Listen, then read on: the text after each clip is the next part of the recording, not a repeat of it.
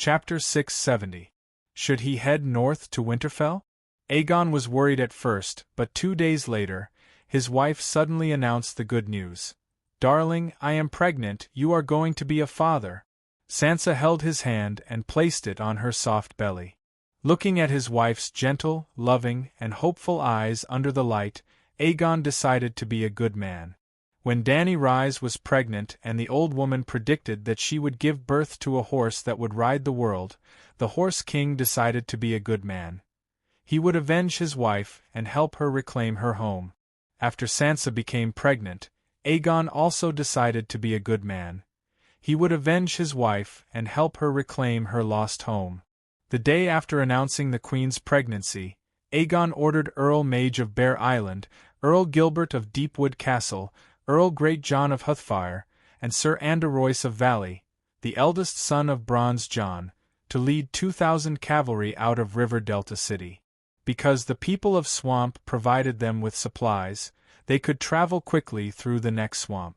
In just half a month, they had traveled 800 kilometers, PS, and reached the Gulf of Carlin. What would it be like for a normal person to attack the Gulf of Carlin? Take the Looting Bridge as a reference. The next swamp was once an ordinary piece of land with forests and plains.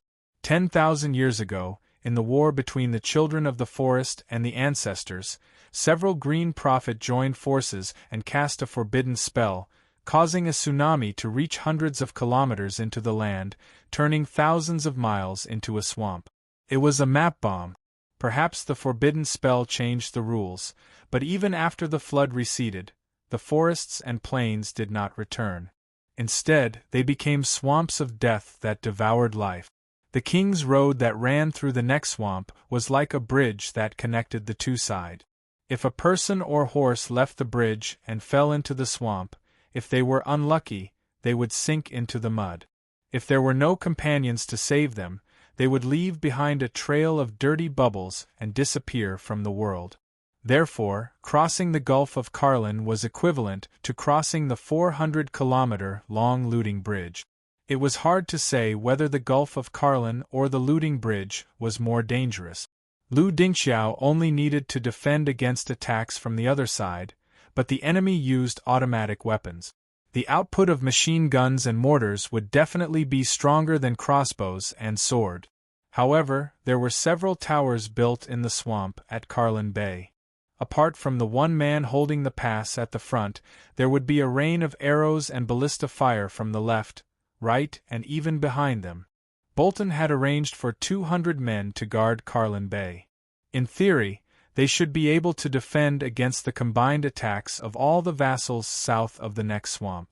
However, in the face of aerial bombardment in a three-dimensional war, the natural barriers in a two-dimensional war were nothing. This was a true dimensional reduction attack. They did not even need the help of the swamp people. With just Tyrion riding on Tessa's back and throwing kerosene bombs, it only took them 5 minutes to clear the third perilous pass of the Seven Kingdoms, which had once stopped the Undulls for decades and Lothbolton for 2 years. Continuing north, Aegon's cavalry and Jon's barbarians met up at the barren grave of the ancestors. It seemed that the heavens were also on Stark's side. Today, winter had arrived, but there had been several months of sunny days. At the foot of Winterfell, the Dragon Wolf Alliance met Erlu, who was leading a group of defeated soldiers. Erlu had a tenacious heart, a steel-like will, and a brain like iron. Even when he was attacked by Dany, the matter of the child of the prophecy, he did not give up on his goal. However, after enduring for more than a month, he finally crossed the sea of snow that reached his thighs. However, before he could reach the base of Winterfell's city wall, he was attacked by the Little Skin Flayer. That's right, the Little Skin Flayer took the initiative to attack. He did not wait for Erlu to set up a siege formation. The Skin Flayer's army was even larger, and he was still waiting for an exhausted enemy. If he still hid behind the city wall despite having the advantage, he would be looked down upon by the northern nobles who sided with the Bolton family. As expected, Erlu, who did not cheat, was defeated again. Yes, looking at Erlu's battle records over the past few years, with Aunt May by his side, he would definitely win. If he was alone, he would definitely lose. After going through countless hardships and losing a quarter of the southern knights, they finally walked out of the wolf's wood. Then, they were chased away like ducks. How tragic! Erlu fled back to the wolf forest with the remaining soldiers. After counting the number of people, he sadly found that there were only 500 red heart knights of blazing flame left from the south to the north, and only half of the 3,000 clansmen from the north were left. During the chaotic battle, John entered Witty's body and attacked the little skin flayer. He bit off his calf and dispersed the cavalry that was chasing after Erlu. If not for that, Erlu would have been killed just like in traveling power. To be honest, when Tyrion saw Erlu at the foot of Winterfell, he had the urge to kill him immediately. Erlu was in a worse state than when he had just been defeated. He only had 1,000 emaciated and defeated soldiers with him. Erlu defeated Winterfell, and the Dragon-Wolf alliance approached Winterfell for more than a month. They lacked food and clothing, lost the battle, and couldn't see any hope. Half of them froze to death and starved to death. Only 300 of the southern knights were left. They had lost their war horses, and were so hungry that they were all skin and bones. Their eyes were green, and they couldn't even lift their swords. What a pity! What a pity! After landing at the foot of Winterfell, Tyrion looked at the red-robed priestess standing beside Jon at the front of the army. Then, he looked at the 3,000 mercenaries on the left of the army who were holding the stag flag. He regretted it. Before Aegon got married, he should have ridden the dragon to the northern territory and secretly killed Erlu with kerosene bombs. But now, who would have thought that such a weak person would have a chance to turn the tables? Jon didn't come alone. He brought along Erlu's wife, daughter, Aunt May, and the king's hand. Erlu's wife and Aunt May only had 100 southern knights with them. They weren't a threat. Onion Knight Divos brought 3,000 Bravos mercenaries to save Erlu's life. They were all cavalrymen. Jon set off from East Sea View and took a ship to Widow's Point, which was about 1,800 kilometers away. Bravos was only 900 kilometers away from Widow's Point. Erlu had planned to recruit at least 20,000 mercenaries, but time was tight. Jon's 6,000 troops couldn't afford to waste time in Widow's Point. Erlu's target was the Iron Throne. The tens of thousands of mercenaries weren't prepared for Winterfell. "I didn't expect to meet you again under such circumstances," the gnome sighed. Jon and Erlu gave Tyrion different responses to the same sentence. Jon gave the gnome a big hug and said sincerely, "I'm so happy to meet you here." When he saw the huge pterosaur soaring in the sky, he exclaimed, "Congratulations, you've finally realized your dream of becoming a dragon knight. I didn't expect you to remember." The gnome hugged his younger brother, who had become more weathered than him. He was very touched. Crack, crack. Erlu puffed up his cheeks, which were so thin that only a thin layer of skin was left.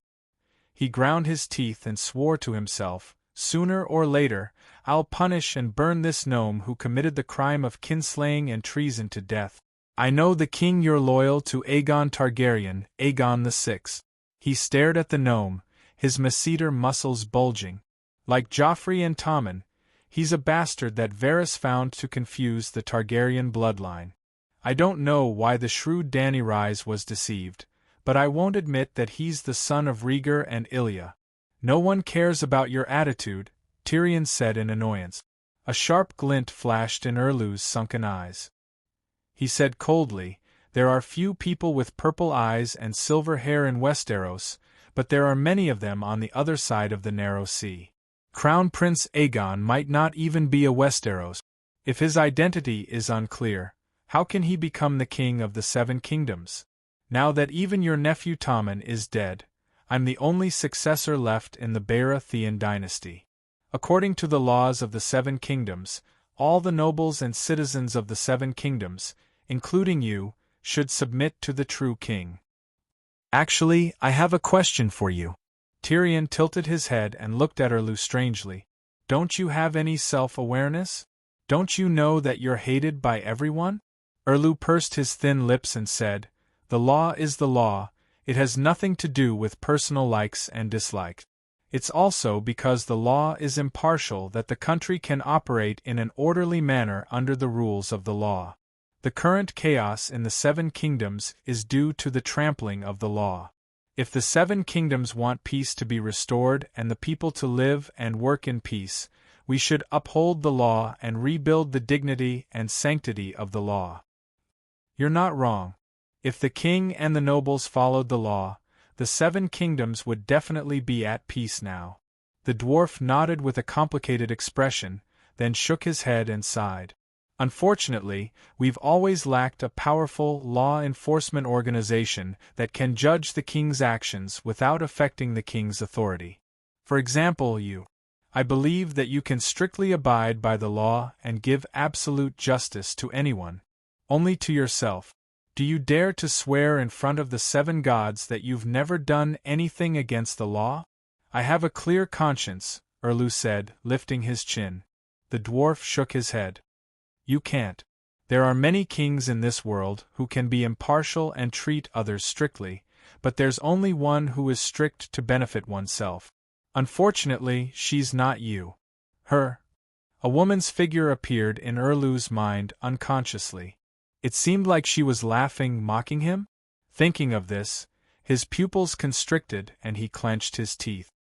Since ancient times, in the 10,000 years of human history, the number of kings is as many as the sand in the Ganges River. Only the Dragon Queen, using the reason of violating the law, ordered the judge to execute the punishment of whipping herself in front of the entire city. You must know that she was the one who wrote the law, the dwarf said in admiration. Of course, he suspected that the Dragon Queen was putting on an act, but she was the only king who was willing to pay such a high price to put on an act. This was a matter of attitude. In front of the law, the king would also be judged and punished. Many years had passed, and the Dragon Queen had become a well-known figure.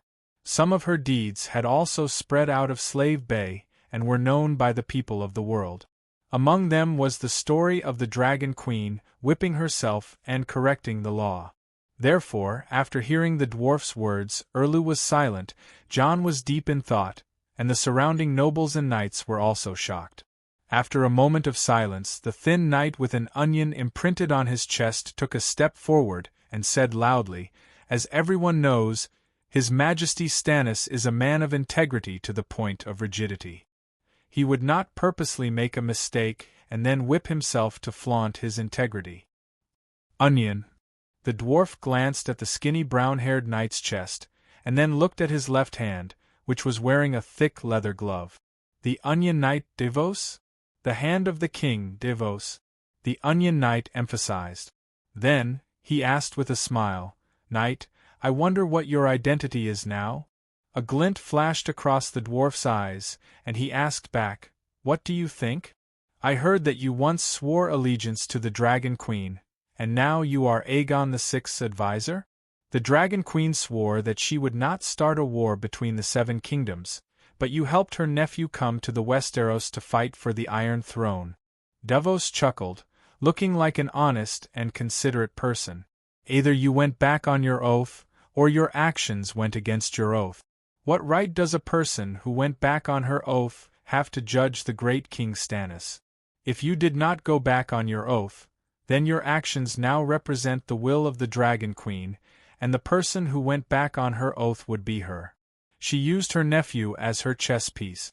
The Dragon Queen who went back on her oath naturally has no right to be compared to my great King Stannis.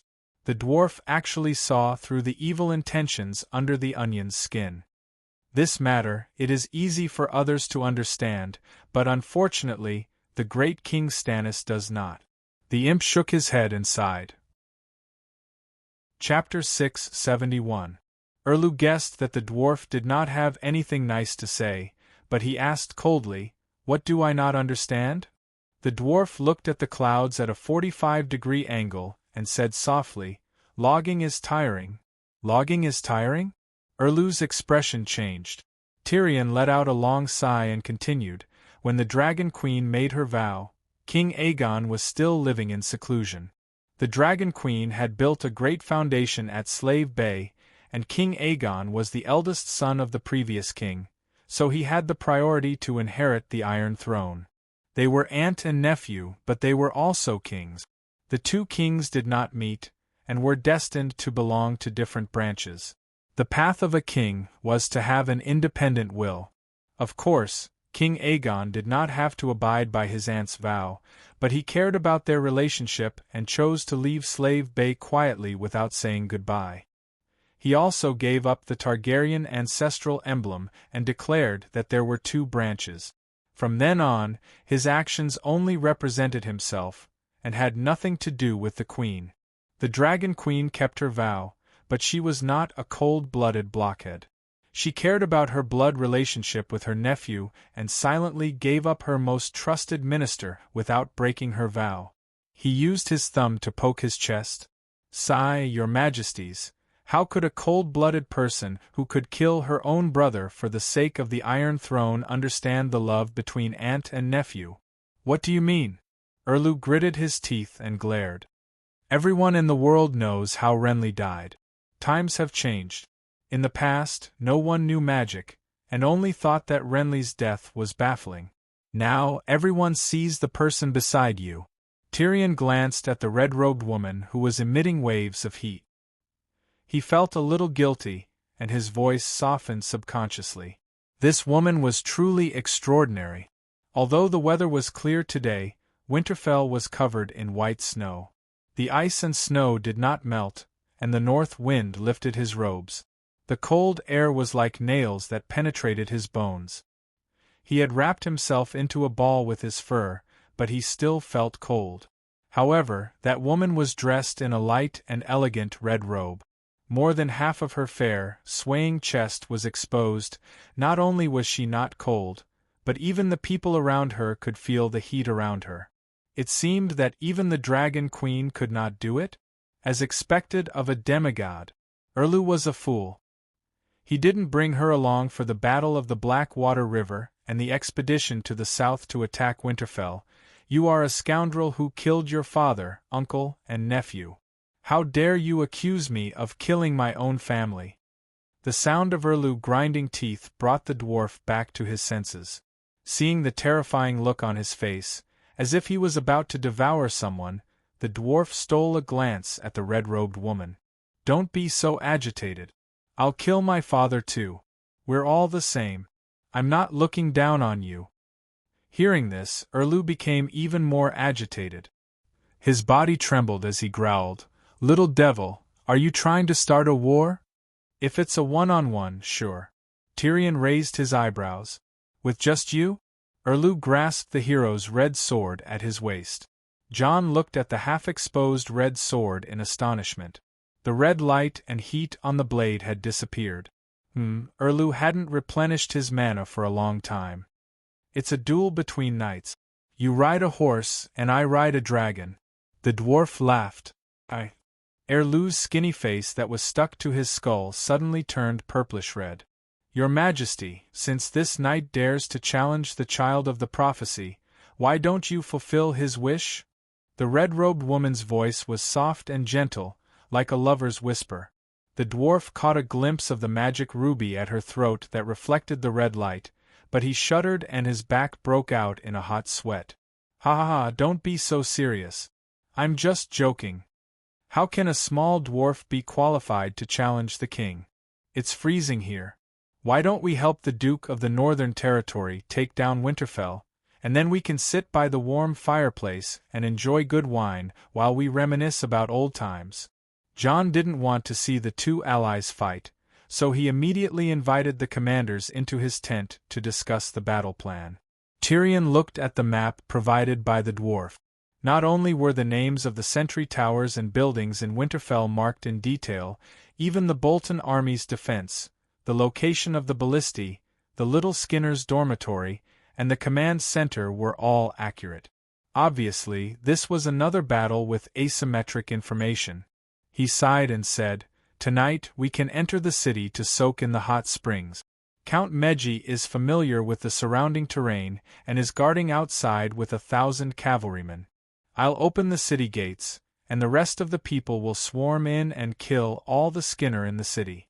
If anyone escapes, Count Meji will be in charge of pursuing them. What do you all think?" John nodded. If the dwarf could quickly blast open the city gates, the rest of the people could fight however they wanted. "Your Majesty Stannis, what do you think?" He looked at the gloomy Erlu. "What about Roose Bolton?" Erlu asked. There was no sign of the old Skinner on the map. Lord Eel stroked his fat and oily chin and muttered, "That bastard Rhaenys married Miss Arya, so Winterfell belongs to him.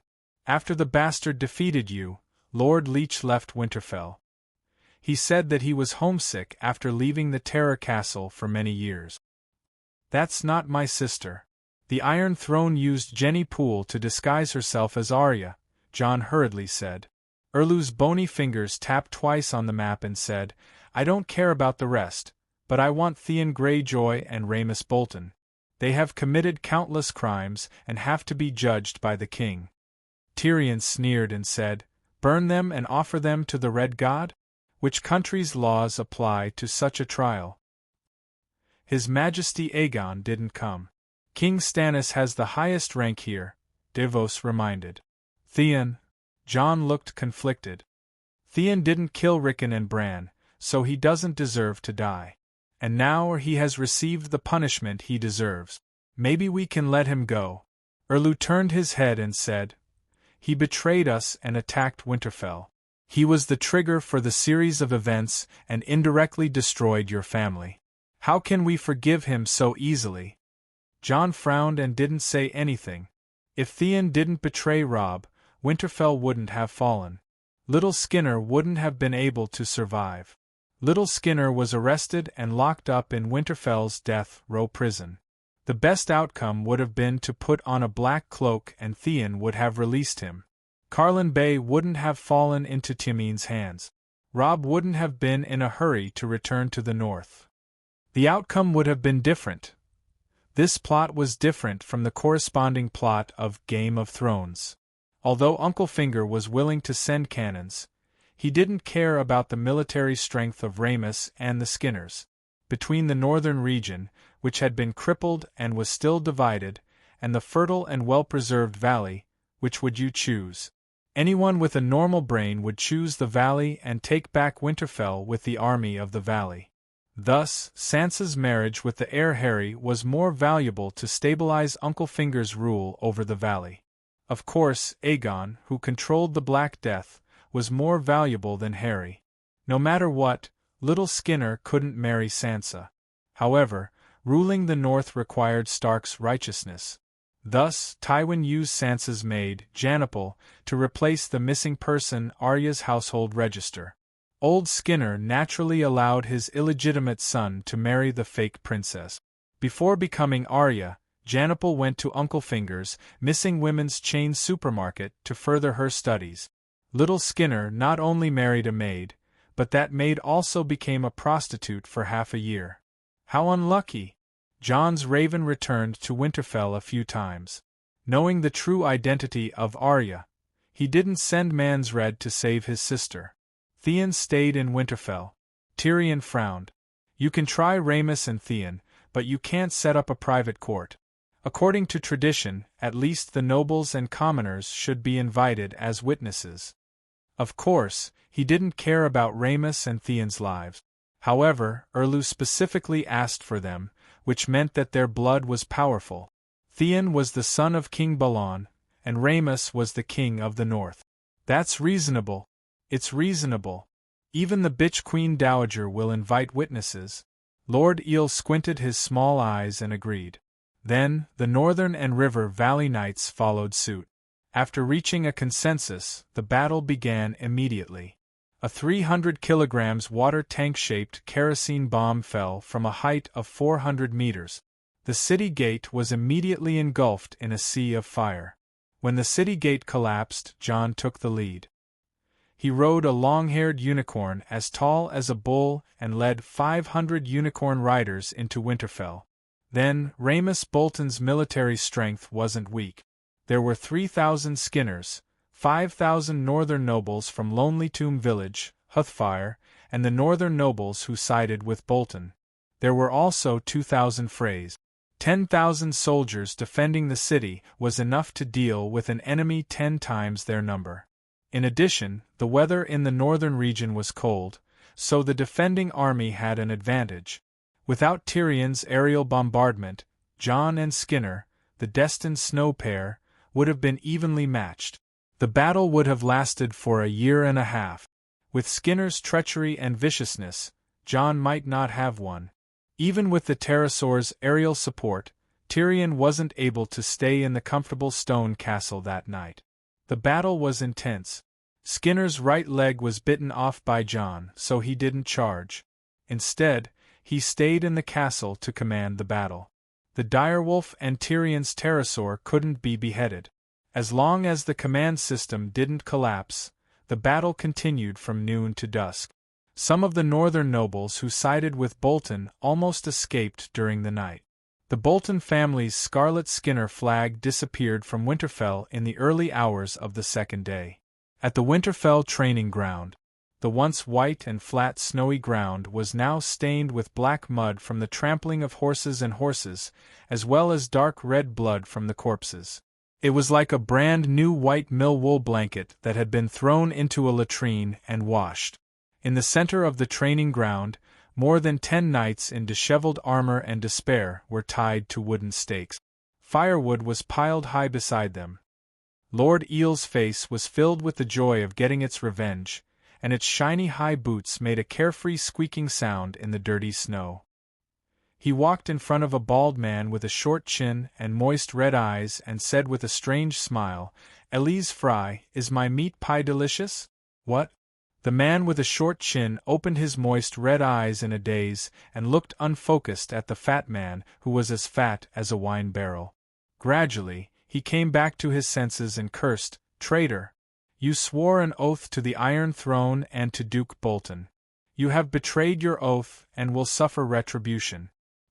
I will only have one lord, the king of the Northern Territory, Stark." Lord Eel sneered. "On the other hand, you, Fry, have already received your retribution.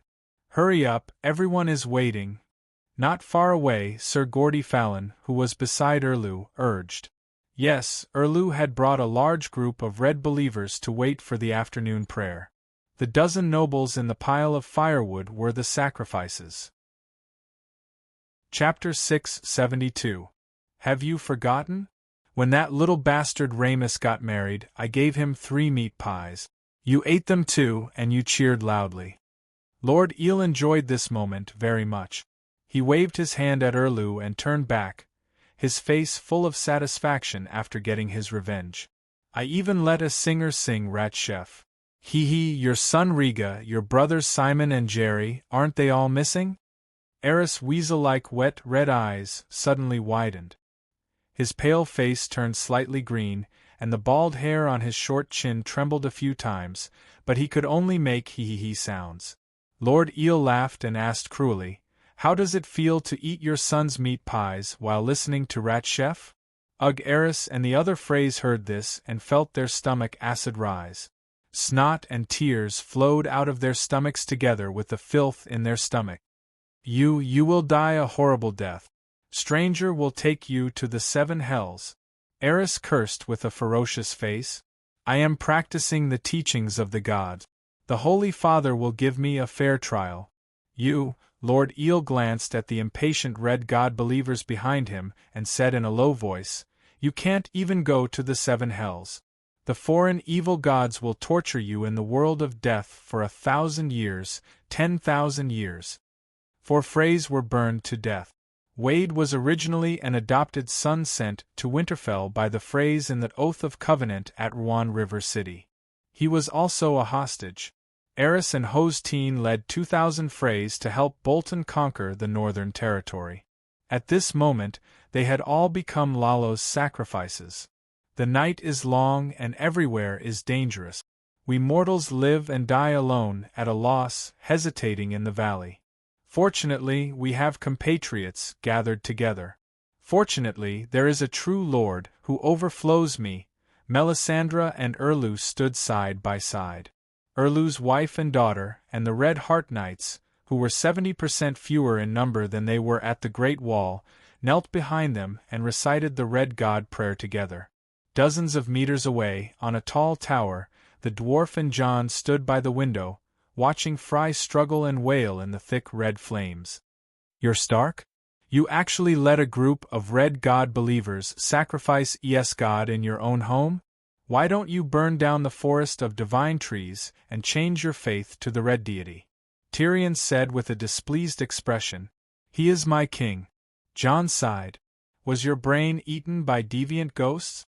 Tyrion widened his two deformed eyes, one big and one small, in disbelief. "Even if you pledge allegiance to the Dragon Queen, it's still 100 times better than pledging allegiance to Stannis. What are you thinking? Do you think I don't want to pledge my loyalty to Her Majesty Dany Alice?" Jon smiled bitterly and shook his head. "But she doesn't want to get involved in the mess in the northern region." At that time, Aegon had yet to appear. Other than King Stannis, I had no other choice. Furthermore, he sincerely wanted to uphold justice for my father.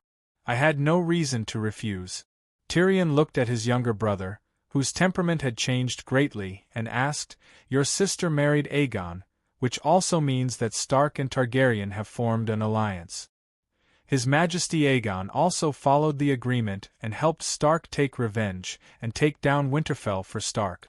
Furthermore, your sister is pregnant with Aegon's heir. What do you plan to do?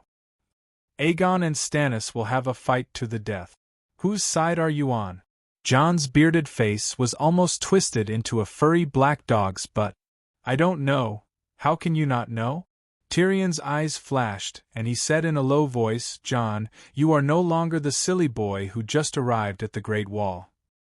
You are the king of the northern region, the only adult male in the House of Stark." Jon asked awkwardly, "What do you think I should do?" Just like how Ymont and Tyrion liked each other when they saw each other, Jon also felt an inexplicable sense of closeness and trust when he saw the two of them. Yes, the reason why Jon was able to blend into the Night Watchmen and stand out among them was because of Tyrion's priceless advice. "Do you know why I left Slaves Bay?" Tyrion sighed and recounted his experience. "The Dragon Queen is a good queen, but she is not a benevolent saint. In fact, she has always been cold to her true enemies. Perhaps she did not see Stark as an enemy, and could even forgive Stannis for not participating in the War of the Usurpers. However, she did not hide her malice towards Lannister. It's no wonder. You all have a reason to rebel, but my father betrayed you and tricked the King's Landing into opening and slaughtered her entire family, not even sparing the baby. Although my brother has a good reason, he is a White Knight. The Mad King can kill anyone, but he can't do it himself. Anyone in the Dragon Queen's position would not let Lannister off so easily.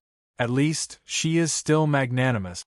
She only hates the main culprit and only looks on coldly towards the innocent Lannister.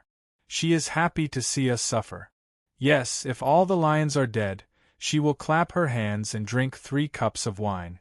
This attitude will make her subconsciously make the most disadvantageous choice for Lannister.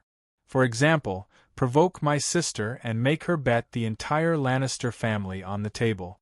Then, she will harvest all the lions with a righteous reason.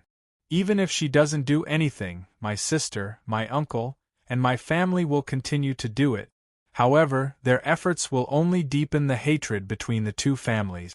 It will not help solve the problem at all. In fact, the difference in strength between the two sides is too great. There is no room for struggle. When the day comes when the Dragon Queen dominates the world, Lannister will most likely be trampled on like the snow in the courtyard and melted into the mud.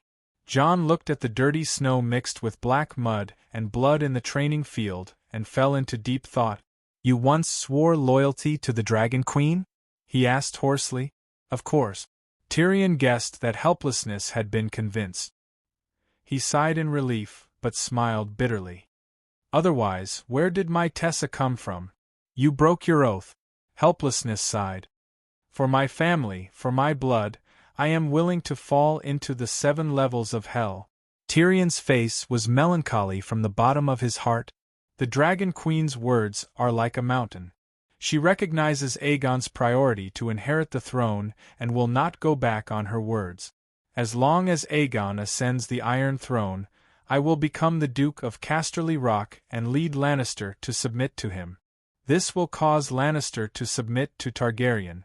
An upright monarch will not harm her vassal for no reason, not to mention that Lannister is her nephew's vassal, not hers. Perhaps she will judge my brother and sister, but the rest of my family will be safe. For my family, Jon's eyes drooped, only using the corner of his eyes to look at Erlu by the fire in the training field. What do you plan to do? He asked softly. It's done. The dwarf was completely relieved. Tell me first, how strong is that woman? Tyrion pouted at the red-robed woman below. She doesn't eat or drink, has unlimited magic, and is proficient in prophecies. She can seek fortune and avoid calamity. Jon said. Prophecies? The dwarf frowned. Prophecies are usually inaccurate, right? I know that the Moon Singers are the most proficient in prophecies, and they often mistake illusions for prophecies. Jon thought of Aunt May's prophesied child and Arya, and nodded hesitantly. Well, Aunt May once mistook Arya Stark as Arya in her prophecy, and later did not realize that Jennifer was a fake. Perhaps it was because of their different professions, but Aunt May's prophecies had a very high misconception rate, and her accuracy was even worse than the Forest Witch's prophecy for Cersei, and even worse than Noble Heart's Soul. Noble Heart's Soul could barely be considered a monkey version of the Green Dreamer. Her talent was not as good as Georgian's, but she had successfully prophesied the time and place of the Savior's birth decades ago. After that, countless prophecies came out of her mouth, and they were always accurate. So much so that the Brotherhood without banners relied on her prophecies to gather information from the outside world. Well, when others received messenger crows, what they saw was what happened in the past, but the Brotherhood without banners listened to the broadcast of the Forest Witch's sign and knew about the future in advance. I heard that you are the savior in the Red God's prophecy? Tyrion looked at Jon and then looked at Erlu below, and said strangely, 2 saviors, one must be fake. No matter how I look at it, Stannis looks like the real king's pawn. Does the Red Priestess not intend to correct her mistake? You? What do you mean? You want me to instigate Melisandre to assassinate King Stannis? Jon's gray eyes narrowed, and he looked at the dwarf warily. That woman makes me afraid, Tyrion said honestly. But our target is not her, and her target is not Aegon. She wants to complete the Red God's prophecy, and we only want the Iron Throne, and we are willing to acknowledge your identity as the prophesied child. Both sides have a basis for cooperation. Actually, you shouldn't have saved him last time, and let him die in the hands of Skinner. It would be good for everyone. You would become the official savior, the Red Priestess would assist the real savior, and Aegon would become the real king. If you can mediate between us, we can save a lot of effort. Jon's expression changed when he saw the eagerness in the imp's eyes. In the end, he gritted his teeth and whispered into his ear, During my resurrection, Her Majesty Daenerys tampered with it. It seems like the prophecy was broken. Anyway, I am still a believer of the old gods. In the beginning, she did treat me as the prophesied child, and taught me many profound magic secrets, but, after praying one day, she seemed to have received some kind of revelation from Lalo, and her attitude towards me suddenly became cold, and even her magic teachings stopped. What do you mean? Aren't you the savior who resurrected the Light King? How did the Dragon Queen interfere? The dwarf was shocked. The specific process is very complicated, and I don't really understand it, but I am sure that Melisandre will not give up on Stannis. Isn't this the perfect time to use a spare tire? How could she give it up? A dim light flashed in Tyrion's eyes, and he approached the dwarf and asked softly, Then, what is the limit of her power? The Shadowbinder's method is to attack from the back, but when facing the enemy head-on, John stretched out his right hand and opened his 5 fingers. Any mage will die under the siege of 5 nights. Are you kidding? The dwarf widened his strange eyes and shouted, I suspect that 50 knights can't even hurt a hair on the Dragon Queen, and the red-robed priest is at a higher level than her, so he should be stronger. The Dragon Queen's strength lies in the Megalosaurus. Without a dragon, 5 knights are more than enough, John said with certainty. The dwarf shook his head and sighed. You definitely haven't seen her fighting style with your own eyes. With a swing of her sword, a 50-meter-long fire blade, with a roar, the surrounding soldiers will collapse like dominoes. The elemental fire blade is just for show. Her true dragon roar is also a dragon's soul entering the body. Actually, I can do it too. What can you do? The dwarf asked in surprise. Whatever she can do, I can do. John smiled reservedly and opened his right hand, and a 3-foot-long flaming sword appeared like a 3D projection. Chapter 673. The fire sword in John's hand was lifelike, as if it was made out of red and yellow crystal.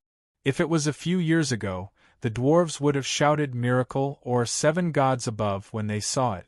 How could those who had crossed the sea be amazed by the vastness of the lake? It's far from the Dragon Queen's. Her heat waves are rolling. Even if her sword doesn't cause any damage, it can still roast a person. Tyrion extended his hand and slowly approached the fire sword floating in John's hand. When he was 10 centimeters away from the sword, he could barely feel the faint pain of being roasted. My size and temperature are inferior to hers. John waved his hand and retracted his magic. He said calmly, I'm a shadow-binding knight, but she's a Valeglia fire wizard. We have different professions. Tyrion should be amazed. Not only did John remove his mask, he was no longer afraid of light. He could also control the power of flames. He had already surpassed 99% of the shadow-binding knight. The leader of Dany's royal wizard corps, Tam, was not as good as him. Ashka, she was also far behind him. 'Cause she was also afraid of light. 'Cause she was also very talented. However, John had the bloodline of a true dragon. His affinity for fire wizard spells was too strong. Dany's cheap son, Simba, was only suspected to have the talent to master the perfect great wizard's inheritance. John, on the other hand, could definitely form a 9-colored vortex like Dany. He was Legiazi. He was also a holy spirit who had been replenished. Without such talent, how could he be qualified to be coveted by a true god? Of course, this did not mean that John regretted learning Tam's inheritance. If he did not master the shadow-binding knight's skills, he would have been forcefully revived by Melisandre. No matter how strong his holy spirit talent was, it would have nothing to do with him. Fire wizard spells can be blocked by shields and armor. The true dragon's roar is a powerful area of effect weapon. 5 knights are definitely not a match for the Dragon Queen. Tyrion shook his head. Haha, why don't you try this? John chuckled. His gray eyes gradually turned red, and his human emotions faded as the color deepened. In the end, John's expression was cold and his eyes were bloodshot. When Tyrion met his gaze, he felt as if he was a sheep being stared at by a lone wolf. Wah-wah, the beast-eyed John spat out a word. Tyrion's vision blurred as he saw a blood-eyed white wolf, as tall as a calf, pouncing towards him and biting his face, causing him to feel a bone-piercing pain. His entire body stiffened, and his back turned cold as he cried out in alarm. Then, the illusion in front of him disappeared, and he saw John's bearded face. How is it? John asked with a smile. Could this be a wolf's roar? The dwarf wiped the cold sweat off his forehead and asked curiously. Dany Leezy's true dragon roar uses the dragon soul to cast a soul attack. To put it bluntly, she still relies on the Megalosaurus. My direwolf is no ordinary creature. Ordinary people would feel fear when they see it. I used her secret technique as a reference and developed the winter wolf howl. This is her core secret, right? How did you know about it? The dwarf asked in surprise. The figure of his little brother Bran instantly flashed across Jon's mind. He lowered his eyes and said, "Melisandre taught me?" Hiss! The dwarf gasped and muttered, "That woman is so scary. Not only did she crack the Dragon Queen's secret, she even successfully learned her secret technique. 5 knights definitely can't deal with her." The dwarf became more and more certain. Jon shook his head and said, "You've misunderstood what I meant. I don't deny that the Dragon Queen is very strong, but most of her strength relies on the Megalosaurus. In other words, if I had the Megalosaurus, or if Melisandre had the Megalosaurus, we wouldn't be much weaker than her. Oh, at least there wouldn't be a situation where we can't defeat 5 knights, while she can easily sweep through 50 knights. When you consider Melisandre's strength, you can't use the Dragon Queen, who has the Megalosaurus, as a reference. Even without the help of the Megalosaurus, 5 Grand Knights can still threaten her life. If I arrange for 5 knights, can they really get rid of the red-robed woman?" the dwarf said in disbelief. "More or less." Jon hesitated for a moment and nodded lightly. "Maybe there's no need to deal with her." "I don't believe it. I don't believe that 5 knights can deal with her." The dwarf shook his head. "Extraordinary people aren't as strong as you think. At least, they're not as effective as a metal sword in a head-on battle. For example, if I didn't have the direwolf now, 3 fully armed swordsmen would definitely be able to kill me. You?" The dwarf sized up his little brother suspiciously and shook his head. "You won't do. You're a shapeshifter. Without the wolf, what's the difference between you and a normal knight?" Jon was very good now. He had already surpassed Kuei Shi and became the true number 1 of the younger generation. Moreover, his evaluation of the limits of an extraordinary person's strength was also very accurate. If it was the Dany who had just arrived at the Great Wall, without the Megalosaurus and the true dragon's roar, 5 qualified knights would definitely be able to kill her. If 5 armored knights rushed over together, if a wizard could not kill them instantly, he would be crippled even if he did not die. Aunt May could not eat or drink, but if she swallowed poison when she was unprepared, she would still die. If she was stabbed with a sword, she would still bleed and die. Dany's life would also be threatened on the battlefield. Otherwise, why would she make her armor so sturdy? The demigods of this world were very similar to the demons in Western movies. They sounded and looked very powerful, but in the end, they would be beaten to death or stabbed to death with a knife. "You kept asking me about the red-robed woman's strength. I told you, but you didn't believe me. Yuluan, do you know? The chameleon Theon's uncle. How many years has it been since he became a wizard? He can already summon sea monsters. Melisandre is a demigod. Without sea monsters, the 3 knights can still kill Yuluan," Jon said with certainty. "You make it sound easy, but the reality is that the Dragon Queen has dragons, you have direwolves, and Yuluan has sea monsters. Even an idiot would know that the red-robed woman must have her own trump card," the dwarf said with a wooden face. "What did you ask me? I didn't lie to you and told you the truth. Do you want me to ignore the truth and tell you the answer you want? Fine, Melisandre can fight 500 or 5,000 people. She alone is equivalent to an army. She can destroy cities and countries on her own. There is no need for Stannis to exist. She is a god who came to the Westeros to play in the mortal world. When night falls, she waves her hand and dispels the cold and summons the sun. When she stomps her feet, the sky falls and the earth sinks. All the deviant ghosts are shattered into ice crystals. When the night ends, the whole world will sing her praises," Jon said in annoyance. The dwarf's ugly face contorted. On the 4th day after conquering Winterfell, Stark regained control of Winterfell. 4 days was enough for the ravens to fly back and forth between the Northern Territory and Winterfell. Winterfell regained control of the Northern Territory. The neutral nobles immediately pledged their loyalty to Jon and promised to set off immediately. They would personally offer their swords and knees to Jon Stark at Winterfell. After the nobles who sided with Bolton were forgiven by Jon, they immediately regained their loyalty to Stark. Almost all the nobles who sided with Bolton disliked him, and did not hate Stark. It was because Stark's family was exterminated, and there was no one to pledge their loyalty to. To protect the family, they had to give up their hatred for Bolton. At the Red Wedding, the nobles of the Northern Territory were in mourning. Everyone hated Bolton and Fry. For example, the Amber family of Huthfire. Who was the #1 hero of the Northern Territory? Big John. Look at Big John's famous scene. Luo Bai just ascended the throne and held a banquet for the vassals. Big John bullied him for being young, not even 14 years old, and mocked him in public for being a coward. He even drew his sword and threatened him. Luo Bai signaled Grey Wind, Direwolf, to rush to the dining table and snatch Big John's sword. He even bit off 2 of his fingers. Big John did not hate him. Instead, he laughed heartily and praised young Wolf Lord for his courage. He dared to fight back against a fierce person like Luo Bai.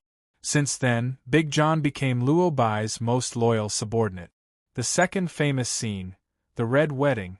The Freys were afraid of Big John's courage, and took turns toasting him, hoping to get him drunk. Big John did not refuse any of them and got drunk. Then, the most awesome battle in ice and fire happened. Frey's 8 armored knights versus the drunk and weaponless Big John.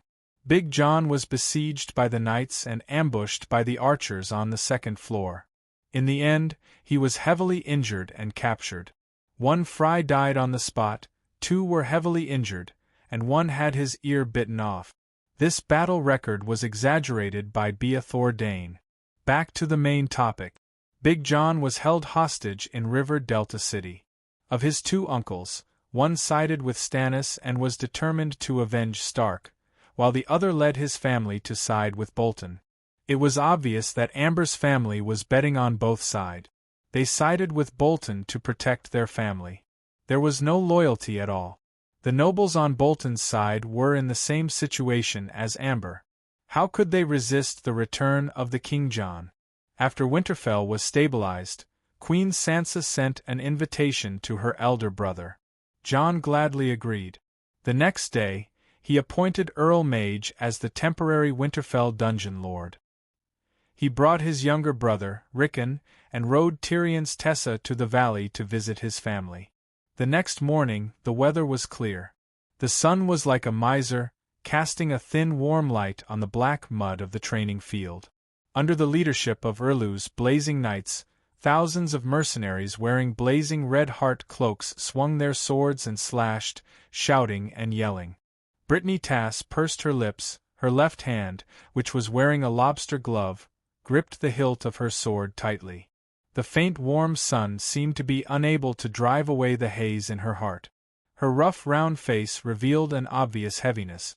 Her iron boots moved, bringing up bits of black mud on the ground, dirtying the snow-white cloak behind her. Under the curious and probing gazes of the blazing red heart knights, she crossed the training ground and entered the shadow of a tall building. Looking up, it was a 4-story tall, gray stone building that was as wide as a great hall. Winterfell's guest room, Erlu's residence. Brittany Tass. Gordy Farland sized up the female knight with a critical gaze.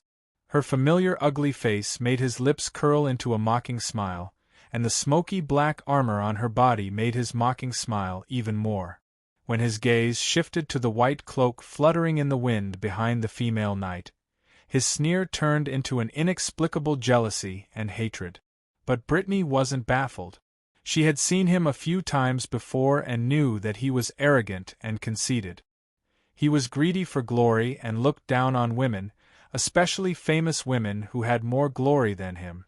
After receiving the Dragon Queen's reputation as the Roseless Iron Guard, Brittany had already developed a sense of being a famous woman. Brittany's thick caterpillar-like lips wriggled a few times, and she said in a very unnatural tone, "Sir Farland, I'm here to visit Lord Stannis. I hope you can pass on the message." Chapter 674. Brittany's actions, expression, and tone were unnatural. However, Gordy Farland had a preconceived prejudice against her, and did not notice anything unusual. Why do you want to see His Majesty? In what capacity do you want to see His Majesty, Brittany of Tarth? Dany Rise's roseless Iron Guard?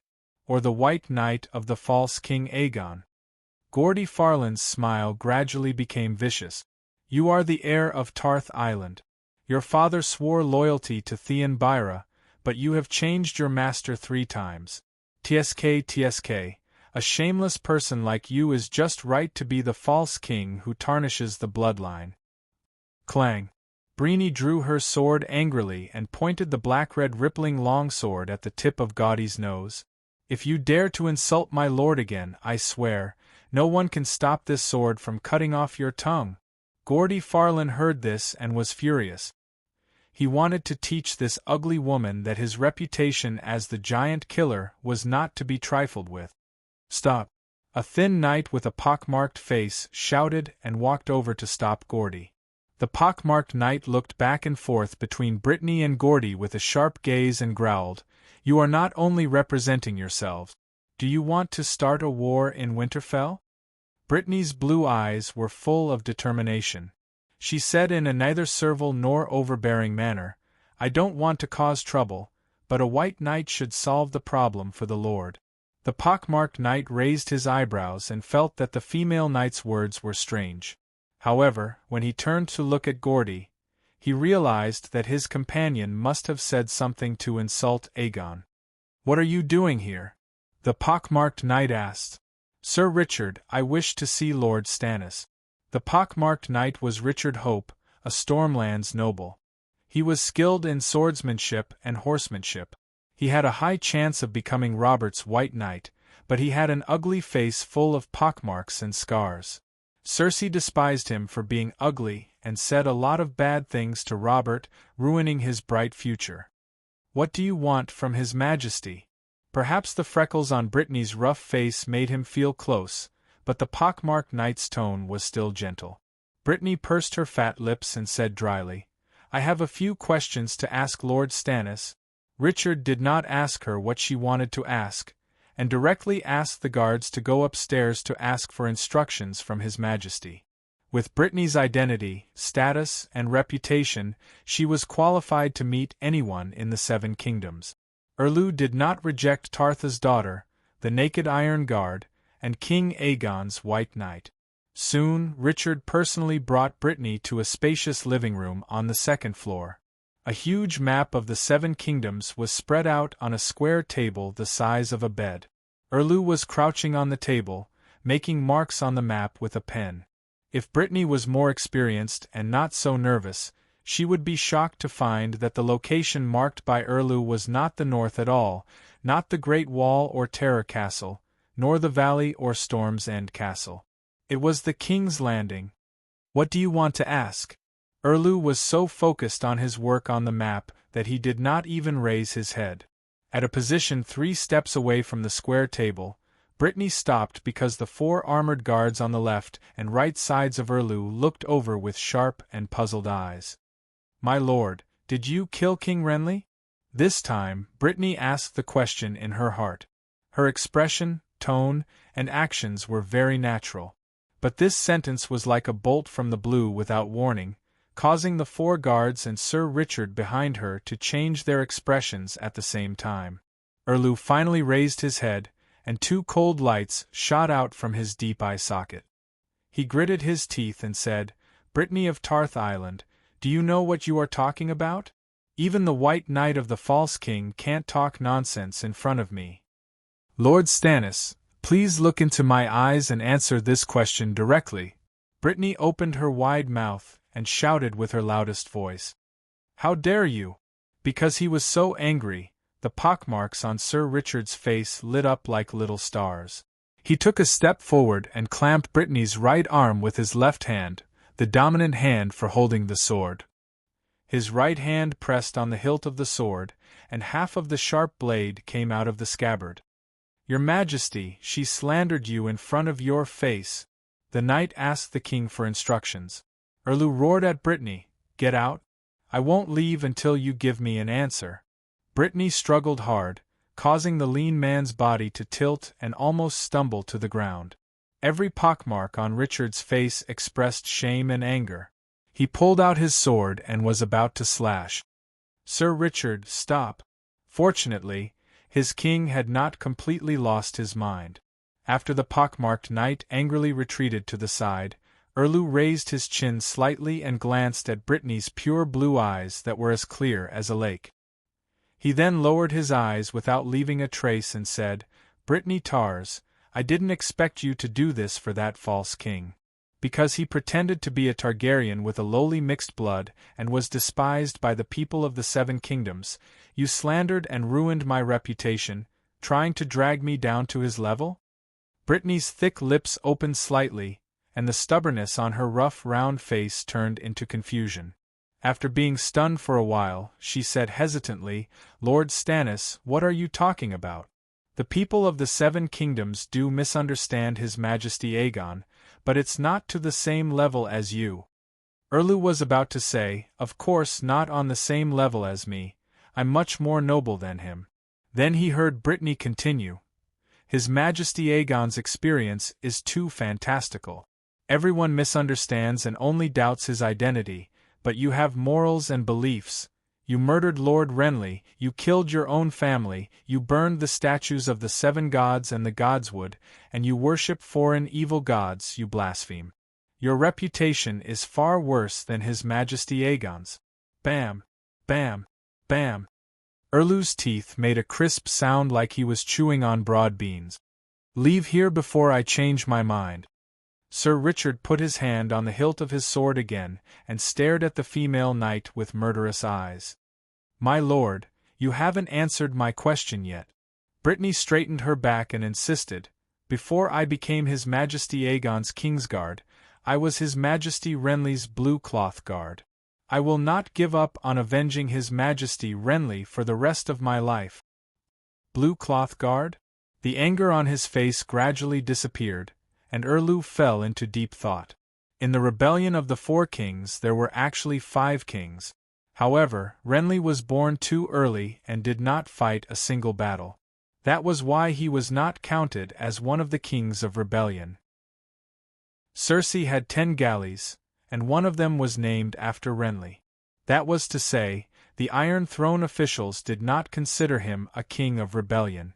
But among the 4 rebel kings, Balon, Erlu, Renly, and Robb, only Renly established a complete Kingsguard team. Robb and Balon did not want to fight for the Iron Throne, and Erlu waited for Barristan for a long time. Renly called his Kingsguard the Rainbow Guard. The White Knight used pure white as the emblem, and the 7 members of the Rainbow Guard each wore a rainbow-colored cloak and armor. Red, orange, yellow, green, blue, purple. Brittany was a blue cloth guard. So, Dany was wrong to call her a roseless Iron Guard. She was already a Kingsguard. She had a robe, a blue robe. I didn't expect you to still remember your former responsibility. Erlu sighed. Renly had a total of 7 Rainbow Guards. Except for the 2 killed by the Knight of Flowers, there were 5 left. The Knight of Flowers, Loras, had himself defected to Lannister. Brittany had been wrongly accused of murdering Renly and had to run away. The remaining 3 had all turned to Erlu. Even though Erlu was angry at the female knight's slander of him, he appreciated her persistence and loyalty. The king's face showed some obvious sadness and lamented, Renly was my brother. I did not love him very much. That is the truth. I am as sad about his death as I am. But I did not murder him. I am the king, the lord of the army. On the night of Renly's death, countless upright knights in my barracks saw their king. This kind of thing cannot be fake. Thousands of people can testify for me. Don't think that Erlu was lying to Brittany. He had also said this to his trusted minister, Davos. Or rather, this was his true inner thought. True thoughts did not equal truth. Otherwise, who knew how many gods would appear in the mental hospital? Brittany was indeed intimidated by Erlu's sincere feelings, but in the next moment, she found a flaw in his words. You used blood magic to kill His Majesty Renly. I saw it with my own eyes. It was not a living person, but a shadow. Lady Catelyn saw it more clearly than I did. The shadow was the same height and appearance as you. It was your shadow. Therefore, your alibi is not applicable to this case. Ha ha ha, how can you see the appearance of a shadow? Ridiculous! The pockmarked knight pointed at the floor and laughed. The fireplace was burning fiercely, and the red flames projected the shadows of the people beside it on the floor. The shadows were distorted, and even their shape could not be seen clearly, let alone their appearance. The blood magic of a shadow-binding knight is different from ordinary shadows. It is like a real body and its appearance is clear. Brittany said, "Where did you hear this nonsense?" Erlu gritted his teeth. Her Majesty Dany rise. She has already studied the blood magic you used to kill His Majesty Renly. So it was her. She has been slandering me behind my back. A swollen vein bulged on Erlu's forehead, and he gritted his teeth. Her Majesty Dany Rise did not slander you. She only formed a mage group and focused on the blood magic you used to kill His Majesty Renly. Tyrion manages the mage group, the fire mage group, and the Queen's research results. He knows all about it, so you can't hide it anymore. Brittany stared coldly at Erlu and said in a condemning tone. Erlu's face became more and more twisted. I explained to you because I admired your upright and noble character, but now I realize that I was wrong. You have been brainwashed by those traitorous ministers. You are hopeless. Go. Don't let me hear another word from your tongue. Otherwise, Sir Richard will cut it off for me. He waved his hand and turned his head, as if he did not want to look at her. Your Majesty, you are too kind. Even if she is the false king's white knight, her head should be cut off as punishment for saying such disgraceful words. The pock-marked knight stared at Brittany with malice, hoping that she would be stubborn again. I swore that I would avenge His Majesty Renly. Lord Stannis, it is fine if you don't admit it. I will ask the red-robed woman. If I am sure that you killed His Majesty Renly, I will kill you. I swear. If I am proven to have misunderstood you, I will put down my sword and kneel in front of you, at your disposal. After saying this, Brittany turned and left. Your Majesty? The pock-marked knight unsheathed his sword and looked at his king. Erlu's eyes flashed with a dark light. He said indifferently, Don't mind her. Chapter 675. I'd like to talk to you. Next door to Erlu's bedroom, Brittany found the red-robed woman sitting by the fire eating pork trotters.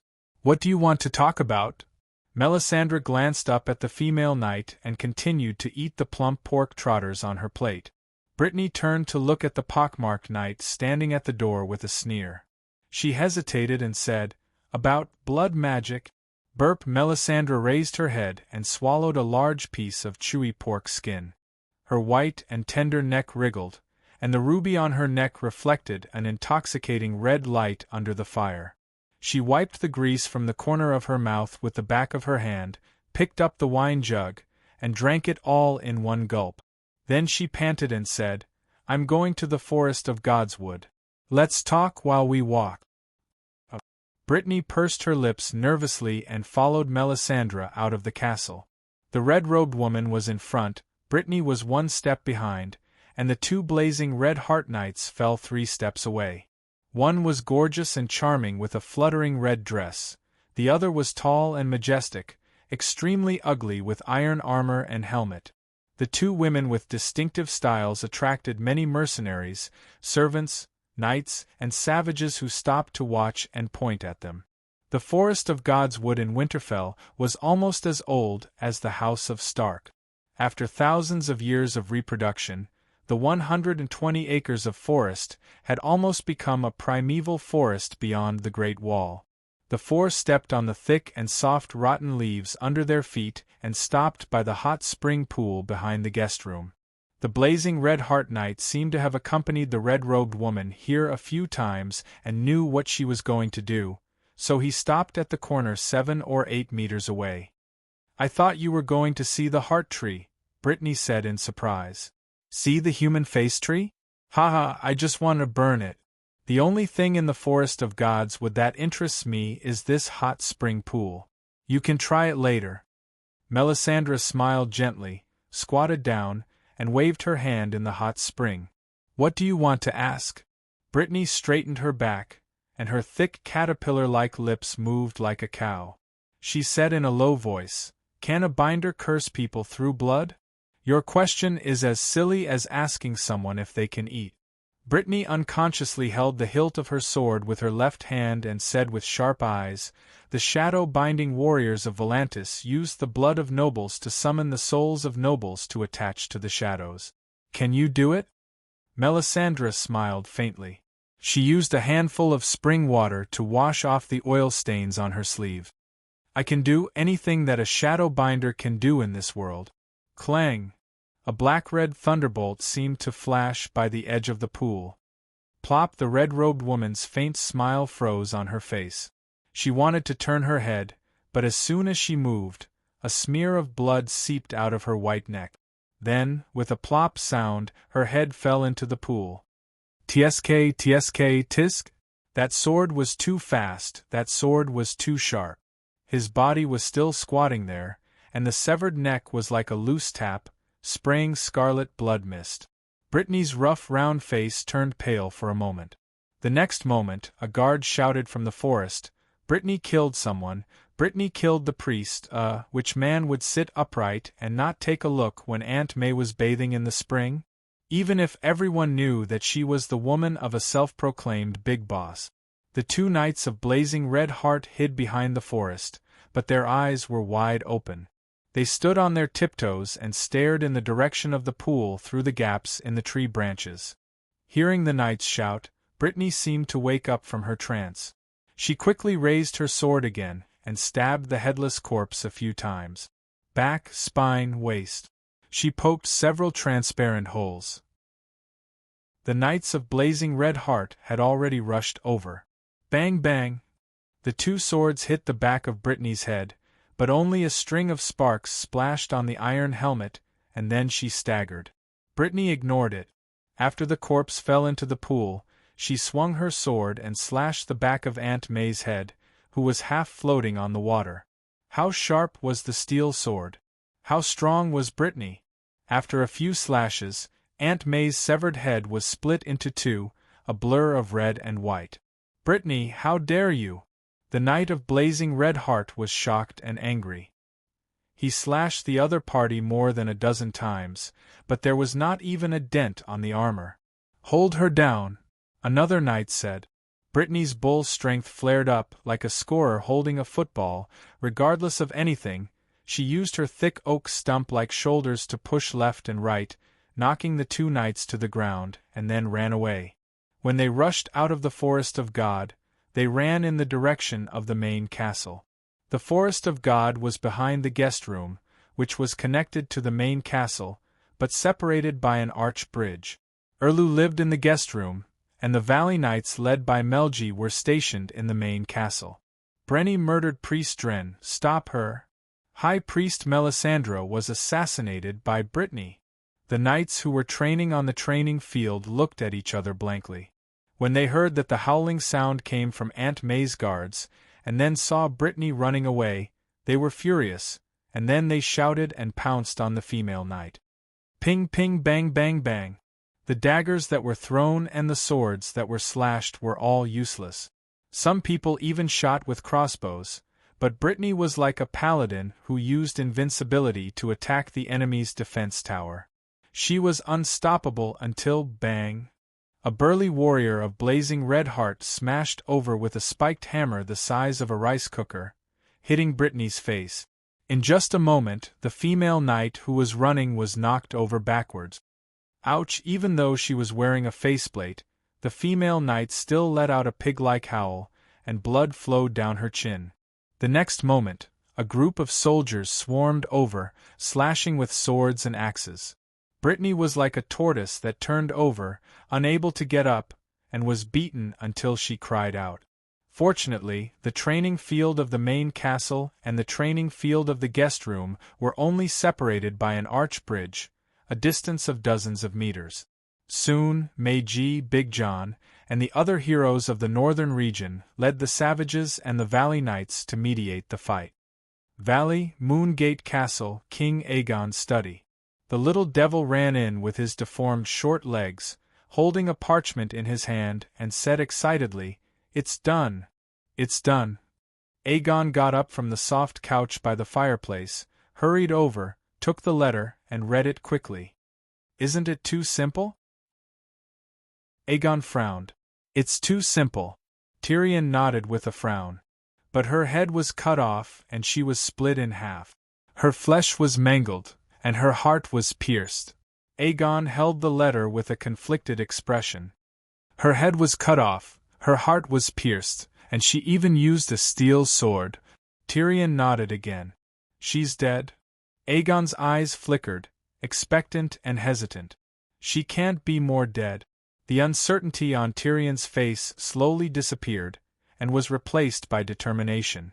He did not even need to ask the Dragon Queen, because the Dragon Queen would die even if her head was cut off.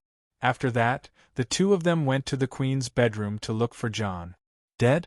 That's right, she was approached by a knight, and she was defenseless, no one could hide. Jon held the letter, his expression sorrowful, and a pool of bitterness rose in his heart. "Gods, what have I done?" Jon. Queen Sansa leaned over gently, her soft and warm hand covering the back of her brother's broad and rough hand, and said softly, "I'm so happy. The moment I saw you and Rickon, I felt alive again. But this is only the beginning, the door of happiness has just opened to us. Soon, you and Rickon will be uncles. In the future, I'll bring the baby to Winterfell, and I'll name him Ide. What do you think? Sansa, you have to have a few more. Ide isn't enough, you have to have Robb, Catelyn, and Arya," Rickon said loudly from the side. Jon looked at his younger brother, and then at his elegant and noble sister. His gaze slid down and landed on her stomach. The sorrowful expression on his face slowly disappeared. "I've done the right thing, for this family that's finally reunited. I'm willing to enter the 7 hells." "Blackie, you're thinking too much. My 7 hells do not accept heretics." A day later, Aegon rode on the Black Death, while Tyrion rode on Tessa and Jon. The three of them landed in the front yard of the Winterfell main castle. The two rebellious kings finally met. Since Aunt May was dead, King Aegon was no longer afraid of the curse. In the main castle where the Duke of Winterfell lived, in the hall with a huge direwolf blanket hanging on the wall, 2 groups of people were in a battle formation, each occupying one side of the hall. The 2 kings sat opposite each other, and behind them stood a group of armored subordinates holding swords and sabers. The king of the northern region sat in the middle, mediating between the 2 kings. "Yes, I killed Priestess Melisandre." Brittany looked at the people around her, and her gaze lingered on Tyrion's ugly, wooden face for a moment before she nodded and admitted her crime of murder. She was in good condition, her hands and feet were bound by iron chains, and she wore a sky-blue wool vest and brown leather pants. There were bruises and dark red scars on her rough, round face, and her crooked nose that looked like it had been stepped on hundreds of times. Her nose bridge was broken again, but it was only a superficial injury. Compared to the attack she had suffered that day, this injury was nothing. Aunt Dany's love for her nephew was very real and deep. That set of Vajra steel armor was almost flawless. Yes, that day when Brittany wore Aegon's Vajra steel armor, she dug out the red 3-headed dragon crystal on the chest of the armor. "Lady Brittany, your reputation has always been good. You are upright, loyal, and trustworthy. You even have the reputation of roseless iron guard. Why did you commit such atrocities?" Grand Judge Jon took sides without a trace. Erlu narrowed his eyes and stared at him with a deep gaze. Brittany's eyes were firm as she faced everyone's gazes and said loudly, "For the oath, for revenge, for justice." "Can you explain more clearly?" the Duke of the Northern region asked. "Volantis Shadowbinder can use the blood of nobles to summon the souls of nobles to attach to the shadows, and then control the shadows to curse the enemy. I asked her if she knew this witchcraft, and she said that as long as it was a Shadowbinder's spell, she was proficient in it. Then, when she was unprepared, I suddenly attacked and cut off her head. Brittany didn't hide anything. She told him everything from the day she asked Erlu to the day she killed Melisandre. If that's the case, Renly might really be, I see. Renly died from witchcraft. That kind of shadow magic is exactly what Lady Catelyn said that day. The Shadowbinder is too evil. The witch did a good job killing her. Who knows if she will curse us or not? Roseless Iron Guard Brittany really lives up to her reputation. She is loyal, brave, and decisive. Yes, the Dragon Queen didn't misjudge her. Although Brittany is a woman, she is the most chivalrous person in the Seven Kingdoms after Sir Barristan. The first night after Barristan, gods, Brittany is definitely innocent, but the other person killed his own kin. He is almost on par with the dwarves. I didn't expect him to be that kind of person. Brittany's experience that day was witnessed by many people. Plus, her reputation was very good, so no one suspected that she was lying. However, the content revealed in her words was too sensational. Many nobles in the hall discussed it and looked at Erlu strangely from time to time. Aegon's expression didn't change, but the corner of his mouth couldn't help but curl up into a smug smile. The dwarf's expression was still blank. He only stared at Erlu opposite him. Erlu's masseter muscles bulged and his teeth creaked. Chapter 676. Nonsense. In the midst of the clamor, the pockmarked Knight Richard suddenly shouted. Everyone looked over in shock, and the hall was silent for a moment. Then, the Knight of Red Heart pointed at Brain and scolded, "You have killed him, and there is no evidence. You are so unscrupulous that you begin to slander King Stannis? I swear to the seven gods that I did not say a single lie." Brain did not back down and greeted him with her most determined eyes. "This is an extremely simple question." The pockmarked knight looked around at everyone and said loudly, "Everyone, if you did something bad, would you admit it so foolishly without any thought of hiding it?" The nobles were stunned, and it seemed to make sense. But at that time, there were only the Red Priest and Brain was almost certain that Erlu killed Renly. It did not seem to matter whether the red-robed woman admitted it or not. She probably did not think that the female knight would dare to kill. Everyone thought in their hearts, but they did not say it out loud. They only looked at Brain to see how she would answer. Brain glanced at her camp, looked at Tyrion, and finally stared at Erlu, who was livid, and said, "Why do you dare to do it but not dare to admit it? His Majesty Renly is dead, this is a fact, and there was only one person with the ability and motive at that time. There is even a witness. Lady Catelyn saw the Shadow's appearance. The truth of the matter is as obvious as the megalosaurus in the fountain pool. Why is everyone still discussing it here? You have betrayed the seven gods and changed to believe in the Red God, but whether it is Lalo, the Holy Father, or even the old gods that the Northerners believe in, none of them encouraged their believers to lie. If you violate the teachings of the gods and must lie, what is the point of today's trial? Anyway, you who have betrayed the teachings of the gods will not be blessed by any gods, so why should you believe in the Light King?" Brain's rough round face was full of calmness, and her clear blue eyes were pure and clear, like a mirror. As long as she saw someone, she would immediately project that person's heart. Her words of speaking from the heart and not the evidence made the hall silent, and everyone who looked at her immediately turned their heads away unnaturally. Even the Erlu hand of the king, Davos, he once questioned his king about the crime of killing his own kin. Instead of blaming him, Erlu sincerely explained, "I have an alibi. Your son Dai Feng is my attendant. He can testify that I didn't leave the camp that night."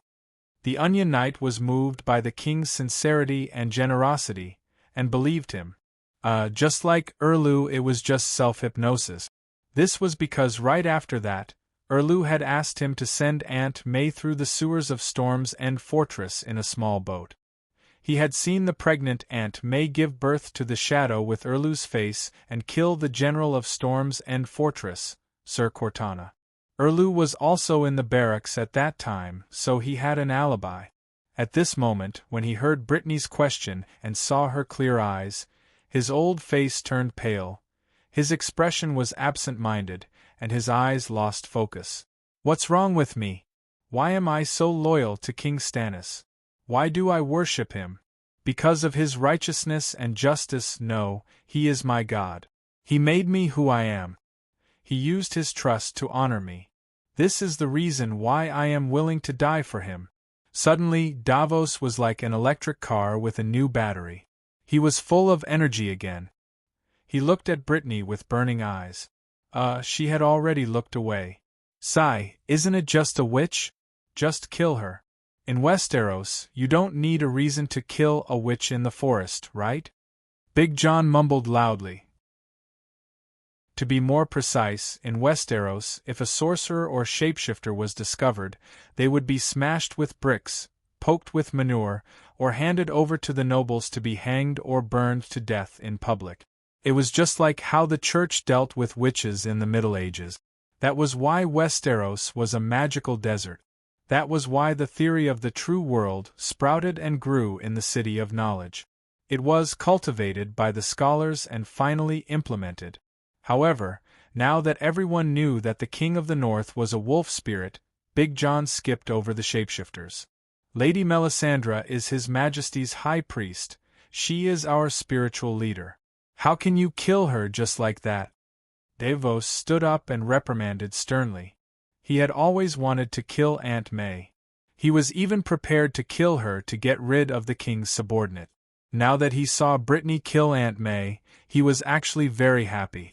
But the significance of Brittany killing Aunt May was completely different from him killing Aunt May. He killed Aunt May because Aunt May bewitched Erlu. A fair and just king was seduced by a witch to become a kinslayer. How could he not hate her? Brittany killed Aunt May to avenge Renly. If he let Brittany go, it would be equivalent to admitting that she did the right thing. How could he admit it? Admit that Erlu killed Renly? Why couldn't the little demon become Aegon's Hand of the King? Could it be that Aegon wasn't willing? In fact, the dwarf's position in Aegon's camp was the Hand of the King, in name but not in name. If Erlu admitted that he killed his kinslayer, he wouldn't even be able to live, let alone fight for the Iron Throne. Dwarves weren't kings, so they wouldn't be betrayed. Erlu would definitely be betrayed if he killed his kinslayer. In history, which king who was betrayed by his kinslayer could keep his life? So, Erlu definitely couldn't let Brittany go. Davos glanced at the expressionless Aegon, then turned his gaze and said seriously, "Duke Stark, you are the landlord and have sworn loyalty to King Stannis. It's time for you to fulfill your duties as a vassal." At this time, Aegon had to express his stance. But just like Erlu, he sat there without moving. The one who spoke was also the Hand of the King. Tyrion walked to the center of the hall and pointed at the female knight. As everyone can see, Lady Brittany was a loyal and righteous person. She was the #1 knight of the Seven Kingdoms younger generation, the current Barristan, the benchmark of the new generation of knights. You forced Duke Stark to kill such a righteous person. TSK, what a familiar feeling. The dwarf looked at Erlu with a smile and asked, "Do you feel the same? Doesn't it feel like the Mad King forcing Jon to kill the #1 knight of the Seven Kingdoms? Your brother, Robert?" In the early years, Robert was definitely the #1 knight of the younger generation. He used a hammer to conquer the land. It had to be said that the dwarf's analogy was too vicious. Both vassals were called Jon, and both victims were the #1 knight. Then, was Erlu the same as the Mad King? Even the ending was the same. Jon rebelled against the Mad King, raised the banner of righteousness, and helped the true dragon ascend the throne. Brittany was the White Knight representing Aegon. Erlu understood. His eyes were burning with anger. He gritted his teeth and said, "You want to start a war with me?" The dwarf hurriedly waved his hand and said, "Of course not. Although we are not in an alliance, we are helping Duke Stark clean up the rebels in the north." But he said the words, "not in an alliance," very clearly. Everyone fell into deep thought. Erlu said coldly, "Tyrion, you have a sharp tongue, but you can't change the fact that Brittany murdered Melisandre. If you still want to maintain the current peace, then shut up and let the fake king behind you give me an explanation." "What did you say?" Aegon was provoked by the fake king. He suddenly stood up and shouted at Erlu, "I am Le Gyazi, of the true dragon bloodline, the rightful heir to the Iron Throne. Even Robert the Usurper did not dare to slander me as a fake king, let alone you, a heretic who killed your own kin. Robert will not call you a fake king. He will only smash your head with a hammer." Erlu was so angry that his face turned pale and his body trembled. "Maybe you really think you are Le Gyazi, but you are not. Go ask the elders of the 7 kingdoms.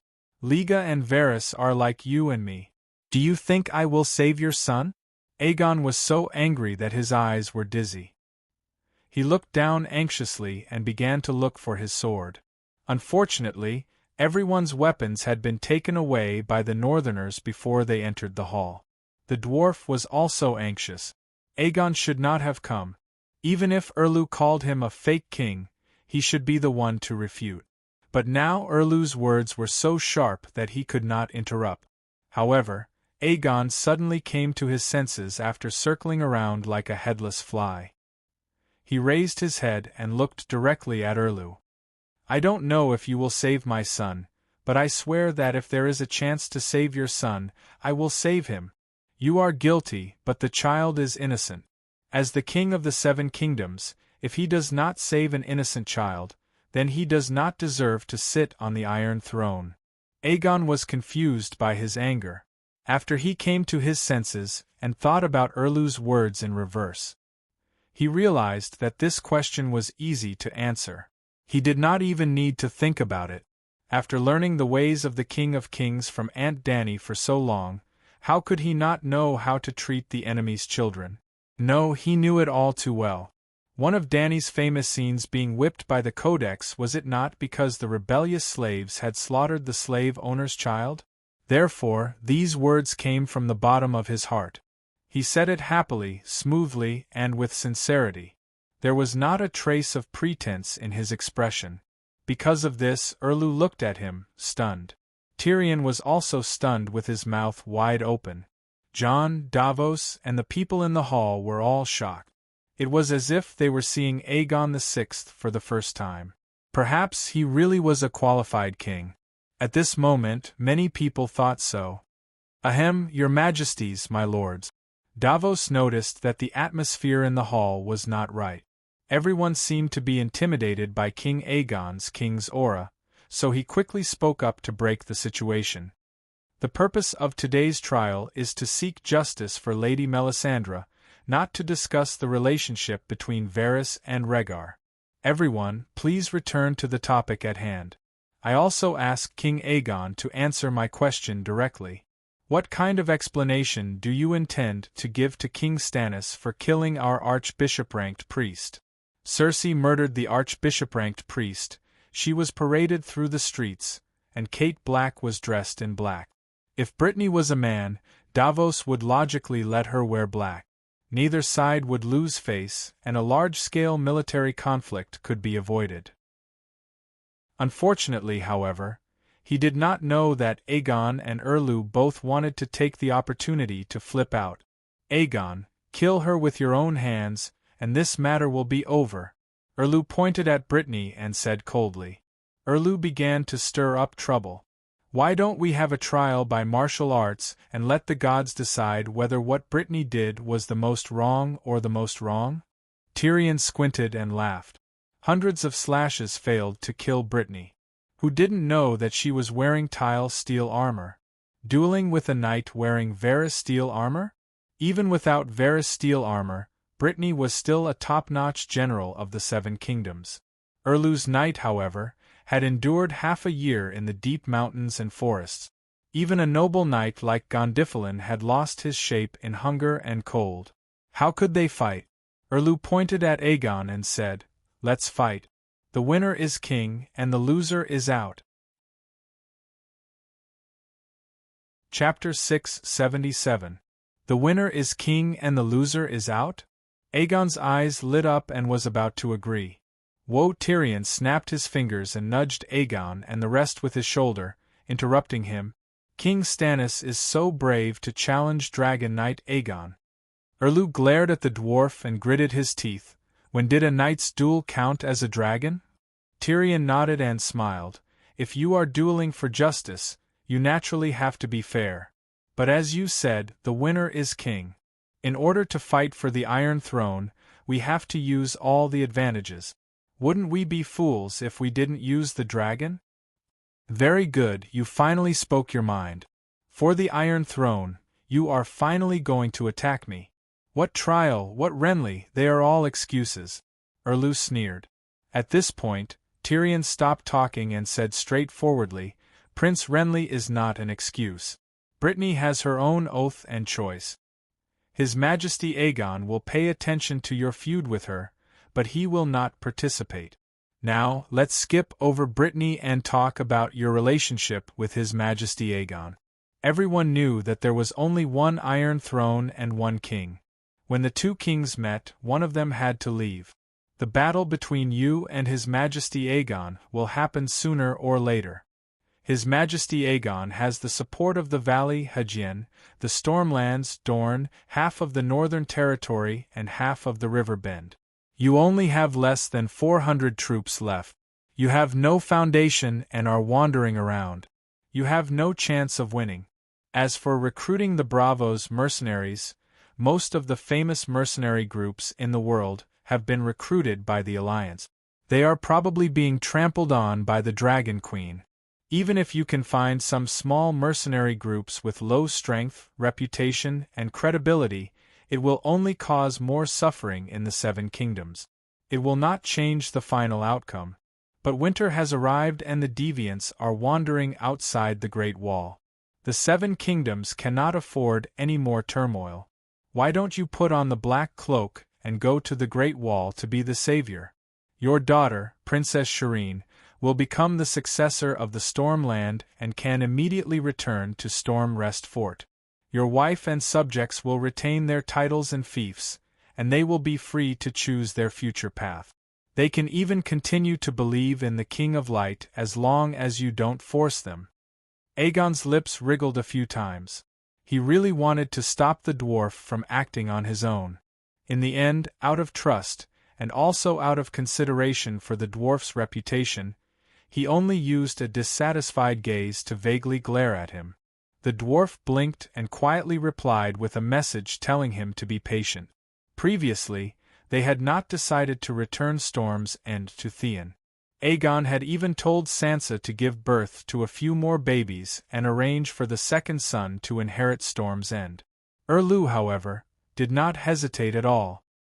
His tone was as firm as iron as he said, I will not give my power to someone of unknown origin.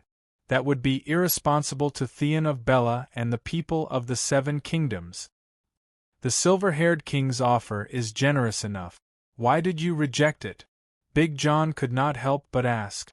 No matter how I look at it, you have no chance of winning, Meiji muttered.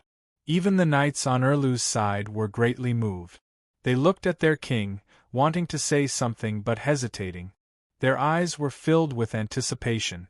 They were once nobles, but they had rebelled with Erlu and had long been stripped of their fiefs and titles by the Iron Throne. Now that Tyrion had promised to restore their titles, they had almost achieved their goal of following Erlu. Devos hesitated for a moment. He approached Erlu and whispered in his ear, Your Majesty, don't be rash. You can really consider it. Even the king's hand was moved. The veins on Erlu's forehead throbbed and his teeth creaked. The anger in his eyes almost cooked onions. I will also wear black clothes. Wherever you go, I will go. Devos smiled bitterly. The anger in Erlu's eyes gradually disappeared. He said calmly, Then accompany me to the end, even if you die in battle. But Princess Serene, seeing that Erlu and Devos were in a dispute, Jon guessed that the Onion Knight was persuading his king. He glanced at the Red Heart Knight. More than half of them were moved. Why don't we go to the guest room next door to discuss before making a decision? We have no objections, Tyrion quickly said. Erlu narrowed his eyes and stared at John's face. He asked, "Does our alliance still count?" "Of course." John touched his nose and nodded awkwardly. At this moment, he was regretting that he had boarded Erlu's pirate ship too early. When Danny and Erlu arrived at the Great Wall at the same time, John saw the Dragon Queen's bravery, strength, and kindness, forgiving him and Erlu. He decided to join her. He wanted to use the Dragon Queen's power to take revenge and retake Winterfell. Then, Stark would pledge his loyalty to her. However, Danny had no ill intentions towards Jon and Stark, but she did not like them either. She did not care about the loyalty of the Northerners. Almost at the same time, Erlu extended an olive branch to Jon and offered to uphold justice for Ide and Robb. In the name of the king, he would reinstate Jon's identity as Stark, which meant that he would leave the Night Watchman. Robb did the same thing. In front of these kings, the sacred oath was no different from a chamber pot. They could use it when they needed it and throw it away when they did not need it. At that time, Jon was full of integrity. Although he was tempted, he still refused to give up the Night Watchman's oath. However, he acknowledged the alliance between Stark and Erlu. At that time, Aegon had not even gone to Slaver's Bay. Even when Jon began to lose his integrity and decided to reinstate his identity as Stark, Aegon was still taming dragons at Slaver's Bay and complaining to Aegon. That was why today's awkward situation happened. He wanted to help his brother-in-law for the sake of lumbering. However, the oath was in front of him. He was now Erlu's ally and vassal. Erlu pointed at Aegon and asked Jon, "If I decide to go to war with him, will you fulfill your duties as a vassal?" Jon thought for a while with an awkward expression and said, "Your Majesty, before I became the Lord of Winterfell, my sister Sansa had already led the Northern Territory to pledge loyalty to King Aegon. The Northern Territory is already divided. I can't let the nobles of the Northern Territory fight among themselves. Therefore, I can only not help either side." Erlu looked at him deeply and turned to leave. "Why did you return Storm's Rest Castle to him?" Arriving at the guest room that Jon had prepared for Targaryen, Aegon finally began to vent his dissatisfaction. "Stannis didn't agree, did he?" Tyrion propped up his chin and said absent-mindedly, "What if he agrees? He won't. I know that guy's personality. He's stubborn as hell." Tyrion frowned. "What if?" Aegon did not let it go. Sir Andor Royce advised, "Your Majesty, didn't you notice? After Lord Tyrion offered generous terms of surrender, Stannis's vassals were moved. Even the Onion Knight got into an argument with him. With one sentence, he caused the enemy's morale to drop. We are almost standing on the edge of victory. Aegon waved his arms subconsciously. "If it were me, I would definitely surrender." Finally, he said helplessly, "That woman's body, did you burn it?" The dwarf suddenly looked at Count Meiji. "Melisandre?" Meiji was stunned. She nodded and said, after confirming her identity, "I burned it in the forest of divine trees. Other than a few rubies, there was nothing left." "Stannis didn't object?" the dwarf asked again. "Of course he didn't agree. But this is Winterfell. We have more people," Big John said. Erlu only had 3,000 mercenaries left. There were 300 blazing Red Heart Knights. The 1,000 or so clansmen and nobles of the Northern Territory who had followed him previously returned to the king of the Northern Territory after taking down Winterfell. On Aegon's side, there were 2,000 elite knights from the valley and the river, as well as close to 12,000 Northerners. Jon had brought back 6,000 men from the Great Wall. After that, he had gathered the clansmen and clansmen of the nobles, as well as the captives who were not of the Bolton family after taking down Winterfell. If Jon was willing to continue losing his integrity and completely abandon his oath, he wouldn't have to go through so much trouble. He could have just used his army. Not to mention Melisandre, even if Erlu had 100 red-robed women to form a group of mages, it wouldn't have been enough. The dwarf also wanted his younger brother to lose his integrity. If necessary, John was willing to continue losing his integrity. But now, seeing that his brother-in-law had a 90% chance of winning without his help, he wanted to leave a fig leaf to cover his crotch. Before long, John brought Erlu's decision to his brother-in-law. He's unwilling to surrender. He ordered the entire army to be on alert and seal off West Castle. As for Lady Brittany, if he wins, she'll die. If he loses, she'll reap the glory. Winterfell was a rectangle. The Godswood Forest, the Great Hall, the Lord's Castle, and the guest quarters were separated by the inner wall and the tower, each occupying a corner of the rectangle. Of course, they were an organic whole and could be interconnected under normal circumstances. Erlu's guest quarters not only had a bedroom, but also a drill ground, a stable, a kennel, a blacksmith's shop, a kitchen, and a library. It was very large and was separated from the main castle into the east and west castles. At this moment, Erlu had sealed off the entire west castle, intending to defend the city. What's he thinking? He has no chance of winning, Aegon said in disbelief. Stannis is determined. Think about it. He led 3,000 tired and hungry soldiers through thousands of kilometers of rugged mountains and bottomless snowy forests. He had almost no supplies, but he still dared to attack the heavily guarded Winterfell, Jon said with a sigh. He started to regret saving Erlu. He shouldn't have let Skinner skin him. They wouldn't have been in so much trouble. How's his morale? Enderoyce asked. Poor, very poor. The mercenaries didn't see any hope of victory and started to slack off. Half of the Blazing Knights were disappointed and lost their spirit. Perhaps he's used to it. When he attacked Winterfell, the soldiers were so hungry that they started to kill their comrades for meat. Their morale was 10 times lower than now. But the general is the courage of the soldiers. When they see the king leading the charge, the soldiers' morale will be boosted. Don't be suspicious, Stannis always leads the charge. He's braver than anyone else, Jon said with a frown. There's such a tenacious person in the world. Aegon was shocked and fearful. You should have known that a normal person would surrender after being defeated at the Blackwater River. Tyrion shook his head and smiled bitterly. You should have let me fight him. I have Vassar steel armor. Aegon looked at him and complained. You don't understand. Stannis may be skinny now, but he has participated in many wars.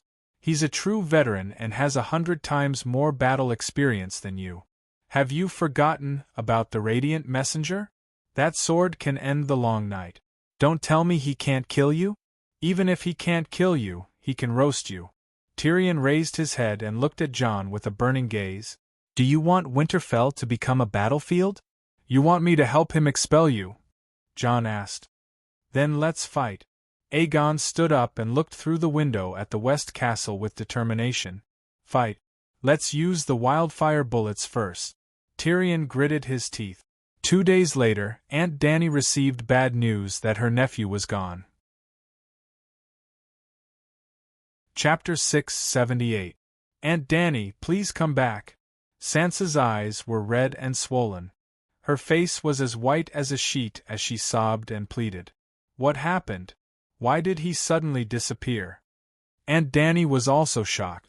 When she woke up, there were dozens of missed calls on the magic mirror. Before she could check the messages, there was another signal. Then, she heard her niece-in-law wailing, Aegon is gone. Didn't he have a cheat code recently? The 7 Westeros countries, Dorne, Valley, the Northern Territory, Hugien, and the Stormlands had all become his base. Even in Riverbend, because of the oath left behind by Old Rose, Aegon could theoretically obtain the loyalty of Riverbend. There were only 7 kingdoms in Westeros, and Aegon had taken care of 6 of them like a whirlwind. He was even more powerful than Aegon, the first king of Westeros. She had thought that nephew Gu could conquer the world before she could conquer the Alliance army. Then, he was gone? Wasn't this too sudden? We fell into a trap. That cunning Stannis set a trap for Aegon. Sansa's tear-stained face was twisted with hatred. You really went to find trouble with Stannis? Are you crazy? You didn't attack King's Landing and went to the Northern Territory to fight with Stannis? Dany said in disbelief. Aunt Dany knew that her nephew was going to attack the Northern Territory. However, it was only a 2,000-man army with only one goal: to help Stark take down Winterfell. Aegon's focus should be on King's Landing. Looking at his two main forces at the moment, the 20,000 men from the valley in the north had already passed through the Blood Gate, crossed the Trident River, and entered the King's Landing. Even the vanguard was close to the foot of the King's Landing. The 25,000 men from the Golden Regiment, the Land of Storms, and Dorne had already arrived at the King's Landing half a month ago, crossed the Kingswood, and set up camp by the Blackwater River, looking across the river from the King's Landing. The battle at King's Landing was about to break out. Aegon had the absolute advantage of 45,000 men surrounding King's Landing from the north and south. At King's Landing, there were only 10,000 Lion Army soldiers and 10,000 River Bend Army soldiers left. If Aunt Dany received the news of her nephew ascending to the Iron Throne, she wouldn't be surprised at all. At this critical moment, that guy actually went to the northern region to cause trouble for Erlu? And he even disappeared? Aunt Dany, Stannis has the support of the Iron Treasury. We can't raise a tiger, so we should get rid of him before the tens of thousands of mercenaries from Bravos arrive. Her niece-in-law rambled on and told her the whole process of how they planned to kill Erlu. When Brittany asked to see Erlu, she wanted to kill him. If she was sure that Erlu really murdered Renly, Brittany would have rushed up and killed him if she had the chance. She wasn't afraid of death. However, although Erlu kept on quibbling, his tone and expression were flawless. Of course, there were no flaws. He really thought that she had nothing to do with Renly's death. Brittany was a little uncertain. Erlu had 5 knights by his side, and he himself wasn't weak, so she turned to Aunt May. The female knight really wanted to avenge Renly. That was her oath. Erlu was the mastermind, and Aunt May was just a knife. If she wanted to exchange a life for a life, of course she had to exchange Erlu's life. After learning the truth from Aunt May, Brittany didn't hesitate to carry out Tyrion's secret order. Yes, Tyrion was behind all of this. That guy was good at analyzing people's hearts, and even better at using human nature. He completely understood Brittany's personality, and she was controlled by him like a puppet. Just like how he saw through Jon's character and persuaded him to betray Erlu for Lumberjack, the basis for Brittany to assassinate Stannis or Aunt May was that Jon was on Aegon's side. If you want to kill Erlu, you have to get rid of the red robe first. Aunt Dany nodded in agreement. There's no problem with this idea, and the dwarf's plan is even more flawless. If it fails, it'll just be a personal grudge between Brittany and Erlu. Tyrion, of course, considered the possibility of failure. In fact, he thought that there was an 80% chance of failure. If it failed, he would persuade Aegon to temporarily give up on killing Erlu and focus on the King's Landing battle. At first, the dwarf didn't want Aegon to interfere in the affairs of the Northern Territory, and he didn't agree to be enemies with Erlu. He didn't think Erlu would be a threat. However, Sansa even sacrificed her babies. Aegon was determined to be a good husband and father, so of course he had to rescue Winterfell. After taking Winterfell, if he didn't kill Erlu, Aegon and Sansa wouldn't be at ease. The dwarf had no choice but to design the safest plan according to the king's goal. To be honest, if Brittany's assassination failed, the dwarf would heave a sigh of relief and immediately attack King's Landing, take down the Horse Sister, and save the crazy Lannister. Unfortunately, Brittany succeeded. As Jon said, no matter how powerful a wizard was, as long as a knight got close to him, there was a possibility of him being killed. The tile steel sword was a powerful weapon to destroy evil. At that moment the dwarf was overjoyed. He opposed Aegon and Sansa's plan to kill Erlu because the risks and rewards were disproportionate. If they could really kill Erlu and save tens of thousands of mercenaries in the future, he would be even happier. However, the plan is good. What happened? Aunt Dany asked curiously. Other than the possibility of losing a set of precious tile steel armor, the dwarf's plan was perfect. At least it was stable and there wasn't much risk.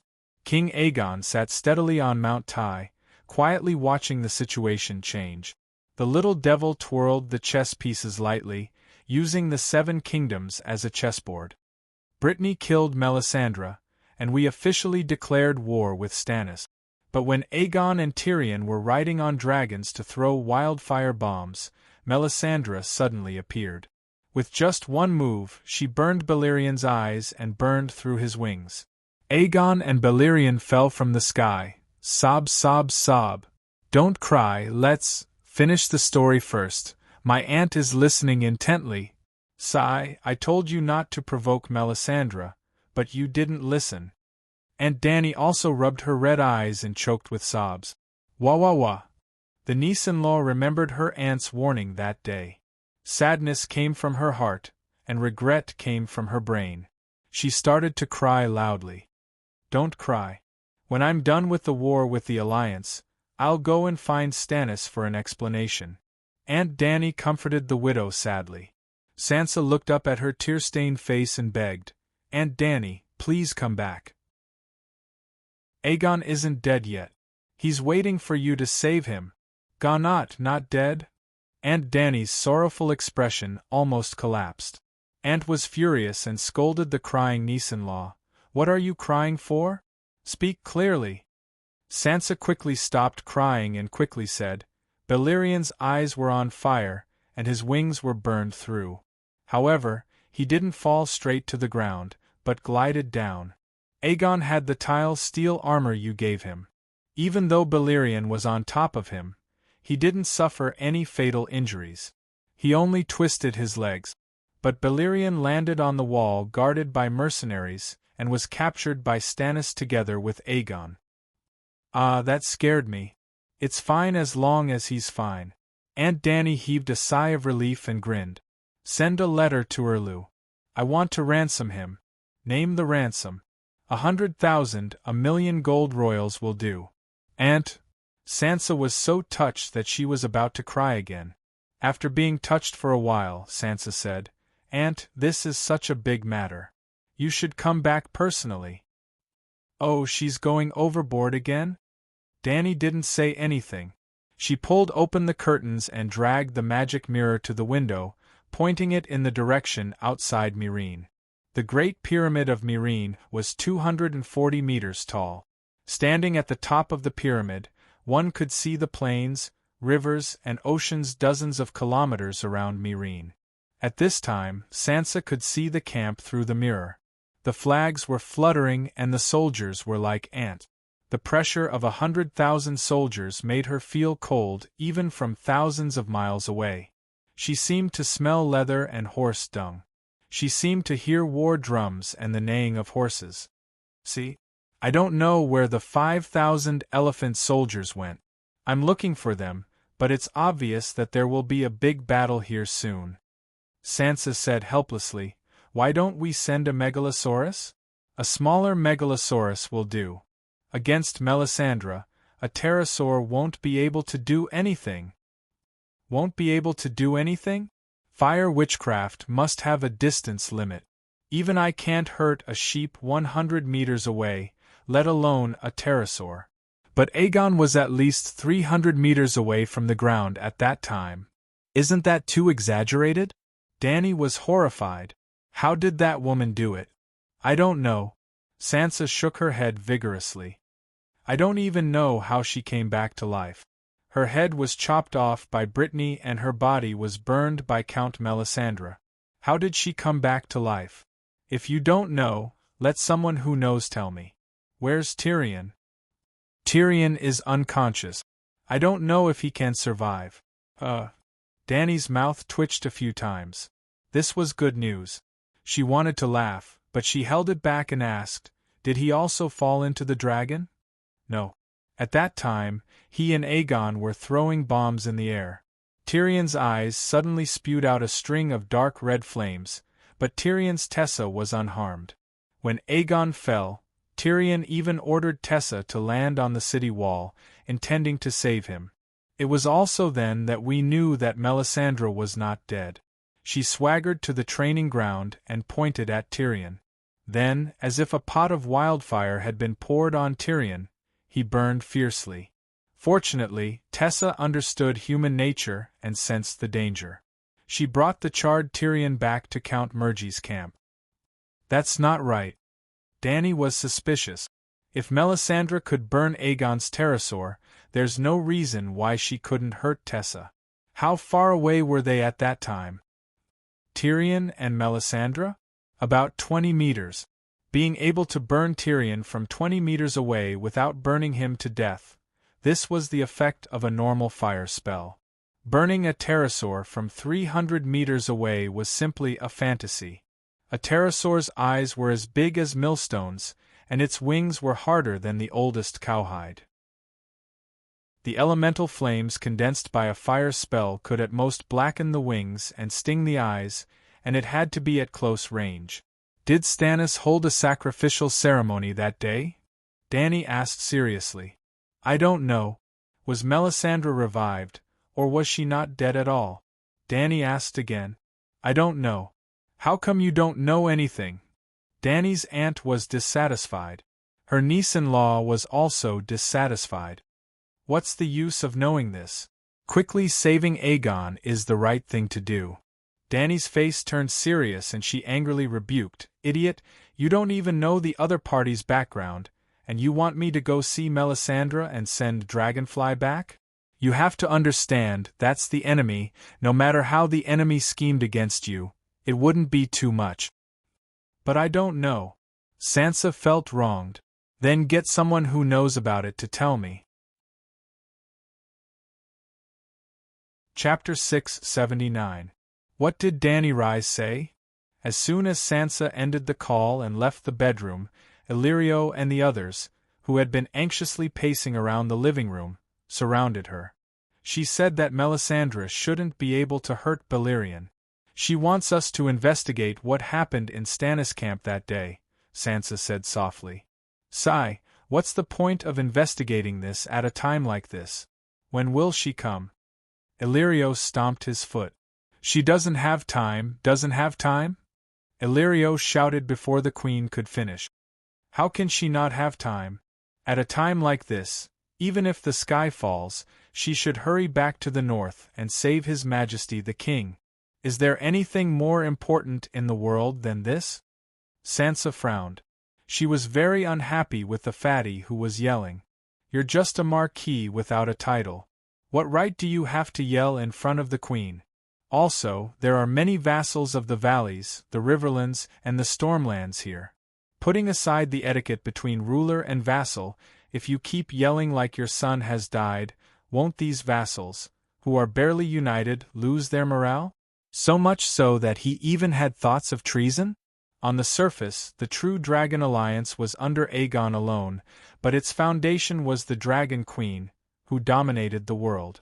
No matter how much Aegon emphasized that there were two branches and that his actions did not represent Dany's aunt, he was able to gain the support of Uncle Finger, Prince Dowlang, the nobles of the valleys, the Riverlands, and the Riverlands. It was mainly because the Dragon Queen had fought against the whole world alone. It seemed that they had not lost. The first rule of power: don't stand on the side of the losers. The Westeros nobles who had no moral integrity naturally did not want to be the losers. It was bad that Aegon had fallen into enemy hands, but it was not the end of the world. The scariest thing was losing Aunt Dany's love. If the vassals of the alliance misunderstood that the queen did not care for her nephew at this critical time, what would they think?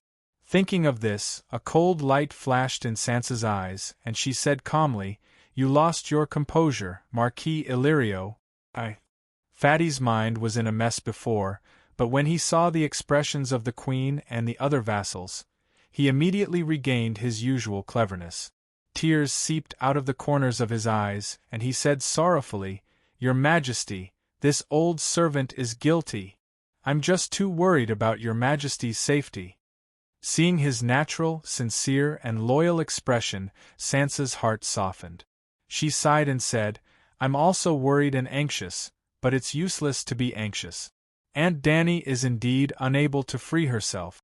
The Allied army has already set up camp at the foot of Serene City. Who knows, they might have already begun to attack the city. Then, her eyes were deep and serene as she secretly swept her gaze over the solemn but different vassals in the hall. A trace of a comforting smile hung on her face as she said, "Aunt Dani was as anxious as I was. When she first heard the bad news, she was so sad that she cried." Ah! When the nobles heard this, they couldn't help but exclaim softly.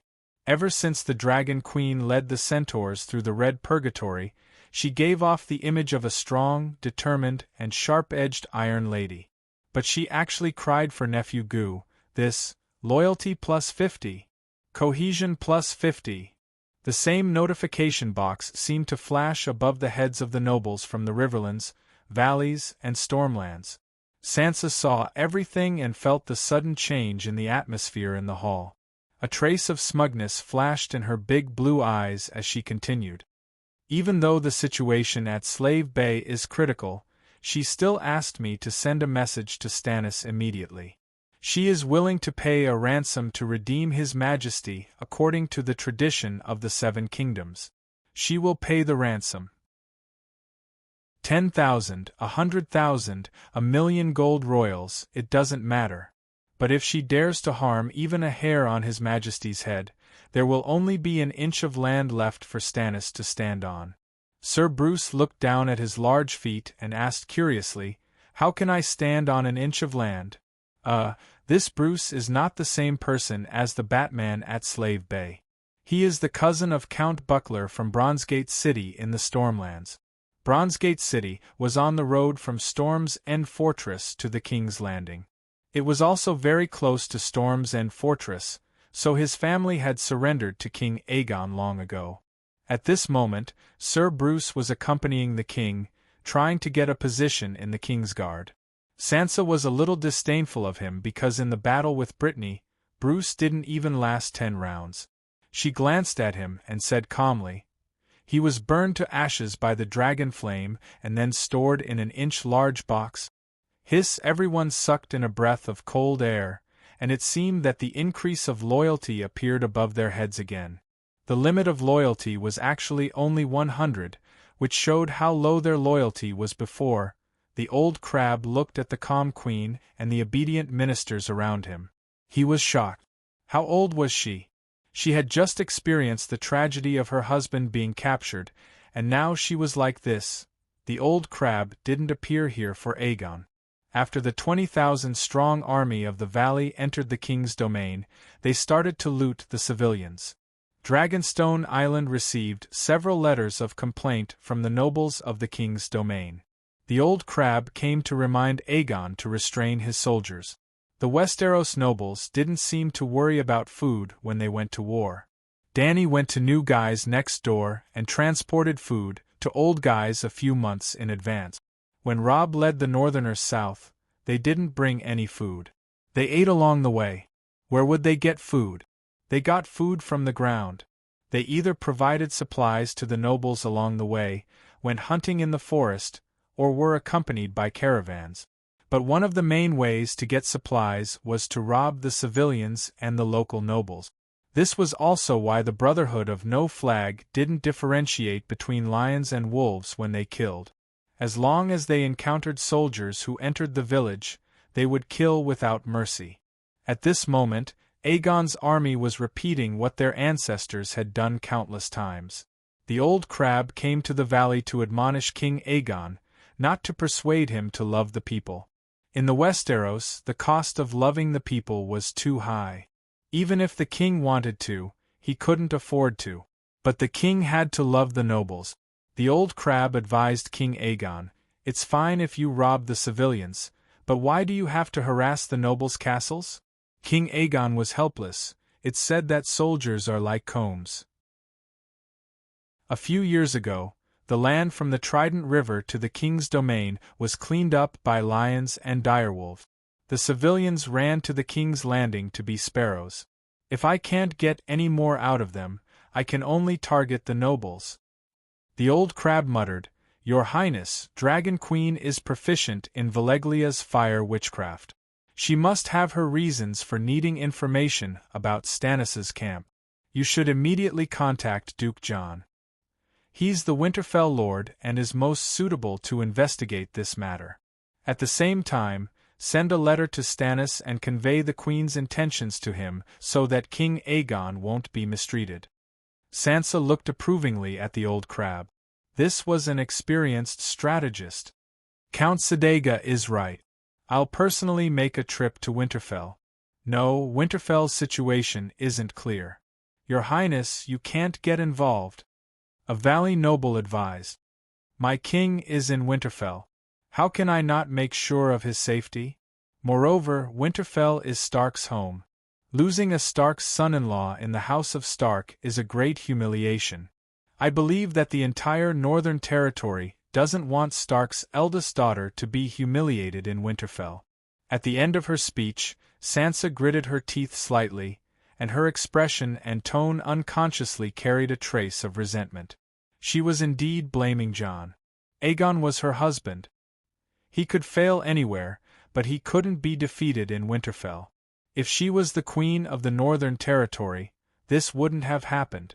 The 13,000 elites of the Northern Territory and the Valley could have killed Stannis. However, Jon chose to remain neutral for the sake of illusory glory. I didn't want to either.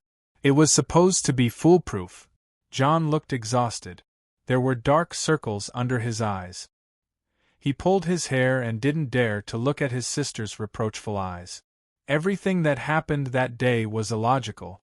Melisandre's head was chopped off, and her body was burned. She shouldn't have been revived. Even if she was revived, she wouldn't have been able to harm the winged dragons in the sky. Aegon didn't let his guard down. He was at a safe altitude of 300 meters. Jon was remorseful too and bewildered.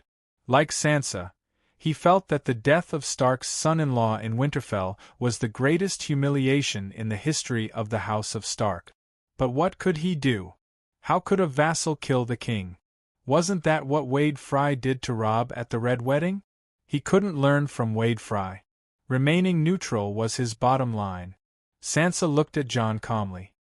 He sat in the seat that used to belong to his father. His beard was unkempt and his eyes were red. He felt guilty.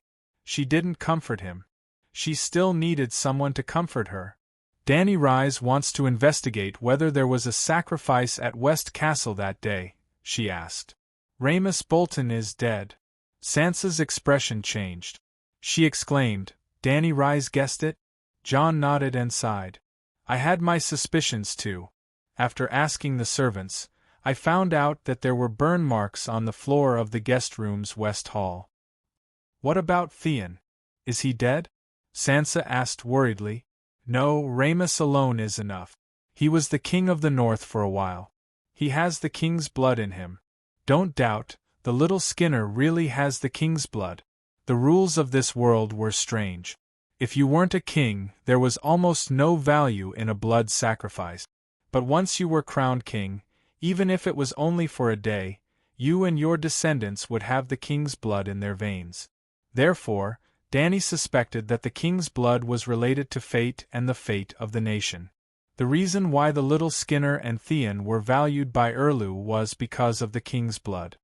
In other words, if Melisandre is willing, she can use Theon to cast another vicious curse? Sansa asked anxiously. Don't worry, I've made arrangements. Half of the soldiers guarding Theon are from the north. Jon comforted her. We shouldn't have handed the two captives to Stannis. At this point, Sansa suddenly thought of something and hurriedly asked, Did Stannis go back on his word? We agreed that the trial of Theon and Rhaenys had to be held in public. They couldn't be secretly sacrificed to the Light King. So what? Both sides fell out and officially declared war. Jon didn't think much of it. He broke his oath first, so you could naturally break your oath with him. This is Winterfell, the North, Sansa said faintly. Once again, Sansa made Jon feel like she was a stranger. He has hostages, Jon emphasized. Ransoming a captured noble is a tradition of Westeros. He can't refuse, Sansa said coldly. Then it depends on whether we can satisfy his request. I know that the North is poor, but Targaryen doesn't lack money. Dany Rise is even richer than a kingdom. Even if Stannis wants an overseas kingdom, she will satisfy him. Chapter 680. Since ancient times there was a rule of not killing captives. But not all generals followed this rule. For example, Bai Qi the god of slaughter had cheated 400,000 Zhao soldiers. Then, how many nobles were there among the 400,000 Zhao soldiers? It was said that after the Battle of Chongping, everyone in Handan, from the officials to the commoners, wore mourning clothes. The god of slaughter was indeed the god of slaughter. Be it nobles or commoners, they were all killed. But in the Westeros, if Bai Qi dared to do this, his reputation would be worse than that of the rat chef. He might even be kicked down the hole by his own brothers. The reason was simple. Nobles were the ones who led the army in war, and there were always winners and losers in war. If you could kill someone else's nobles, they could kill your vassals too. The 7 kingdoms only had 9 dukes and a few hundred earls. After a few rounds of killing, they were all dead. If the nobles were all dead, would the commoners rule the 7 kingdoms? In fact, if Qin did not have a rank 20 military merit system, there would not have been cases of killing generals. Without the military merit system, there was no way for low-ranking officers to be promoted. The generals who led the soldiers were all nobles. Even if they won, they would keep their title. Of course, if they lost, they would want to keep their original title and status. Hence, there was a need to redeem captives. This was back to the old ways of the Westeros. For example, if the great Jon fought alongside Robb, whether he won or lost, whether his son died or not, he would remain the Earl of Hrothgar. His title and lands would not change. Since that was the case, why not be more gentlemanly? In the era where the nobles personally rode their chariots into battle, everyone was very particular about battlefield etiquette. Not to mention killing captives, they were not even allowed to use dangerous tricks. Everyone was soldiers against soldiers, generals against generals. It was the safest for the noble generals to fight head-on and have a clear and orderly rhythm. If they wanted to use tactics, even the simplest attack halfway through, when chaos ensued, who would be able to differentiate between nobles, countrymen, and barbarians? Hence, even though Aegon was in Erlu's hands, he was still safe and had a chance to regain his freedom. Just like Dany, from the moment she captured Yuluan to the subsequent series of wars. Even if she didn't kill every single Lannister she caught on Dragonstone Island, she still allowed his family to ransom him with money. If they were alive, they would ransom them, and if they were dead, they would return their corpses for free. However, Dany had asked for too high a price on Dragonstone Island. Lannister was not willing to be a sucker, so he had only redeemed the Earl and left the rest of the men to mine on Dragonstone Island. This time, with Aunt Dany backing her up, Sansa decided that even if Erlu offered her an unprecedented 1 million gold royals, she would get her husband back immediately. According to the normal price, Jaime Lannister would only be worth 300 to 500 gold royals, or at most 1,000 gold royals. Erlu did not go against tradition. He first allowed Jon to be Sansa's representative and visit Aegon, who had a bandage on his leg, in the luxurious cell that was converted from a guest room. Then, he talked to Sansa about the ransom. "Both of my legs are broken, but I'm fine. He was still conscious when I came, and he told me to tell you don't worry, and don't injure yourself." Sansa's eyes reddened when she heard this. She wiped her tears and asked, "Is your leg injury serious?" "It's a little serious. His left leg was only broken, but his right knee was crushed." "Ah!" Sansa exclaimed. 2 streams of tears rolled down her big eyes, leaving 2 wet streaks on her white cheeks. She looked very pitiful. Jon said gently, "Don't worry." Sansa covered her face and cried, "How can I not worry? His knee is crushed. He's the bravest warrior of the 7 kingdoms. Is he going to end up like Villa? Villa? Who's that? John was confused. Villa Tyrell. He broke his knee in a duel with Prince Dorn Oberon. Lady Alina even wanted to arrange for Queen Sansa to marry Sir Villa, Brittany said. Well, Brittany was free and Aunt May was not dead. The murderer was naturally innocent. Sansa glared at the ignorant White Knight. You don't have to explain it so clearly. I didn't expect Sansa to have so many boyfriends when she went to the south. John thought to himself with a strange expression. First love with Emperor Yora, a crush on the Knight of Flowers, according to Janipal, a scandal with Villa, Sansa herself was looking forward to marrying Sir Cripple, a marriage to the imp and a relationship with the heir Harry. Putting aside these distracting thoughts, he comforted her awkwardly. Aegon said that you don't have to worry. He said that his aunt said that Dany Liss can heal his injury. Yeah, it's different now. There's the 7 gods, Dany. Is Dany Liss okay? How about we go to King's Landing and ask Sparrow? Let's redeem Aegon first. I don't need money. Erlu rejected directly. The negotiation took place in the drill ground in public. The soldiers on both sides couldn't hear the details of the negotiation, but they could watch the progress of the negotiation. John had lost most of his credibility with Erlu. He wouldn't go to Winterfell's main hall again. Sansa didn't want to risk going to Erlu's stone castle either, even if it was her home. However, John was still the middleman. Erlu and Sansa each led a few knights and sat facing each other. What do you want? The Iron Throne? Sansa mocked. Why not? Erlu looked serious. I'm Robert's only legal heir. According to the laws of the 7 kingdoms, the Iron Throne belongs to me. Tell that to Cersei. I can't give you something we don't have, Sansa said calmly. Erlu's lips curled into a faint smile. You have 2 armies, one from Valley and the other from Storm's End Castle. 20,000 mixed infantry and cavalry from Valley are approaching Twilight Valley. The 25,000 soldiers from the Golden Legion, Dorne, and Stormlands are approaching King's Landing. I need the authority to command those 2 armies and take down King's Landing. If you submit to me, I'll release Aegon. John was shocked. You've already. That's not right. Even he, the ruler of the Northern Territory, didn't know about this. How did Erlu know? Before contacting Sansa, he didn't even know about Aegon. Before John could ask, Sansa's pretty face contorted. She shouted angrily, Have you gone crazy from thinking about the Iron Throne? You want us to help you build the Iron Throne and then submit to you?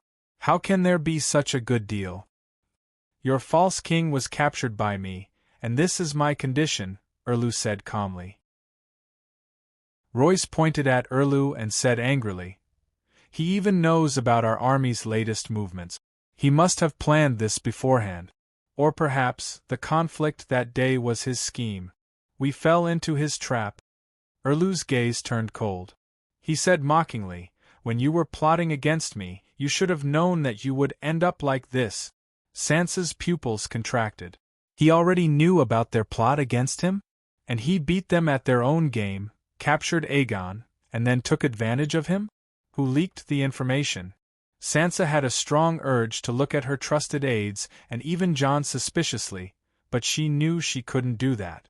She resisted the urge and buried her suspicions in the bottom of her heart. Tell me, what happens after I help you take the Iron Throne?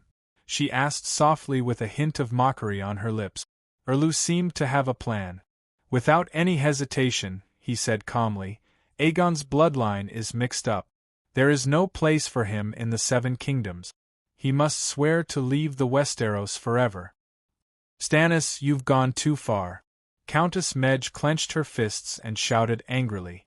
A vein popped out on Sansa's forehead. The anger and resentment on her face were almost undisguised. Jon looked around. He wanted to say something but stopped himself. The Onion Knight frowned and whispered into Erlu's ear, Your Majesty, perhaps you can give Storm's End Castle. Littlefinger is dead. You can give him Hellenberg. Erlu thought about the Hand of the King's suggestion seriously. He recalled the surrender conditions the imp gave him that day. It seemed that he was more generous than himself.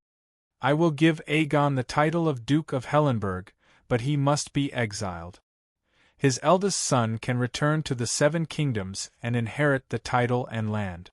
Seeing Erlu's reluctant expression, Sansa's tense body suddenly relaxed. She asked with a smile, "How do you plan to deal with Dragonstone Island?" Erlu's eyes turned sharp. He said coldly, "That has nothing to do with today's topic.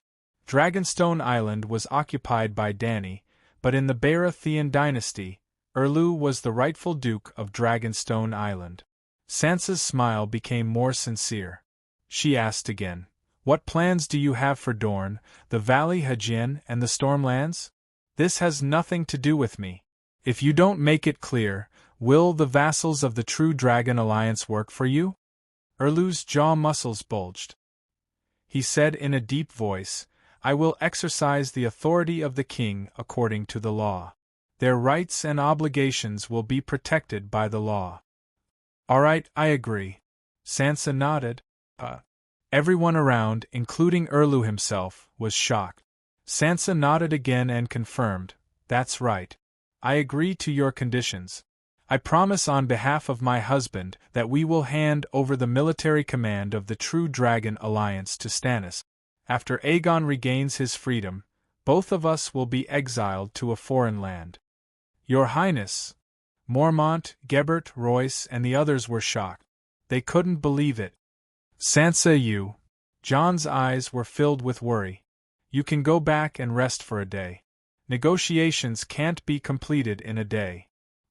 "No need." Sansa turned around and looked at her trusted vassals. She said seriously, "The foundation of the True Dragon Alliance is Aegon.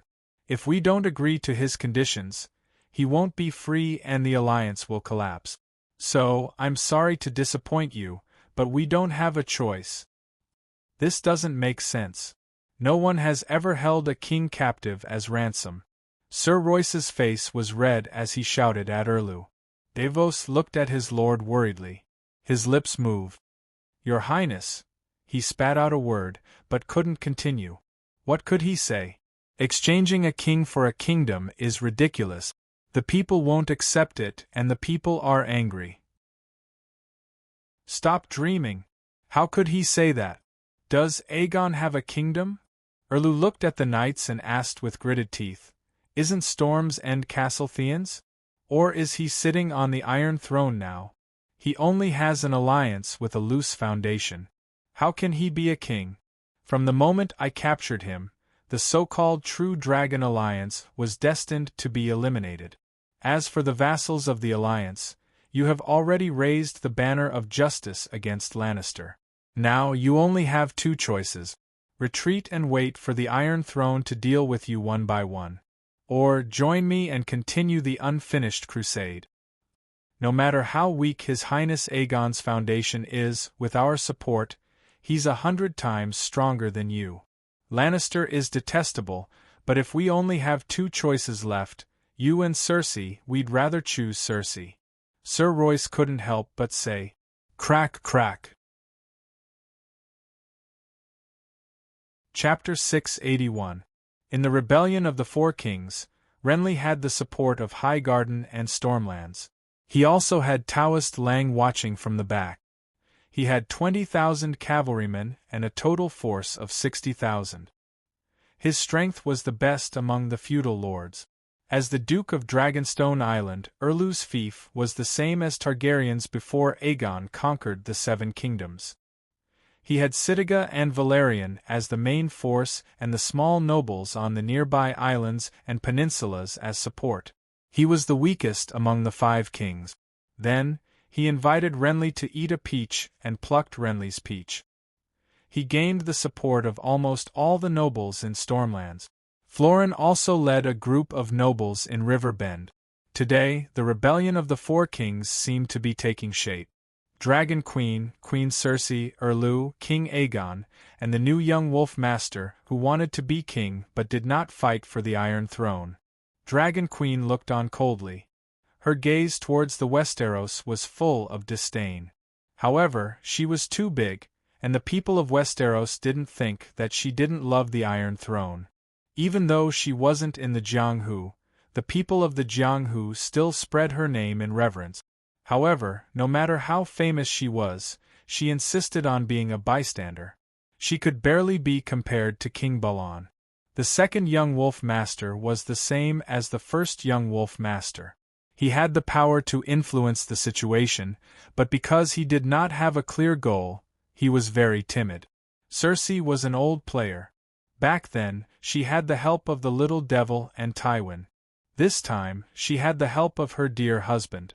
Even so, she was still guarding the King's Landing. King Aegon had part of the Dragon Queen's fame. He had also gained the allegiance of many feudal lords. His power was so strong that it was as if Renly was alive. Erlu was still so weak. His team of a few thousand people was still dispirited. Then, Erlu used the same trick again. He invited the strongest King Aegon to eat a peach. Now, he was skillfully plucking his peaches. Giving peaches and plucking peaches, he was very familiar with this skill. But then again, just like the last time when he plucked Lon Lee's peaches, the peaches themselves weren't necessarily willing to be plucked by him. On that day, Hiding Tyrell directly led his vassals back to his residence, and a small portion of the nobles of the Stormlands also dispersed. He even relied on sending out a second peach to take down the Storms and Fortress. Even though Erlu ate the peach, the defending general of the Storms and Fortress was unwilling to surrender. Then, Erlu treated him to a peach. Today, the nobles of the Vale also expressed their dissatisfaction that Erlu had taken them away. They even said that between Cersei and Erlu, they preferred Cersei. It's obvious that the nobles of the valley don't agree with you. Brynden Tully of Hugin is Lady Sansa's grandfather, and it was Aegon who helped him take revenge. There was also the Dornishmen. They had helped Aegon because of Princess Elia, and the Golden Legion could not be bribed. Your Majesty, your idea is very good, but I'm afraid it will be difficult to convince the masses. After the first round of negotiations, the Onion Knight expressed his concerns as soon as he returned to the guest castle. Davos, you are my hand of the king. I will not hide my thoughts from you. Erlu walked to the window and looked at the huge pterosaur that was nailed to the ground. He sighed and said, "Time waits for no man. The thing that should not have appeared has appeared. Originally, with the support of the Iron Treasury, I could have easily recruited mercenaries, and then with the support of Jon Stark, I would have gone south to the Neck. First, I would have taken down River Delta City and seized a large amount of food and wealth as military supplies. Just like what Aegon did, I heard that they had obtained millions of gold royals and hundreds of thousands of tons of food from River Delta City. This batch of military supplies is enough to cover the expenses of 100,000 soldiers for 2 years, and it would be more than enough to take down the King's Landing. Judging Walter Frye would also be able to win the hearts of the nobles in Hugin and the northern region, and gain their loyalty. Then, my 20,000 mercenaries would disembark from Blackwater Bay. I would definitely win. However, Aegon's sudden appearance not only disrupted my plans, but also directly threatened my life. So, this is my only choice, my only chance. Maybe not all of the 45,000 soldiers of the True Dragon Alliance will join me, but if half of them join, it would be enough. Actually, only a third of Renly's inheritance was inherited by Erlu. The rest had all fled. Therefore, Erlu did not want to take all of King Aegon's inheritance. Although the peach was small, it was better than nothing. Your Majesty, Davos looked at the king with a complicated expression. I'm sorry. Finally, the Onion Knight lowered his head.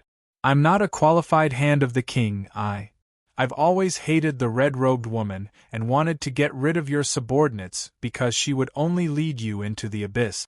But now, I'm not as useful to you as she is to you. No, Davos, it's time for you to show your talent. Erlu turned his head and excitedly placed his right hand on the Prime Minister's shoulder. He sincerely requested, I need your strength, help me. What can I do? The Onion Knight looked up and saw the anticipation and trust in the king's eyes. He was touched but also confused. Davos, don't underestimate yourself. You have a very unique charm. You've persuaded me many times when I was angry, and you've persuaded Count Mandler when the situation was extremely unfavorable. Even Melisandre was impressed by your courage and integrity. Your eloquence, insight, wisdom, affinity, and noble character are unmatched in the Seven Kingdoms. Upright people will see your merits and be moved by your sincerity. I need you to go to King's Landing and find the leaders of the True Dragon Alliance. Persuade Bronze John, the Golden Group, and Dorn Yelene. Seeing the sincerity and trust in Erlu's face, the Onion Knight's eyes became wet. Your Majesty, I'll do my best, but… He turned his head and quietly wiped the tears from the corner of his eyes. He said in a muffled voice, if I take a fast ship, it'll take me a month to reach King's Landing. There's not enough time. He didn't say that he could travel 1,000 miles in a day. The Westeros didn't have any official relay stations. If it was peacetime, he might be able to buy a few useless horses from a roadside inn. But now that the war was chaotic, he didn't dare to travel alone. Crippled people, bandits, brothels, unemployed farmers, wild beasts, we have it. Erlu pointed at the Black Death in the courtyard. Pterosaur? Davos exclaimed. I don't have true dragon blood. How can I ride a pterosaur? Also, Balerian's master isn't dead. How can we take control of it? Pterosaur knights don't need true dragon blood. That Aegon, I suspect that Varys swapped his relatives. At least, Tyrion definitely doesn't have true dragon blood. As for control, you have Melisandre to thank. She was able to break Dany and Rise's Holy Knight seal. Erlu smiled proudly. You broke it? Davos asked expectantly. Not yet, I need a sacrifice. Sacrifice? Davos's expression changed. He couldn't help but think of Skinner, who had struggled and wailed in the flames that day. Your Majesty, you went back on your promise and secretly burned Theon to death. The people of the Northern Territory are unhappy. If you sacrifice Theon, I'm afraid that even Duke John will be disloyal. Theon is his father's adopted son and his sworn brother. Davos said worriedly. Disloyal? Humph, that ingrate. He's disloyal. Without his consent, would Aegon dare to attack me in Winterfell? The veins on Erlu's neck bulged as he gritted his teeth. Your Majesty, Sansa is his sister. You can't let a vassal betray his family's interests, Davos advised. Are the vassals' vows of loyalty to their king nothing? Erlu said angrily. Your Majesty, during the War of the Usurpers, you were a vassal of the Mad King. The Mad King even wanted to kill Robert and confer you the title of Duke of Storm's Rest Fort. But you didn't hesitate to side with your eldest brother. You gave up the temptation of being conferred the title of Duke and chose to cut down to more. You shouldn't be jealous of Duke John. Instead, you should understand him, admire him, praise him, and rely on him. He's far more loyal to the king than you were.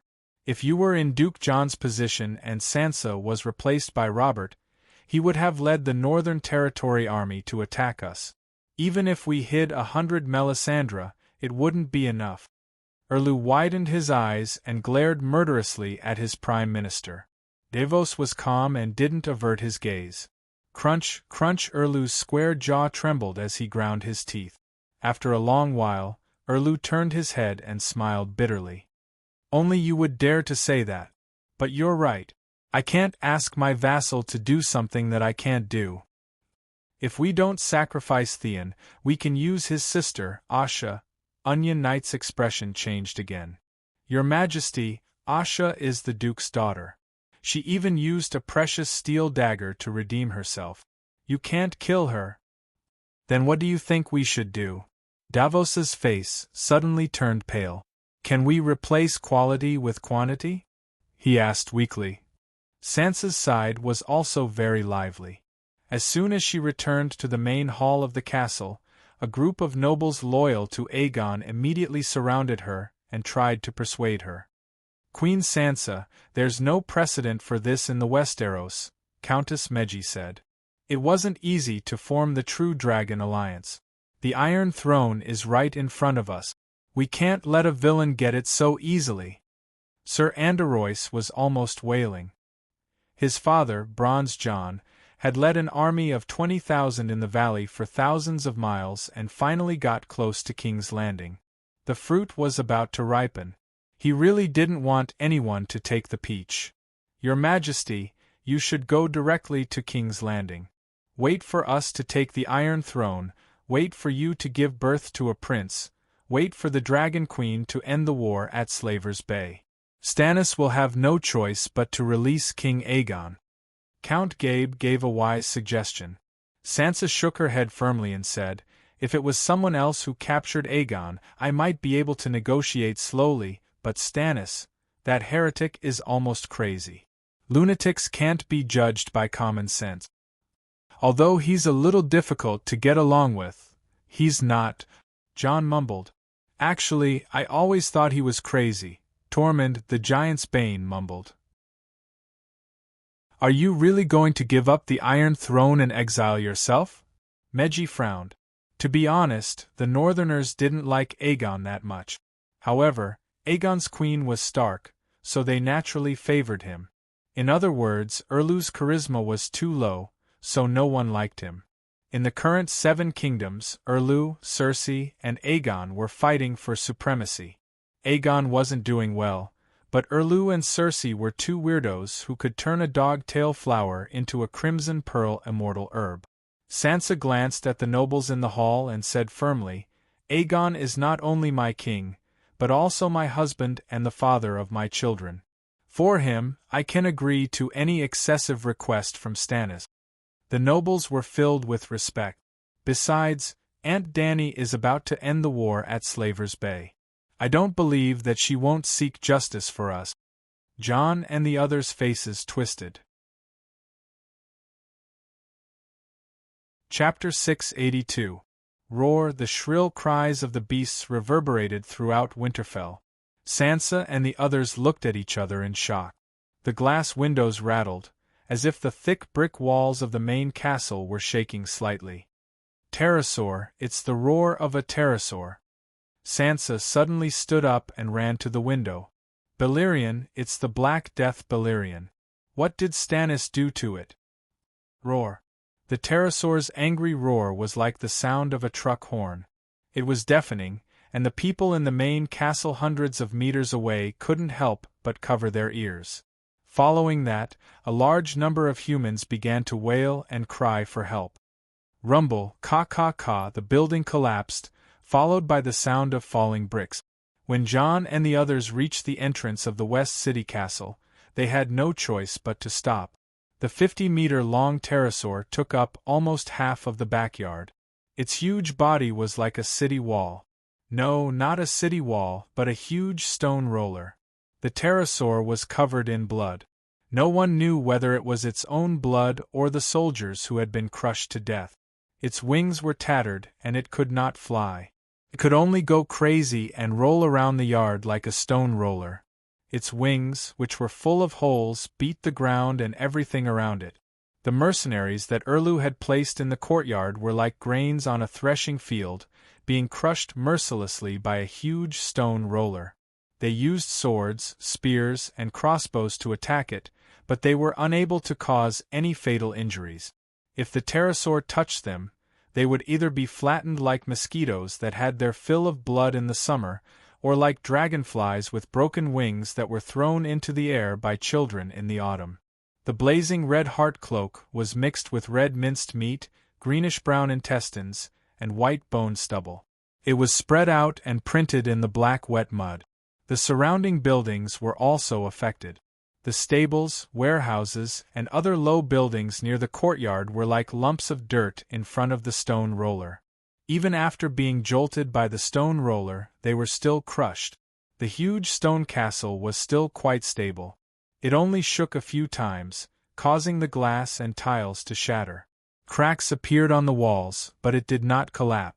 Dust flew in the courtyard, and the noise shook the heavens. It was like a scene from a monster movie turned into reality. 7 levels of hell. John's eyes widened, his gray eyeballs trembling slightly. What happened? Ha ha, you bunch of daring clowns, you actually want to steal my Balerion. Aegon! Your Majesty Aegon!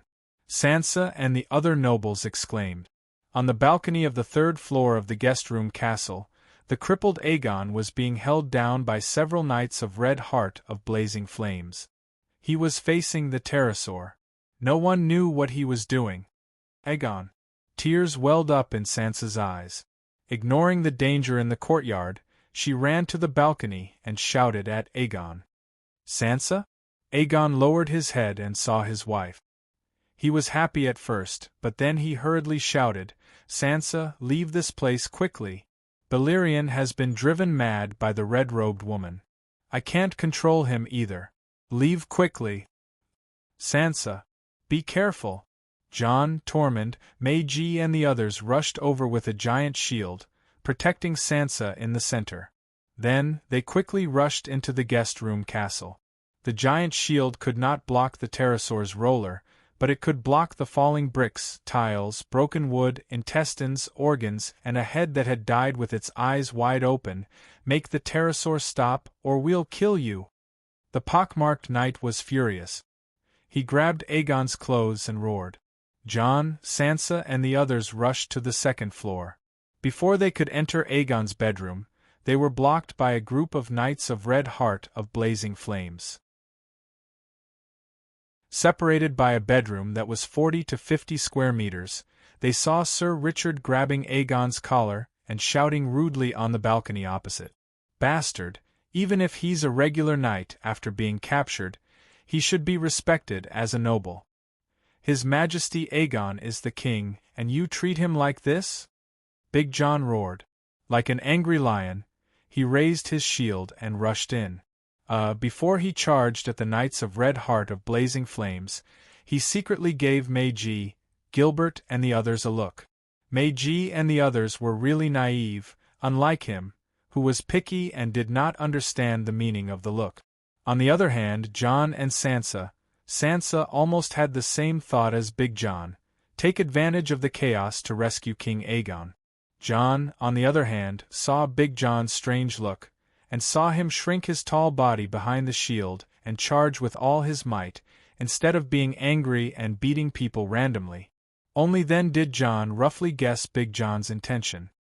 He looked around in confusion, wondering if he should be sneaky for once and steal his brother-in-law out. Then, he saw Erlu leading a large group of knights and striding over from the corner. Cough cough, Count Amber, don't be rash. Report this to King Stannis and let him handle it.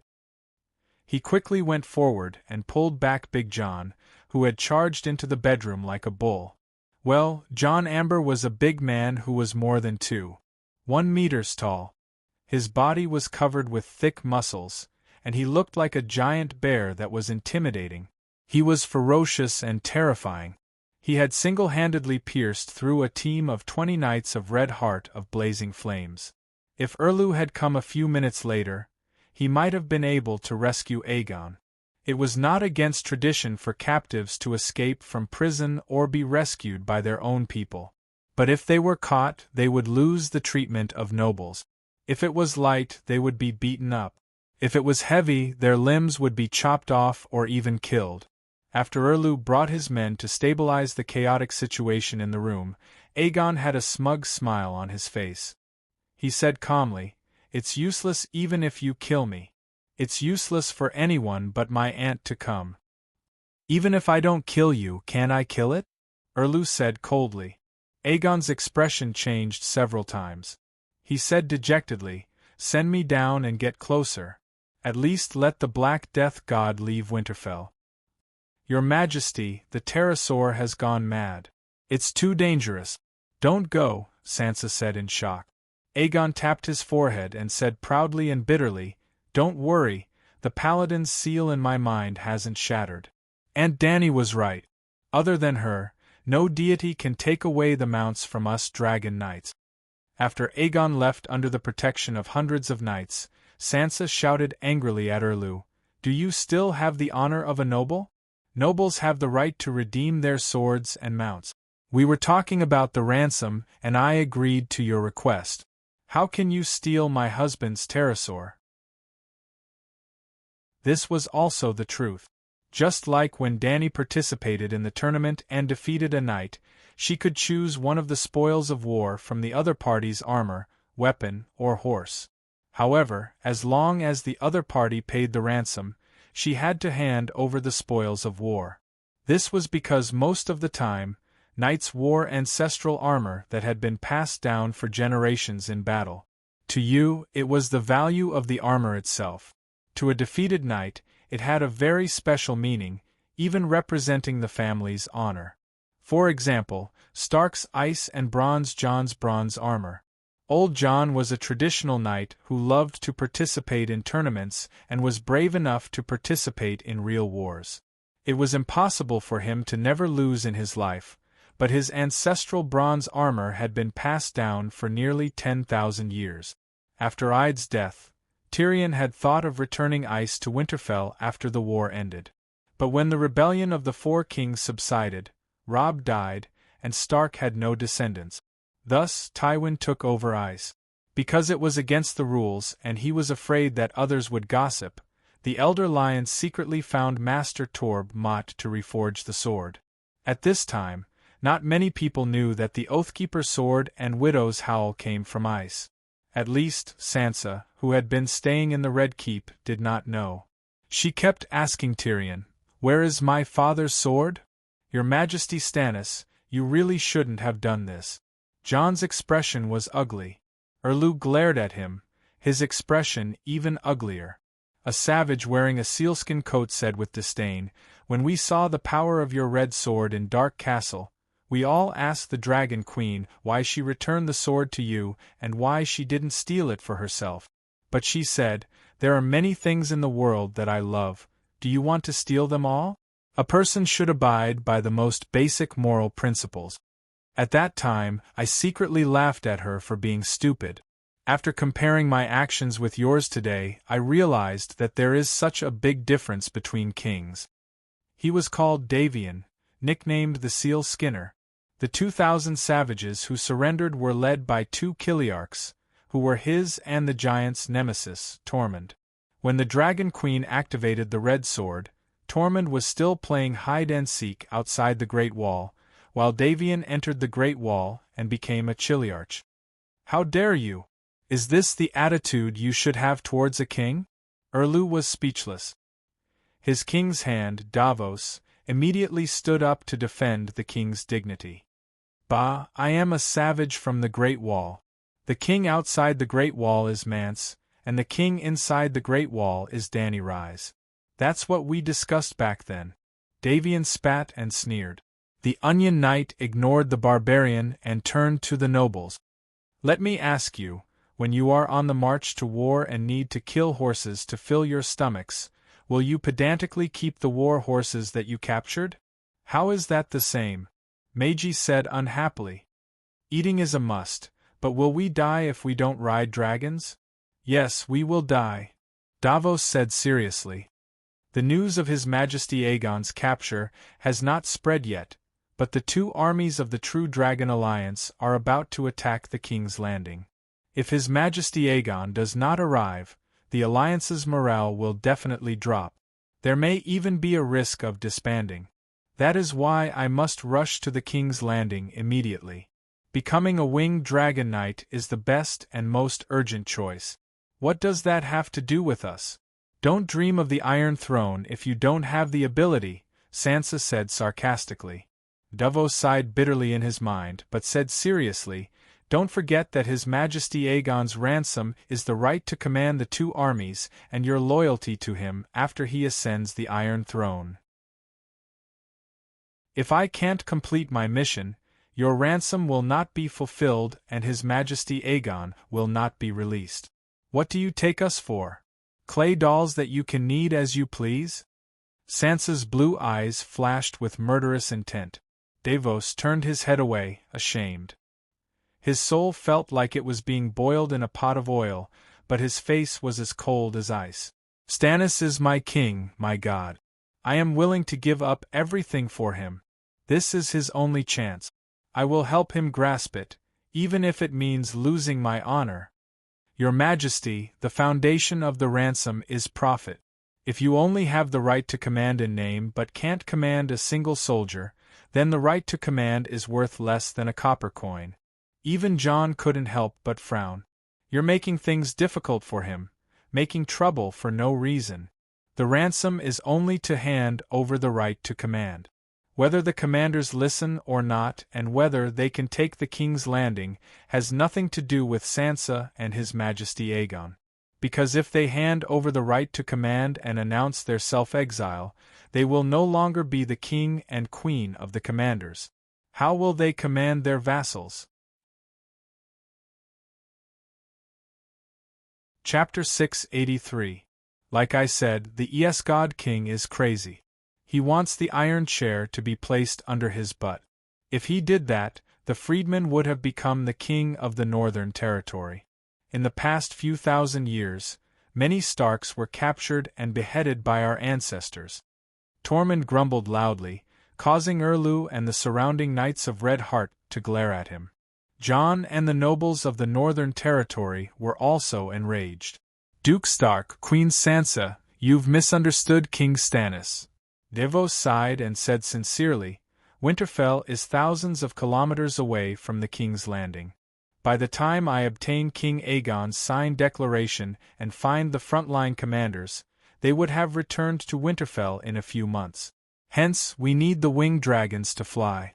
If I can arrive at the King's Landing in time, no matter how many dukes support me or whether I can take over the King's Landing, it will be my responsibility. It will have nothing to do with King Aegon. But if I can only travel by boat, it means that King Aegon's transfer of command is worthless. Can that worthless thing be used as a ransom to release King Aegon? You're good at changing concepts, Sansa laughed coldly. The Onion Knight shook his head and said, Let's go back to the previous question. If the army lacks rations, will you keep the war horses of the nobles? No. Nobody is that pedantic. Similarly, if you were King Stannis, would you give up the chance to become a winged dragon knight? Aegon sat on a soft couch and was carried in by a few knights. Before the couch was turned into the room, Aegon said, The choice in a dangerous situation reflects a person's moral bottom line. When you say such words and Stannis makes such a choice, you're no different from a normal person. Humph, how can a normal person be a king? Aegon laughed coldly.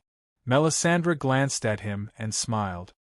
Anyone can say beautiful words, but when you tried to kill me, you seemed to be an ordinary person driven by the desire for power. She had been downstairs the whole time, and now she came up with Aegon and the others. The priestess' red robes fluttered in the wind like an enchanting fairy, her slender waist delicate like dancing snow.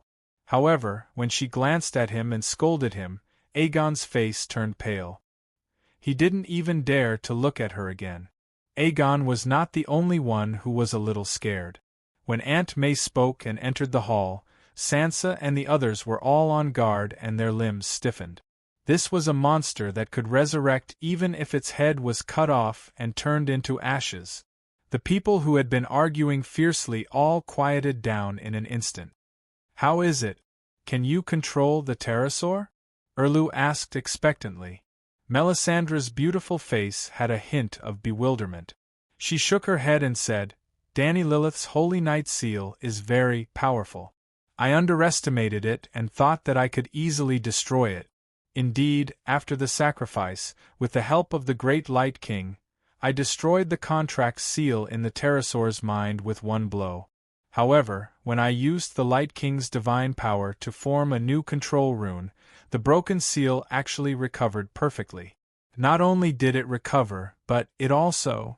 The Dragon Queen, who was thousands of miles away, noticed it and gave him a vicious blow. She even destroyed a thought that the Light King had sent down. The magic principle of the contract pterosaur came from the sheep's egg. It borrowed the power of the superior Megalosaurus to suppress the inferior Megalosaurus and pterosaur. Therefore, Aegon's knockoff Balerion had a thought in Blackie's mind. It was not a wandering thought. Instead, it was combined with divine power and imprinted on the pterosaur's soul in the form of runes. It was similar to Kuei-shi leaving a soul fragment on the target and then locating the target's location. Dany could also vaguely sense the pterosaur's direction, north, south, east, west, and not a specific location, through the thought. She could also transmit soul attacks through that thought. However, the sheep's eggs technique was already at its peak. It would not leave behind a flaw similar to Kuei-shi's positioning spell. The target would locate the caster based on the soul fragment on their body and counterattack. Of course, there was no perfect spell. There were only different focuses.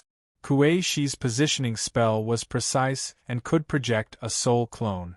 It was mainly used to support the prophecy spell so that it could show off in front of the mortal emperor. When Dany was still a muggle, she was so shocked that she thought he was a celestial being. The sheep's eggs contract seal was not precise at all. It was to contract the pterosaur and punish the disobedient pterosaur's soul. To put it simply, when the contract seal was triggered, Dany could detect it and transmit soul attacks to the pterosaur's mind. However, other people could not locate or attack Dany through the contract seal in the pterosaur's mind. Aunt May knew this, so she sacrificed 40 skinners and used Lalo's divine power to instantly annihilate the small contract seal, not giving Dany a chance to counterattack. It was just like what Dany did when she stole the sheep's egg pterosaur. If it was the sheep's egg, the contract seal would disappear and the pterosaur would become a normal person. Then Lalo would leave a thought to act as the dragon's soul and simulate his own contract seal. Other gods might not be able to do it, but Lalo could definitely do it. After all, the sheep's egg was taught by him. However, Dany's methods were extraordinary. When she stole the sheep's egg pterosaur, she considered the possibility that she might be robbed as well. Therefore, she modified the contract seal and made it have the immortal characteristics of the Green Prophet's soul. After Auntie May's sacrifice, the seal of contract in Aegon's pterodactyl's mind was indeed instantly destroyed. However, when she used one of Hiller's thoughts to construct the seal of the Red God in the pterodactyl, Dany's seal of contract quietly recovered. Dany in Slave Bay was also alarmed because of this. 5 dragon spirits, the warrior armor of the 7 gods, the soul-extinguishing strike derived from the dragon slayer horn, Dany's own sword god's divinity. In an instant, an extremely bright sword light crossed thousands of miles and slashed on the newly born red god seal. The scene was like Aunt May sneaking into Dany's house to steal something. When she opened the safe, she found a nuclear bomb with a countdown timer inside. Aunt May was not prepared. Blood flowed out of her orifices, and she almost fainted. If she really fainted, she might have been killed by the pterosaur's stone roller. Lalo was a true god after all. He only used a thought to withstand the nuclear explosion.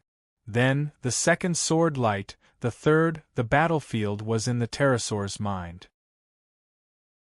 With the 2 bosses doing this, it would be strange if it did not go crazy. Balerion's eyes and wings were injured that day. When he crashed onto the city wall, he was injured again. After that, in order to capture it, Erlu, under Aunt May's instructions, dragged the pterosaur down from the city wall and rolled it in the courtyard. Then, he ordered his subordinates to use iron rods, iron wood, and wooden stakes to nail the pterosaur's wings, tail, and feet. He even found an iron chain used to hang an anchor to lock its mouth. With this, they managed to subdue a monster that was 50 meters long. However, when it went berserk, when the iron chain broke, it raised its head and let out a sorrowful howl. The entire Winterfell trembled from the howl. The wooden stakes and iron rods were broken and fell off under the pressure of its flesh and bones. Although it was covered in wounds and dripping with blood, the pain only made it crazier. Then, the knockoff Godzilla movie that Jon, Sansa, and the others had seen before played out. When she thought of the Red Gods thought that was destroyed in the end, Aunt May's expression was unprecedentedly serious. Yes, Danny won. Her contract seal could be reborn infinitely. Lalo could do whatever he wanted. However, the damage she inflicted on Lalo's thought was really accumulating. If Aunt May had followed up by sacrificing Theon, allowing Lalo to send down another will and a large amount of god power, Danny would definitely have been expelled. However, Aunt May wanted to burn Theon. Erlu did not want to completely fall out with John. Continue. What happened after that? Helplessness could not help but ask. Aunt May was deep in thought. However, John and the others were listening in. After waiting for a long time without any follow-up, they became anxious. Come and find me tonight. I'll tell you. In front of Erlu, Aunt May gave helplessness a seductive look. Her words were unusually frivolous. Sansa was stunned. She looked back and forth between helplessness and Melisandre. Erlu was not angry. He did not even give the two flirting adulterers a warning look. Aegon looked at Aunt May and said proudly, "You suffered a backlash, right? When I went down earlier, I saw you wiping your nosebleed. Take King Aegon away and watch over him. Don't let anything happen to him," Aunt May said calmly. I guessed right?" Aegon could not resist being carried away. He was still laughing loudly. "Now you know how powerful my aunt is? Her strength is not limited to the Megalosaurus. Even in terms of witchcraft, she is stronger than you.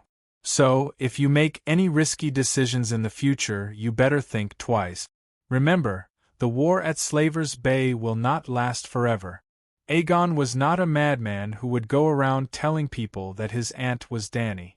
The main thing was that he was afraid. He was afraid that he would be harmed by the red-robed woman.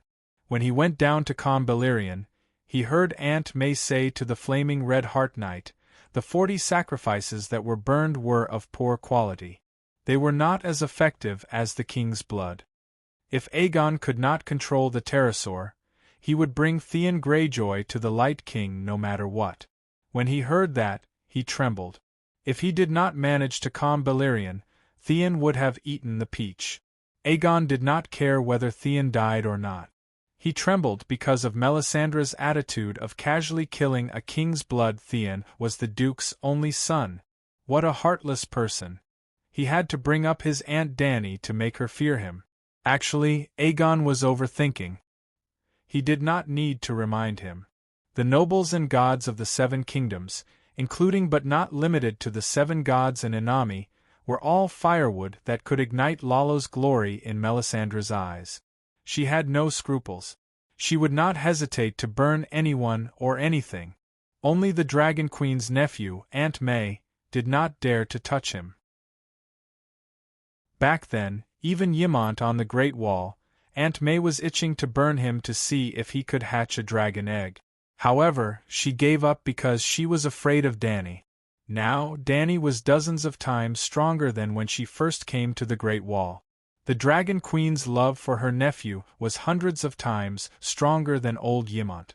How could she dare to do it? Aegon was carried away. His threat did not affect Aunt May at all. However, Erlu and the others felt pressured. "How is Balerion now?" Erlu asked with a frown. "His consciousness is damaged and his emotions are unstable." Aegon could only calm him down. "He has been chased out of Winterfell to Winter Town outside the city." John's expression changed. He said unhappily, "There are many northern residents in Winter Town. How can you chase the mad dragon there?"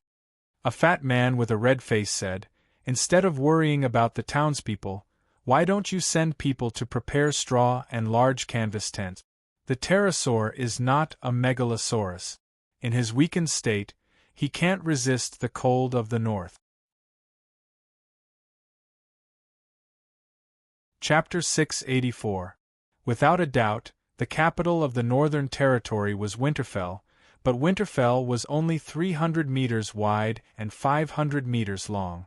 It was large enough to be the residence of a noble lord. However, it was too small to be the capital city of a country, so it was not qualified. The real Winterfell was divided into an inner and outer city.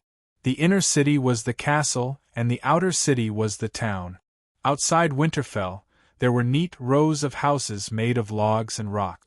Along the muddy streets, there were many wooden stalls for merchants to rent. In the summer it was empty. Only 1/5 of the houses were occupied by nearby farmers and merchants. In the winter, it was crowded with people. Even the mountain tribes from the north of the Wolfswood came over. However, they didn't build a wall outside the town. Part of the reason was that they were too poor and couldn't afford to build a wall. In Winterfell, there were many towers that were in disrepair and abandoned. For example, the place where the story began, the tower where Cersei and Jaime clattered. Of course, with Stark's 10,000 years of history, he built a 10-meter wall every year. After a few thousand years, he could build a magnificent city. However, the city required a large number of soldiers to guard it. For example, there were 3,000 golden robes at the King's Landing. Winterfell couldn't afford to have so many soldiers. Without a wall, there was no defense. After Tywin, Skinwalker, Erlu, and Jon, there were almost no soldiers left. Especially Skinwalker, who massacred Winterfell once to cover up the fact that he had burned Winterfell. Winter had arrived for almost a year, but Winterfell was empty. This winter, most of the Northern Territory residents went to White Harbor, while those who were near the Great Wall went to Mole Village. Dragon Queen gave silver coins to the night watchmen every month. It was too extravagant. With thousands of night watchmen, it was equivalent to tens of thousands of silver deer. How many jobs would that create? If Dany were the king of the Seven Kingdoms, she wouldn't give land to the night watchmen. The land, which was larger than the land of Korea, couldn't support 1,000 night watchmen. Though the climate in the Northern Territory was harsh, winter wheat, apple trees, and turnips could be grown. There was no shortage of cash crops and grain crops. At the end of the day, it was due to the fact that everyone ate from the same pot and specialized in different fields. If the night watchers could support themselves by farming, would they still commit crimes and be caught as night watchers? It would be better to raise them with high salaries. High salaries would lead to high consumption, and high consumption would lead to a large number of employment opportunities. With the population base, there would be no need to worry that business and agriculture would not be able to develop. Then, as a feudal lord, he would collect business taxes and agricultural taxes. From time to time, he would deal with real estate in Mole Village. Not to mention the salary of the night watchers, the king could probably earn a sum of money. So, no one in the town harmed the pterosaur. Instead, the pterosaur might have been injured by the cold, the red-faced fatty said. His name was Shomer, and he wore a scholar's necklace.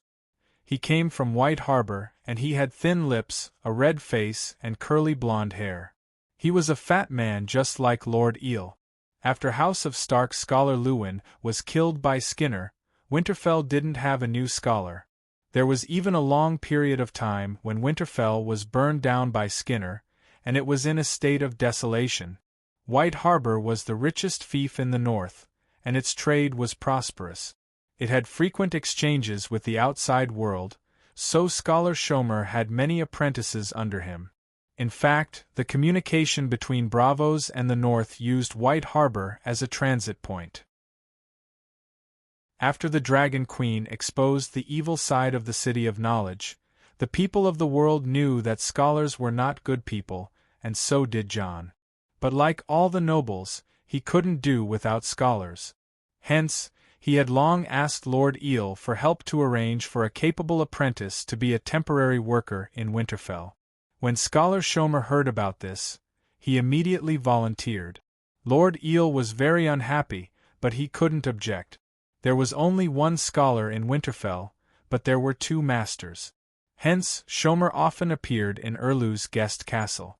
Erlu burned the statues of the 7 gods and chased away the 7 gods, but he still couldn't do without scholars. The scholars' vitality was really, the pterosaurs come from the Sosros rainforest, and they prefer the hot and humid climate of the south. Of course, the pterosaurs are not ordinary creatures. If the Southerners can come to the north to live, so can they. But now, King Aegon's Balerion is severely injured. If you don't want to lose the precious pterosaur, you should treat its injuries and build a shelter to protect it from the cold, Scholar Schomer suggested seriously. Jon asked worriedly, will it go berserk again? The scholar's red and chubby face showed some embarrassment. I don't know. Our city of knowledge, our scholars don't know much about the pterosaurs. For thousands of years, everyone knew that there were pterosaurs in the Sosros rainforest, but we've never seen one before. It's exhausted, it won't go berserk again, Melisandre said. Then he turned to Erlu and suggested, sacrifice Theon to solve the problem once and for all. Hearing this, Schomer was furious. Without waiting for Erlu to speak, he warned bluntly, King Stannis, Priestess Melisandre, you have to understand that you're only Winterfell's guests. Theon was never your captive, and you have no right to punish him. I agreed to leave him for your trial because I pledged my loyalty to you. Trial isn't the same as execution. Erlu's eyes were sharp. Are you threatening me? Jon sighed and softened his voice. Your Majesty, do you still keep your promise? He asked. Do you still keep your promise? Before entering Winterfell, Tyrion requested you to promise in front of everyone that you wouldn't sacrifice Rhaenys and Theon. Erlu stared helplessly, his jaw clenched, his teeth grinding. The Onion Knight quickly stood in front of the two and said, Duke Stark, you're mistaken. His Majesty has never thought of breaking his promise. Priestess Melisandre was only thinking from a professional point of view. Sacrificing Theon would be the best, but His Majesty has always refused. The pterosaur belongs to my husband. Does the ransom only redeem himself and not the pterosaur, armor, and weapons? Sansa said unhappily. Aunt Dany prepared the tile steel armor for Big Nephew, and Illyrio gave the black fire sword to King Aegon. They were all in Erlu's hands. However, Erlu didn't wear armor or the black fire sword. If he wanted to snatch the pterosaur, he could use time as an excuse. If he wore Aegon's armor, he would completely betray the Westeros traditions. Unless he was like Tywin and killed Aegon and Aegon's heir. Without an heir, the armor and weapons naturally didn't have to be returned. Davos looked at the determined Erlu and smiled bitterly in his heart. On the surface, he looked gentle and comforted Sansa. Your Highness, the pterosaur is too special and precious. Unless you exchange it for another pterosaur, any kind of pterosaur. Dragon Queen doesn't lack 1 or 2 pterosaurs, right? Too shameless, too shameless. Sansa's pretty face flushed red with anger. This is also a tradition. Good armor has a high ransom, and the tile steel sword has a higher ransom. Davos's face was red with embarrassment. Indeed, good armor ransom was better. But since ancient times, no one had ever used armor to redeem armor or a tile steel sword to redeem a tile steel sword. Most of the time, out of respect for the defeated, the victor not only did not accept the ransom, but also took the initiative to return the relics and bodies of the deceased to their families. For example, Ned. After Ned killed Arthur Dayne, he obtained the Dayne family's ancestral greatsword, Dawn. Tile steel swords were common, but the White Sword of Dawn was unique in the world. Ned never wanted to possess it. Instead, he immediately sent the sword to Dane City and personally reported his death and burial place to Arthur's family. Earl Dane and Ashera didn't resent Ned for killing their brothers on the battlefield. Instead, the two families established a deep friendship. Ned entrusted the mother of his illegitimate son, his lover, to Earl Dane. Earl Dane found a good husband for her, perfectly helped I'd clean up the mess, and even named his son Ned. This was the true path of the Westeros Knights under the teachings of the Seven Gods sect. But now, with an idea, the Onion Knight quickly suggested, why don't we use Tyrion's pterosaur to repay the debt? Sansa shook her head and said, Tyrion won't agree. Besides, his Tessa also has the Holy Knight's seal. You won't be able to crack it either. Tyrion isn't dead yet? Devos said in surprise. Sansa was stunned for a moment before she realized that she hadn't seen the dwarf for a long time.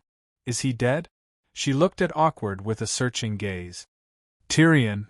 Awkward thought for a moment and said hesitantly, he's probably not dead yet. He didn't die at that time. Then, Awkward looked at Meiji and the others with an inquiring gaze. Yes. Probably. Maybe. Everyone pondered. Meiji scratched her head and said awkwardly, Where is Tyrion? I've been so concerned about His Majesty Aegon these past few days that I forgot about him. Mormont was an honest man. Everyone had forgotten, but she was the only one who said it out loud. Poor gnome, the red-faced scholar said, Lord Tyrion has burns all over his body and is recuperating in the small sanctuary. I change his bandages every day. This was the role of a scholar. Everyone was so concerned about King Aegon that they forgot about the dwarf.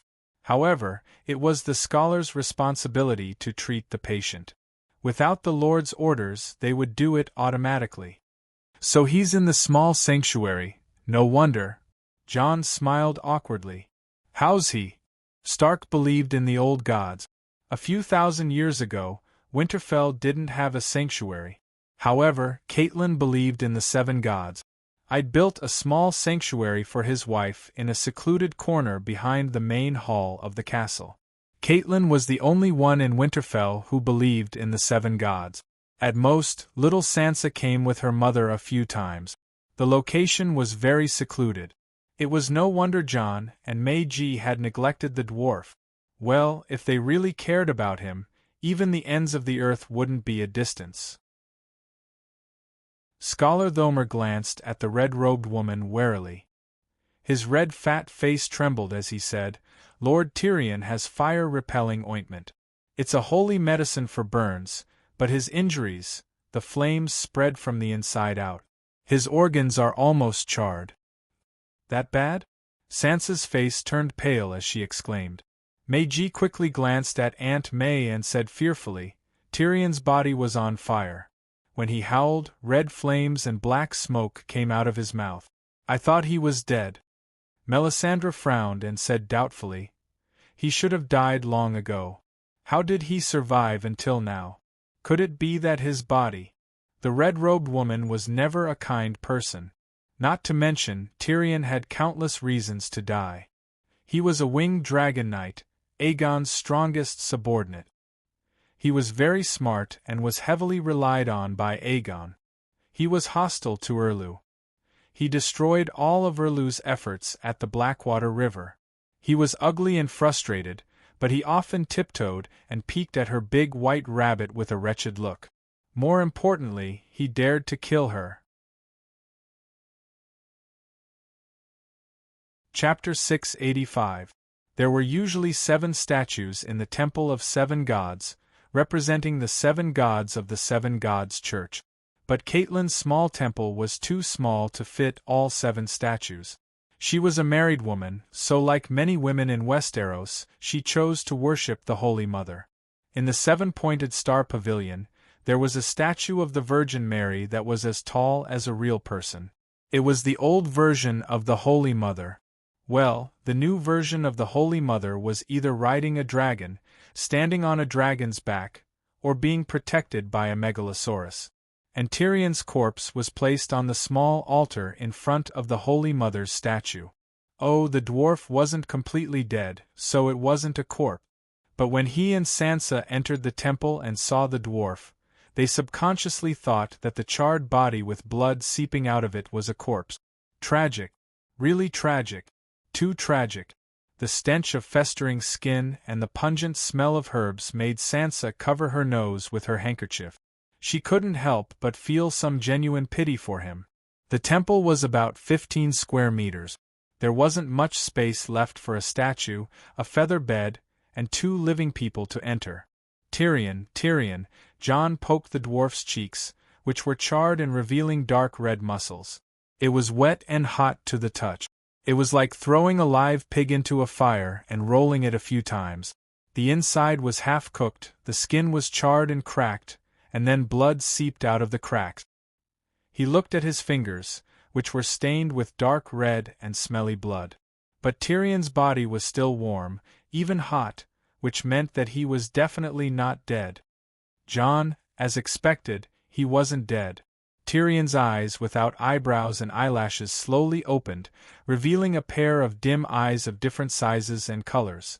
"Sansa, how do you feel?" Sansa asked with concern. I don't feel good. I think I'm dying." The dwarf's expression was pained. Every word made his facial muscles hurt as if they were being torn apart. "You won't die. I'll arrange for someone to go to King's Landing and ask Big Sparrow to take a look at you while he's treating Aegon's leg," Sansa comforted. "Aegon." Tyrion's eyes widened as he muttered, "This is really...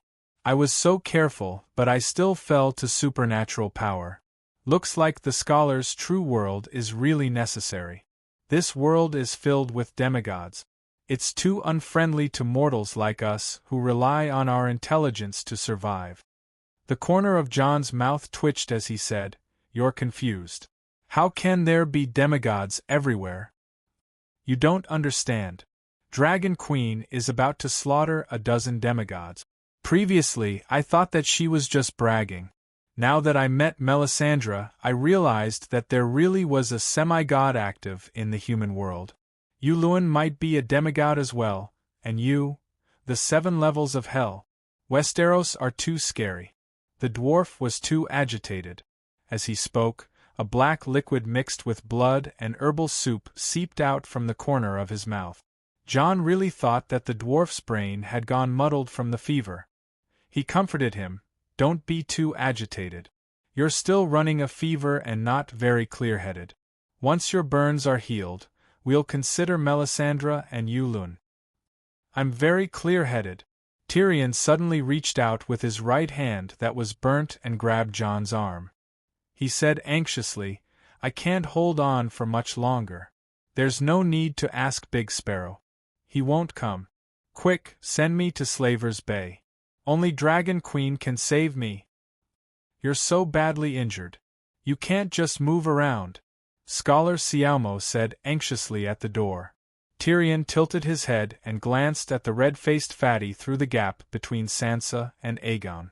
He said with a complicated tone, "Uncle Sialmo, I have to leave. I know my condition. I can't hold on for more than a few days." "Uncle?" Jon and Sansa were both shocked. They turned to look at the red-faced fatty. "Your relatives?" The red-faced fatty looked down to avoid their gazes. He smiled bitterly and shook his head. "We're cousins from a few hundred years ago.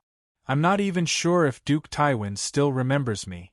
When I was an apprentice, I was Lord Tyrion's first teacher for a period of time. I only taught mathematics." "It's good that you're leaving." Jon slowly told him about Stannis' condition to return Aegon to King Aegon, as well as Melisandre's attempt to steal Aegon's pterosaur. "In the end," he said, "Balerion has a master, but if the pterosaur loses its master, it'll be easier to tame it.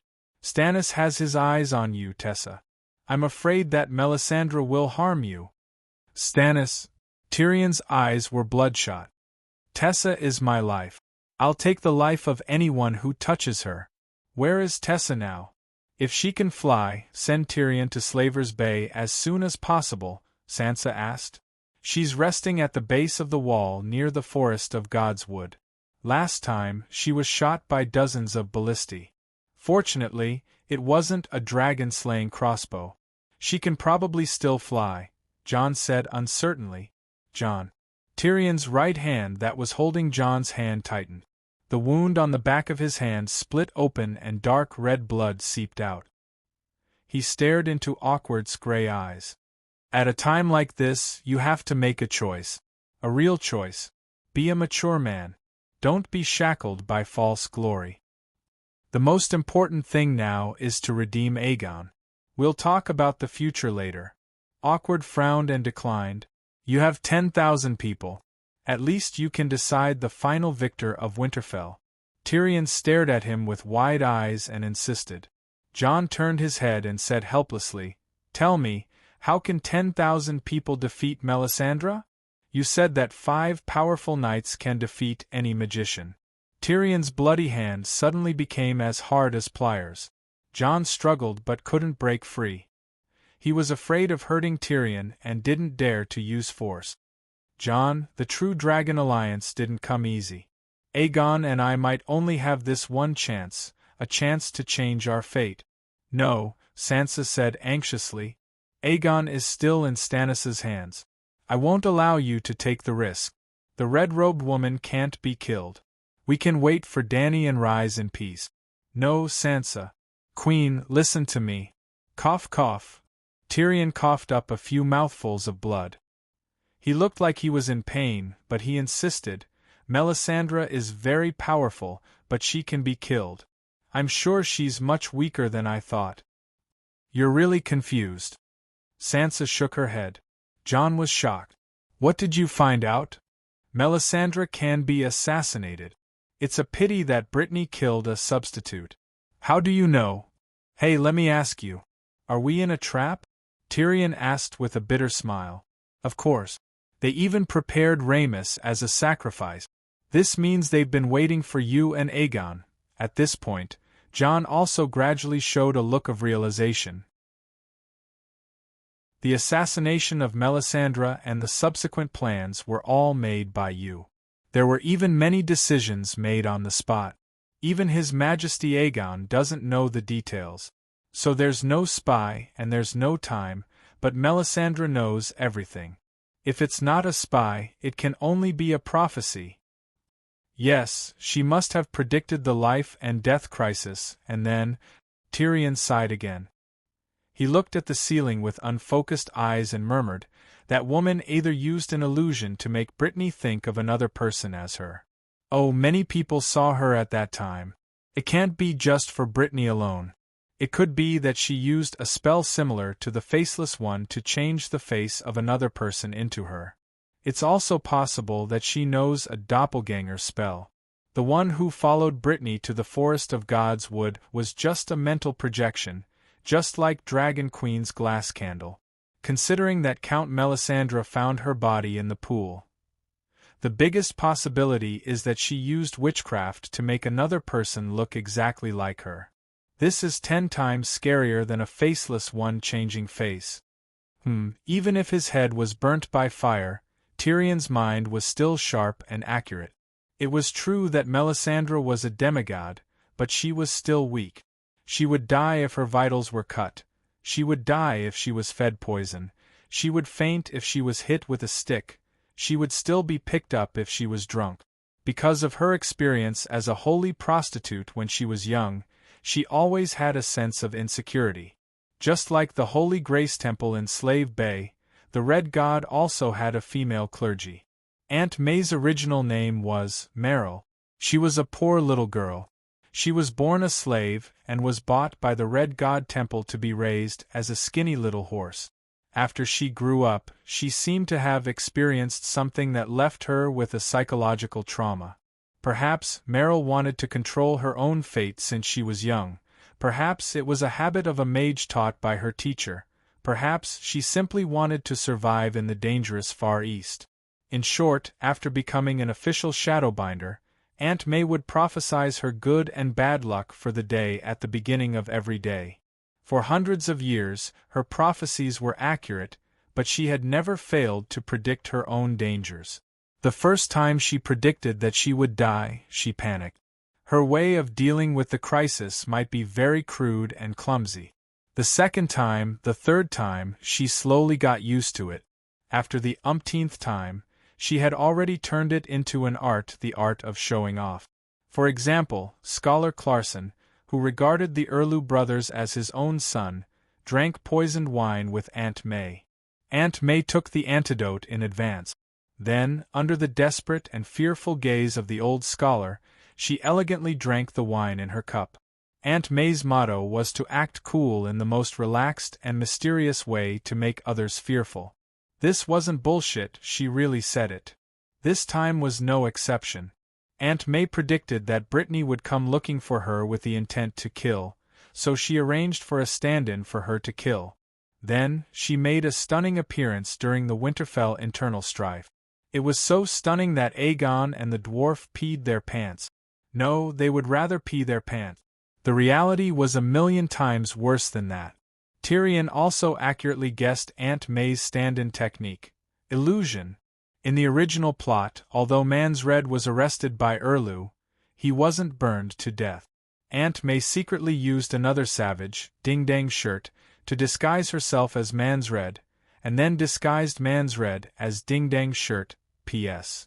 Even Erlu was fooled, because the king of savages, Mans Red, was a follower prepared for the real child of the prophecy. The fake Mans Red was sacrificed to Lalo in public. The night watchers of the Great Wall, Erlu's flaming red heart knights, and thousands of people were all fooled. Just like this time, when Meiji fished up the fake Aunt May's body and burned it to ashes, she didn't find anything unusual. Mans Red, wearing Ding Dang Shirt's face, wandered in front of people for a few months, and no one noticed anything unusual. Aunt May's illusion was just that awesome. However, Dany's interference meant that the above plot didn't happen at all, so Jon didn't know that Aunt May had such a trump card. Not only Jon, but even Dany didn't know.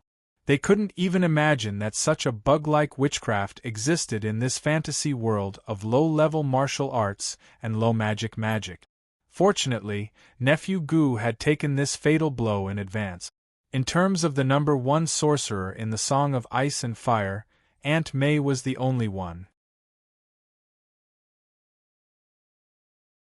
Chapter 686.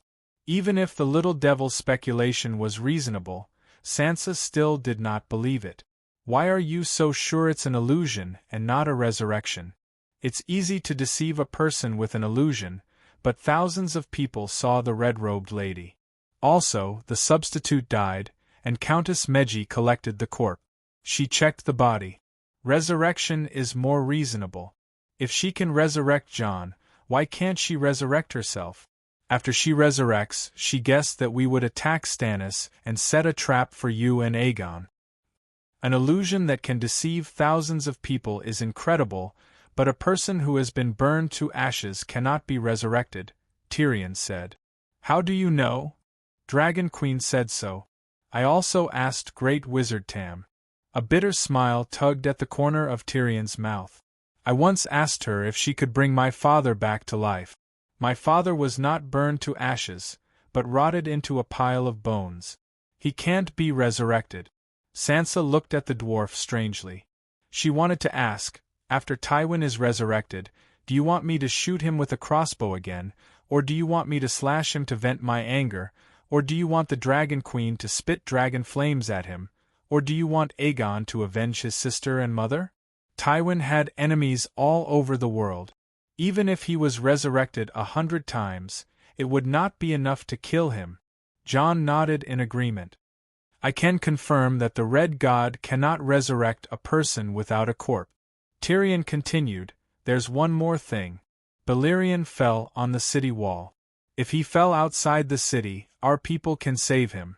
How big is Winterfell? It's 300 meters wide. West Castle is even smaller, but a pterodactyl fell from a height of 300 meters. This kind of probability was like throwing a copper coin from behind, and it just happened to land on the mouth of a wine bottle 20 meters away. Who would believe that it was not planned in advance? I don't believe it. Then, how can it be planned in advance? It can only be predicted. In truth, if Stannis did not manage to capture Aegon in that 1 in a million chance, he would not have won this game. By then, his knights would have lost their morale. Tyrion's analysis was logical, and Sansa was gradually convinced. It's a pity that my Moon Singer meditation technique is only at the entry level, she said dejectedly. Jon, you have a lot to do with this failure. Tyrion suddenly glared at him angrily. What's wrong with me? Jon was baffled. Earlier, I told you to be wary of Melisandre's prophecy, but you kept emphasizing that she often made mistakes in her prophecies, Tyrion grumbled. I'm not lying to you. Her prophecy is really very vague. She told me once that my sister Arya would come to the wall to find me, and I was as happy as a fool, and then I was a fool. There was indeed a girl who fled to the Great Wall, but it wasn't Arya. It was Leah from the House of Stark. He felt embarrassed and guilty. But why is it so accurate this time? Jon shook his head with a bitter smile. Perhaps her prophecy is more accurate because it concerns her own safety. So, this is your fault. You have to make up for it. Now that we know Melisandre's background, she will die like a normal person if her body is fatally injured, and she can't resurrect indefinitely. You have the advantage in numbers, so you can kill her. The dwarf beat around the bush and once again brought up his previous suggestion. How do you know she will die if she is injured? Jon was puzzled.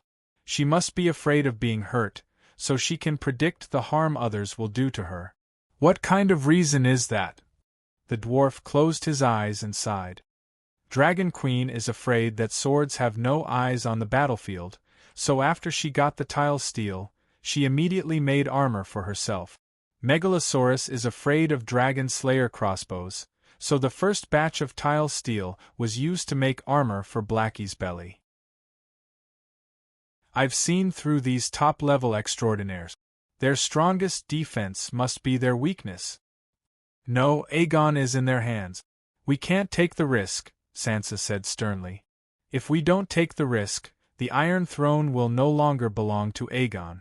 If the path of an emperor is smooth, won't everyone be able to become a king? Sansa hesitated for a moment, but still shook her head. If he's gone, what's the point of having the Iron Throne? We can't defend it even if we want it. Besides, we still have Aunt Dany. She will uphold justice for us. Since ancient times, there have only been fights for the throne. There has never been an emperor who gave up the country he conquered. Aegon is only her nephew, not her son, Tyrion said in a low voice. She has no son. Aegon is her only kin, her only heir, Sansa screamed. She's not 19 yet. She's healthy, so it's inevitable that she'll give birth to a child in the future. Even Aegon knows this, so he left Slave Bay. I don't care. I only want Aegon now. There can't be any risk. Sansa's face was covered in tears, her head shaking like a rattle. I hope you won't regret it in the future. Scholar Thomer applied the remaining fire-repelling ointment all over Tyrion's body. Then, he found a servant and wrapped him into a mummy with cotton cloth that had been boiled with strong wine. The mummy was placed in a small coffin with a feather quilt. The small coffin was fastened to Tessa's back with a belt. Jon arranged for Maggie, the most loyal and reliable of them all, to escort the dwarf to Slaver's Bay. Maggie could not ride Tessa, but the dwarf was not completely dead. He could give Tessa orders from the coffin. Winterfell Castle. Sansa's bedroom when she was the princess of the Northern Territory. What's going on? She was holding a half-meter-long, purple-black glass candle with silver threads. Her face was blank. A fist-sized silver moon rose from the top of the glass candle. As she waved her right hand, a thin, silvery tail appeared in the air. Sansa was contacting Dragonstone Island. Through Dragonstone Island's magic net hub, she was transferring the message to Dragon Queen at Slave Bay. She wanted to tell Aunt Dany about the results of the negotiations, as well as the news that Tyrion and Maggie were about to arrive. Did you remember the wrong password? Jon reminded her. How can that be? I don't have Alzheimer's. Then Dragonstone Island must have changed the password. Jon immediately shook his head. It doesn't make sense at such an important time. Sansa raised her head and said in shock, It's not the password. I can't find the magic net hub. Is your glass candle broken? Let me try. Sansa stopped channeling mana and passed the small glass candle to Thomer. A moment later, a ball of light the size of a basketball rose from the top of the glass candle. Half of it was black as if it had a life of its own, while the other half was a blood-red flame. Red and black intertwined like lovers, projecting a dreamy, hellish disco light in the large bedroom. Ah! Sansa's eyes widened. She could not help but exclaim. The glass candle emitted a tsunami-like mana, causing her hair to dance in the air. It was 1,000 times stronger than her moonlight. How can you be so strong? Sansa's face was pale. Her body trembled under the cold and hot manna. I've been training for longer than you. Dany, the meditation technique and fire control technique that Alice gave me are also top-notch. Jon's expression was calm. He had no intention of showing off. He closed his eyes and sensed the location of the magic net hub. He was not being sarcastic. Dany had always thought that the meditation technique that Tam gave her was too low-level. She did not know that the meditation technique that Tam had created was to build a solid foundation and level up infinitely. In other words, it had a low starting point but high potential. It was similar to the complete reality chi cultivation technique. The Chuanjin 7 were beaten to a pulp by the 5 ultimate, but didn't the old urchin cultivate the complete reality chi cultivation technique? Didn't Guo Juxia use the complete reality chi cultivation technique as his foundation? Tam was Qiu Chuji who had obtained the complete reality chi cultivation technique. After that, she saw that Dany's innate ability was not bad, so she wanted her to become Guo Jing. However, Dany Guo already had the 9-yin manual, so she gave the complete reality chi cultivation technique to her nephew Yang Guo. She also gave him a sharp 9-yin white bone claw, which was the fire control technique passed down from the Great Wizard. Jon Young soared into the sky. As expected, I can't sense any traces of the magic net hub, but the glass candle is fine, Jon said with a serious expression. Sansa's face paled. She said with a trembling voice, "Did something happen to Dragonstone Island?" Yulun led the giant octopus to attack Dragonstone Island and destroy the magic net hub? Jon shook his head slowly. Dragonstone Island's castle was built using Valeglia's stone craftsmanship. It's almost immortal. The sea monsters can't take it down in one attack. I'll send a messenger crow to ask later. Though he didn't contact Dany's aunt, Tyrion still left Winterfell before dusk.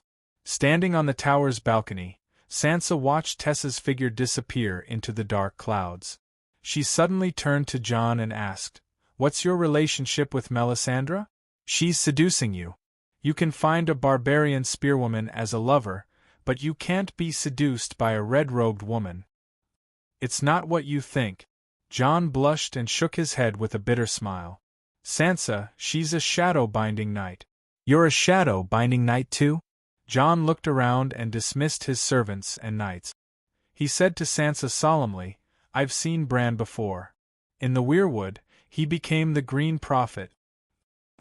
Sansa covered her mouth and exclaimed. Then, tears streamed down her face. She wiped her tears and smiled. "That's great, that's great. He's not dead. He's still so promising. The Green Prophet, the strongest shapeshifter. Mother will be very happy when she finds out. When we find Arya, our family will be reunited. Yes, when Lady Catelyn knows, she'll be happy for us in heaven with Father and Robb." Jon gently wiped away the tears on his sister's face. He was sad but hopeful. "My mother!" Sansa was stunned. She swallowed the matter of Lady Stoneheart back down. "Where's Bran? When will he be back?" she asked anxiously. "Bran is a few thousand kilometers north of the Great Wall in the land of Everwinter. It's his responsibility to guard the world portal. He won't be back for now. It's a pity that you've changed your faith to the 7 gods.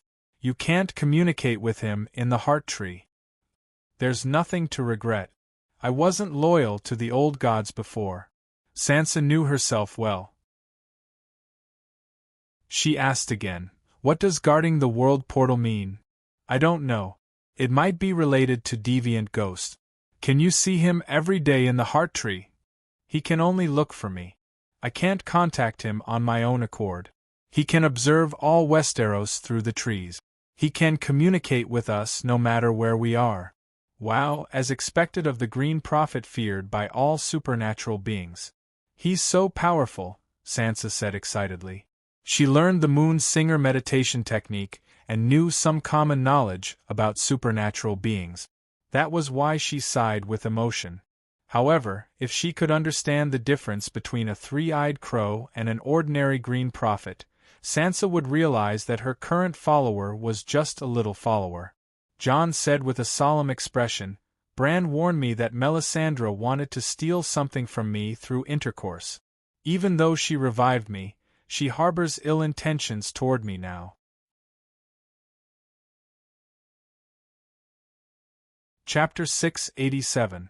Erlu was unhappy with Tyrion and Tessa's departure. Though the Onion Knight's words sounded unreasonable, he was right about one thing. If he couldn't reach King's Landing quickly, Sansa's promise of command of the True Dragon Alliance wouldn't be of much value to him. Tyrion's battle plan for Aegon was to have a pterosaur. That morning, Aegon was at Storm's Rest Fortress. At noon, he would reach Blackwater River and fly north. He could spend the night at Moon Gate Castle. Aegon didn't follow the main army to attack from the north and south. He had time to conquer River Delta City and go to Winterfell, but it didn't affect the healthy operations of the frontline command. After receiving Big Crab's warning to not let the army harass the nobles' castles, Aegon and Tyrion would secretly set off from Moon Gate Castle in the middle of the night. They would drop 4 to 5 tons of cheese, flour, and dried meat to make up for the lack of rations. Balerion and Tessa were the largest pterosaurs in the entire Slave Bay battlefield. They could carry more than 2 tons. If there were 7 or 8 of these pterosaurs, they would make 2 trips a day to drop supplies. The 45,000 soldiers of the True Dragon Alliance wouldn't need to go to the countryside to rob the civilians of their rations. As the pterosaurs were responsible for opening the castle gates, the True Dragon Alliance didn't bring any craftsmen or siege weapons. Hence, Erlu wanted to plunder Aegon, so he had to plunder the pterosaurs as well. Otherwise, both he and Aegon would be severely injured and forced to retreat.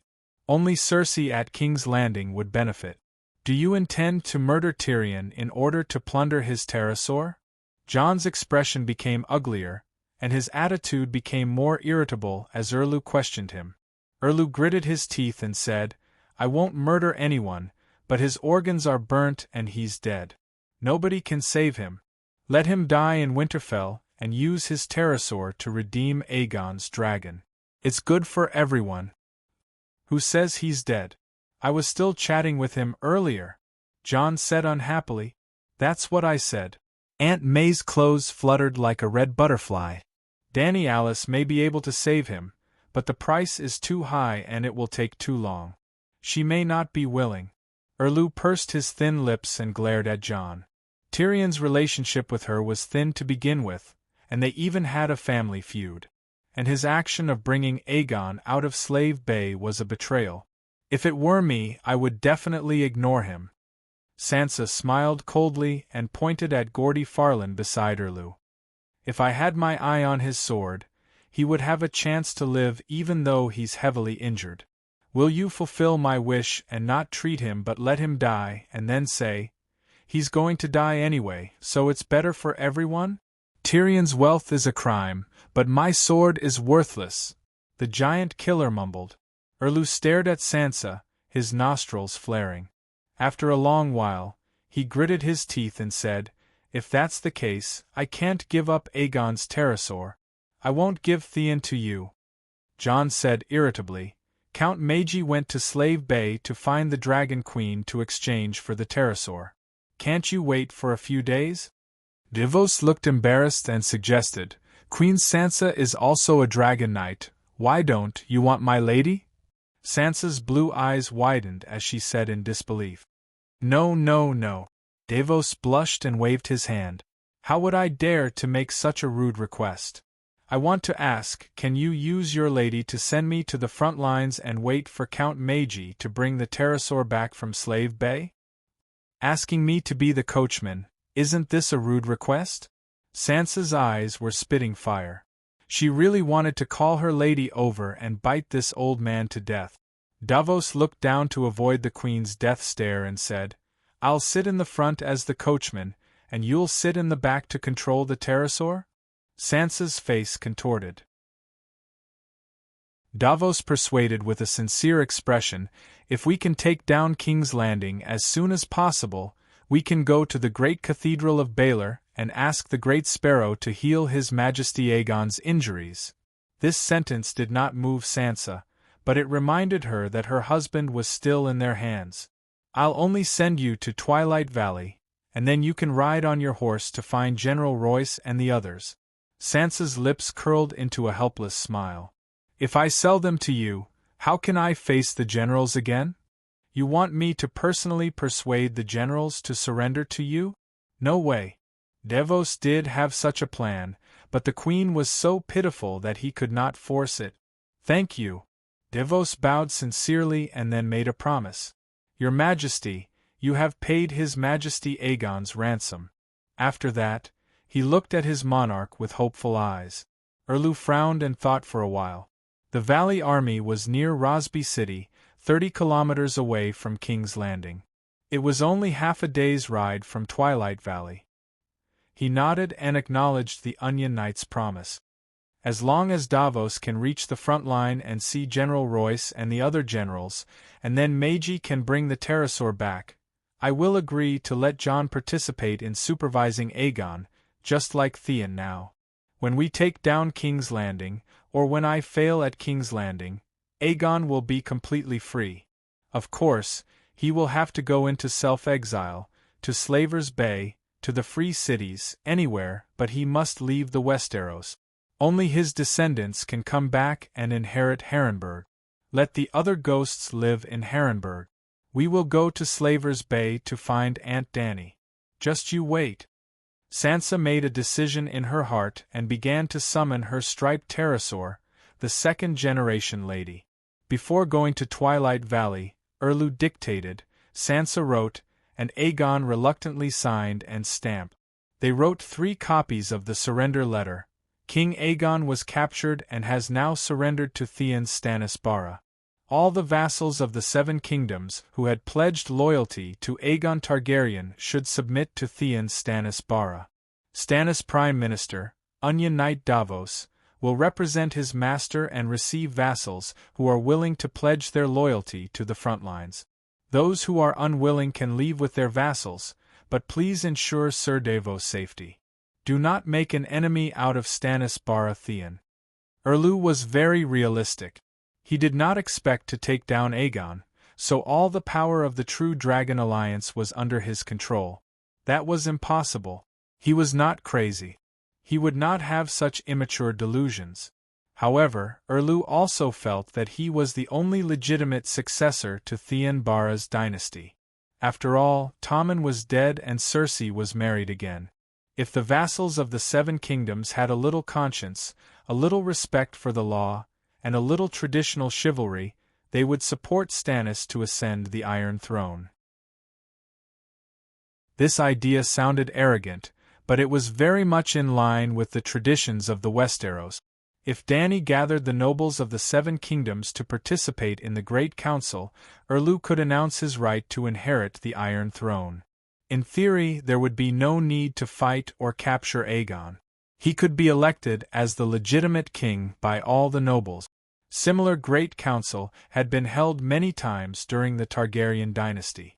For example, Dany's great-grandfather, Aegon V, competed with old Ymont and heiress Blackfyre for the throne.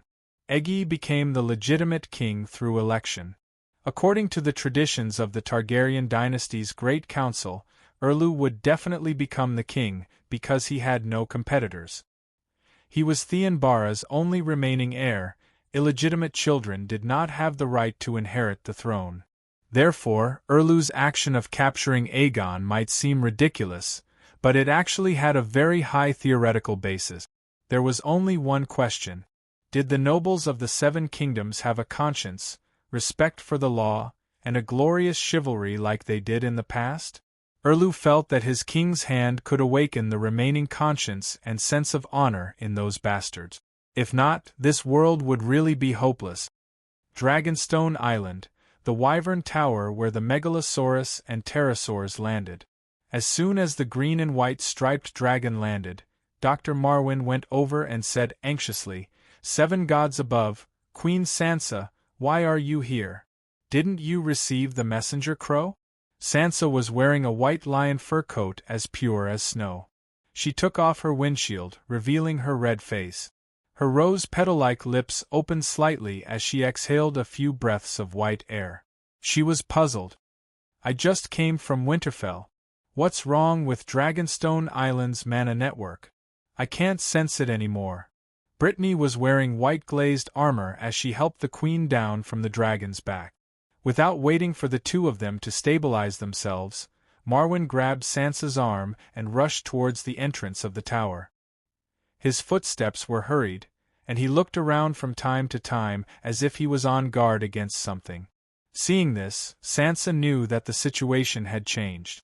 She did not ask further and only quickened her pace. After entering the Black Tower, Marwyn let out a long sigh of relief. He let go of his right hand and bowed apologetically to Sansa. He explained, "The Alliance has indeed sent a team of pterosaurs to the Westeros. They even threw a few kerosene bombs at Dragonstone Island." "What?" Sansa was shocked and asked anxiously, "Is the situation in Meereen so disadvantageous for Aunt Dany? The Alliance can send a team of pterosaurs to the Westeros." "No, the Queen is confident of winning this great war. The situation is actually more advantageous for us." Marwyn shook his head. "If that's the case, why would they dare to split up?" Sansa did not understand. "Although we have the advantage, in the end, the Battle of Meereen is a siege. We are surrounded by the Alliance, and the attacking side secretly sent out a team of pterosaurs. Meereen will not notice it." Sansa was even more confused. After entering the hall below, she took off the white lion skin cloak and handed it to the maid. Under Marwyn's signal, she found a soft couch by the fireplace and sat down. She asked again, "The pterosaurs have come to the Westeros. After we know, won't Meereen know? No matter if they send their superior forces to surround them or take advantage of the enemy's weak air force to fight a decisive battle, the Alliance will lose more than they gain. Only 5 pterosaurs came, so it won't affect the situation much. Also, the core of the magic net was attacked by Balerion and is paralyzed. Now we can only extract the magic power from the Earth's core, but we can't communicate with the outside world. We can't even send messages through glass candles. I really don't know how Balerion did it. However, it's obvious that the Alliance planned this long ago. We just don't know what their goal is," Marwyn said helplessly. "Balerion attacked?" Sansa exclaimed in disbelief. Suddenly, she realized that Balerion seemed to be a common name. At least, it was not only Aegon's pterosaurs called Balerion. "Balerion, the demigod of Valeglia?" she asked tentatively. "Yes, we learned the technique of building the core of the magic net from Valeglia. I didn't expect the people of Valeglia to know how to counter the core of the magic net," Marwyn said with a complicated expression. "I just contacted Slave Bay 2 days ago," Sansa muttered. "The magic net collapsed yesterday morning." Chapter 688. When the magic net collapsed yesterday morning, the Bullneck Doctor was even more shocked than Sansa. The magic crystal kept flashing with strange information. When he placed his hand on it, not only was he unable to read the information, his thoughts and memories were also being extracted uncontrollably. In the past, the information flow in the crystal was as gentle as a stream of spring water.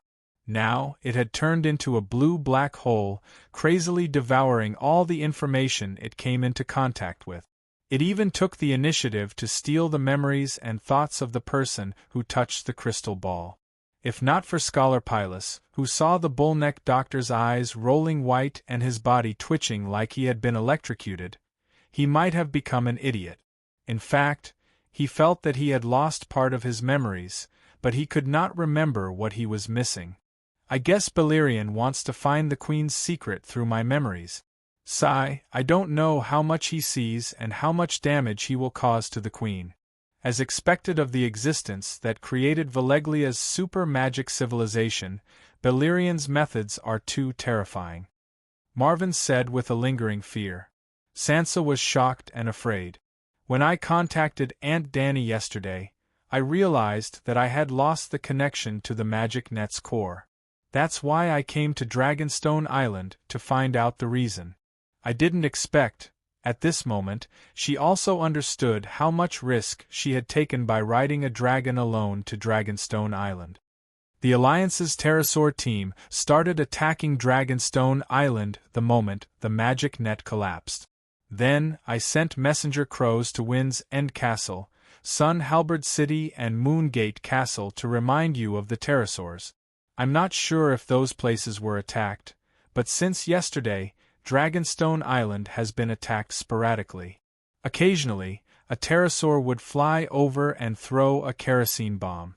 Did Dragonstone Island suffer a great loss? Brittany could not help but ask. Fortunately, the castle is made of undying obsidian. As long as you hide in the tower, you won't be afraid of the kerosene bombs. Only the magic tower, which is made of normal rock, was the main target. 2 floors were destroyed. Fortunately, the Queen was far-sighted and built a basement tens of meters deep in the rock. It was fine even if all the upper floors collapsed.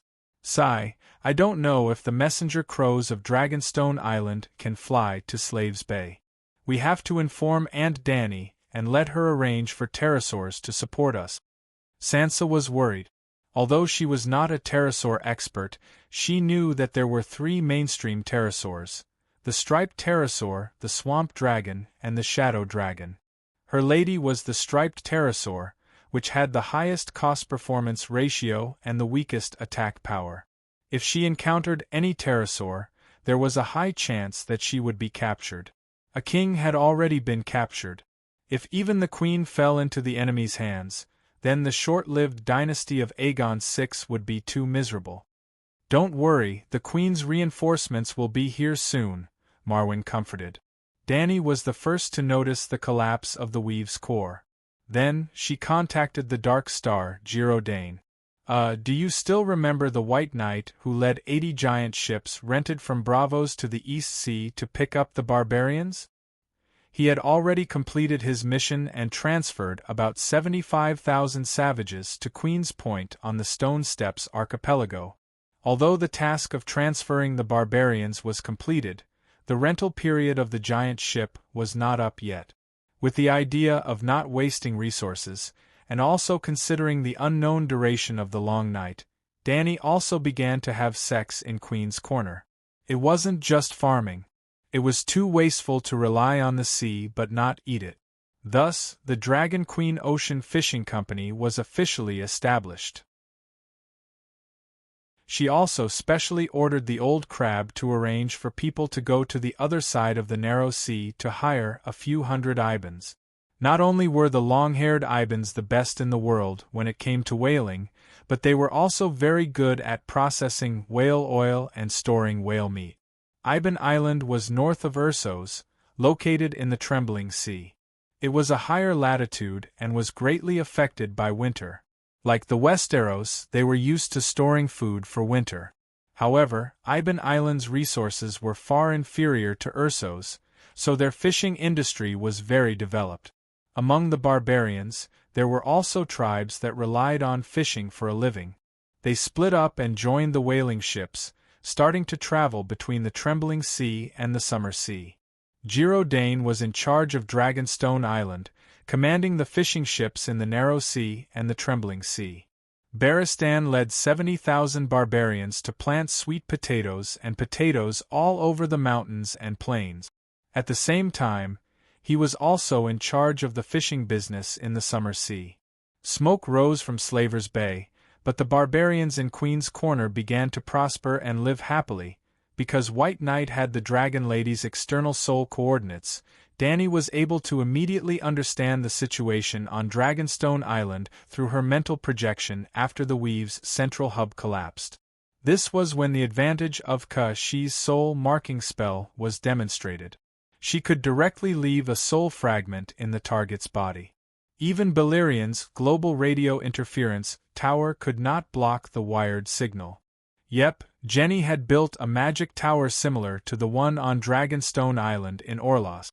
As long as her magic tower's power was higher than Danny's, she could use special methods to suppress or even backfire on the Weave's central hub on Dragonstone Island. If Danny was in charge of Dragonstone Island, she might be able to fight back against Balerion. However, the Weave's central hub on Dragonstone Island was Marvin, who did not have the inheritance of a great wizard. He was easily defeated. Valeglia's witchcraft is too overbearing.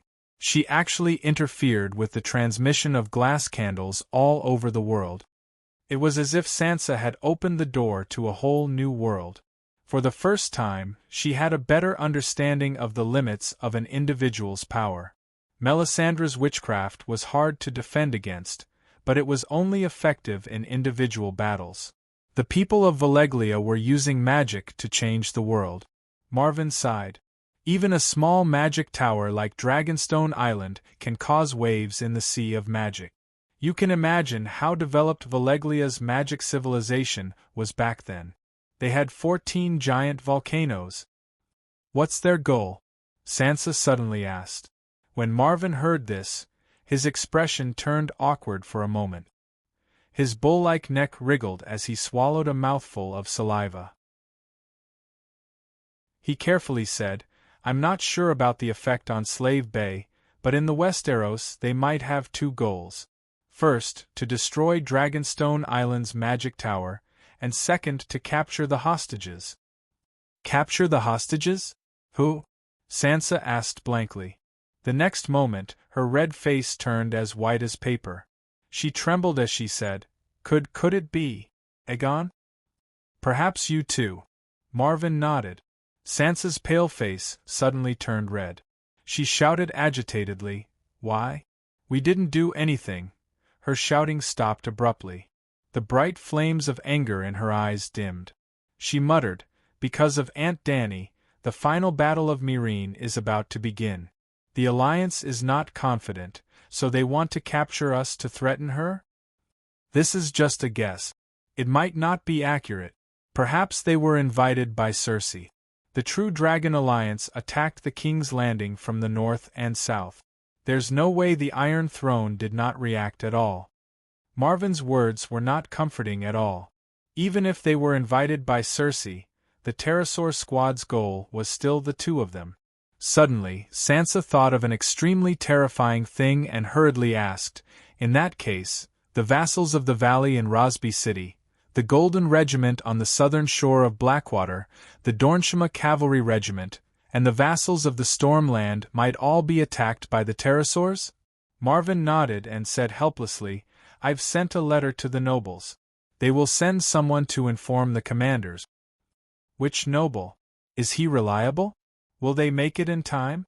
Sansa asked anxiously. She suddenly froze and shook her head with a bitter smile. I almost forgot. The true Dragon Alliance has already been broken up by Stannis. There are probably not many vassals left who are still loyal to Aegon. Marvin did not know how to comfort the poor queen. He only nodded and said, Many of the nobles in the royal domain have secret dealings with Dragonstone Island. There must be one who is reliable. When the vassals of Roseby were robbing the lesser nobles' castles in the royal domain, the vassals all sent letters to Dragonstone Island asking for help. Then, the old crab went to Moongate Castle to persuade Aegon. Today, Dragonstone Island needed the help of the nobles in the royal domain. They only needed to send a letter, and someone immediately took care of it. In theory, the royal domain was under the direct control of the Iron Throne. The nobles in the royal domain should all be loyal to the Iron Throne. However, this was the way of survival for the Westeros nobles, who in the Lion family did not know dragons. Everyone in the Dragon family also knew lions. Thud, thud, thud. The two of them were talking by the fireplace when the two brown doors were suddenly pulled open. Two figures covered in snow hurriedly walked into the front hall. The cold wind that accompanied them blew into the hall, causing the bonfire in the fireplace to roar and burn. Sansa was shocked by the cold wind and could not help but shrink her neck. She looked up and saw the grey-robed scholar Pylus, and the black-armored Braun, who should have come to visit her. "Greetings, your highness." The two bowed to Sansa before straightening up and saying with a serious expression, "Something big has happened. The Pterosaur squad's target is indeed the true Dragon Alliance. The Golden Knights, the Dornishmen, and the Stormland's army at the southern shore of Blackwater have all been wiped out. The vassals of the valley have not sent any messenger crows yet. I wonder how they are doing." The Aegon dynasty had not been established yet, but it had officially ended. 7 gods. Even though Sansa had already guessed it, she still covered her face and cried out, "Completely wiped out? Are they all dead?" Marwyn frowned. "That's not the case." Scholar Pylus shook his head and handed over the newly received letter. The letter was from Dornish Nalin. There was a lot of content in the letter, including a detailed description of the battle that happened in the early hours of the morning. Rando Tarly was the main general, leading 10,000 Riverbay cavalry, 10,000 lion helmets, and 5,000 golden robes to attack from the front. There were 10,000 golden knights, 8,000 peasant soldiers from the Stormland's nobles, 4,000 Dornishmen, and a few thousand civilian soldiers. After confirming that Aegon had been captured, the army was in a state of panic. However, the Golden Knights and the Dornishmen's performance was amazing. They did not fear the strongest general of the 7 kingdoms at all. However, the Dornishmen had the advantage in the Dornishmen's desert environment.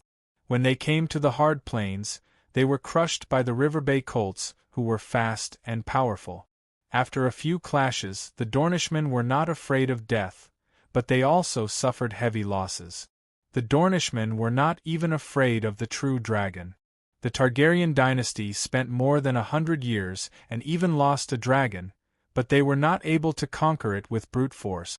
However, Dornishmen had plenty of defense, but they were severely lacking in offense. Therefore, Dowlord did not expect to take revenge with his own strength. Chapter 689.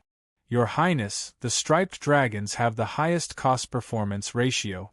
They eat half as much as the shadow dragons of the same size, but their wide wings can double their weight ratio. The 3 types of pterosaurs have their own advantages and disadvantages. The Queen plans to eliminate the small and medium-sized swamp dragons and keep the shadow dragons. The mainstream dragon knights use striped dragons. I don't lack that bit of food. Sansa's brows were still furrowed. What was the meaning of talking about cost-performance ratio with the Queen?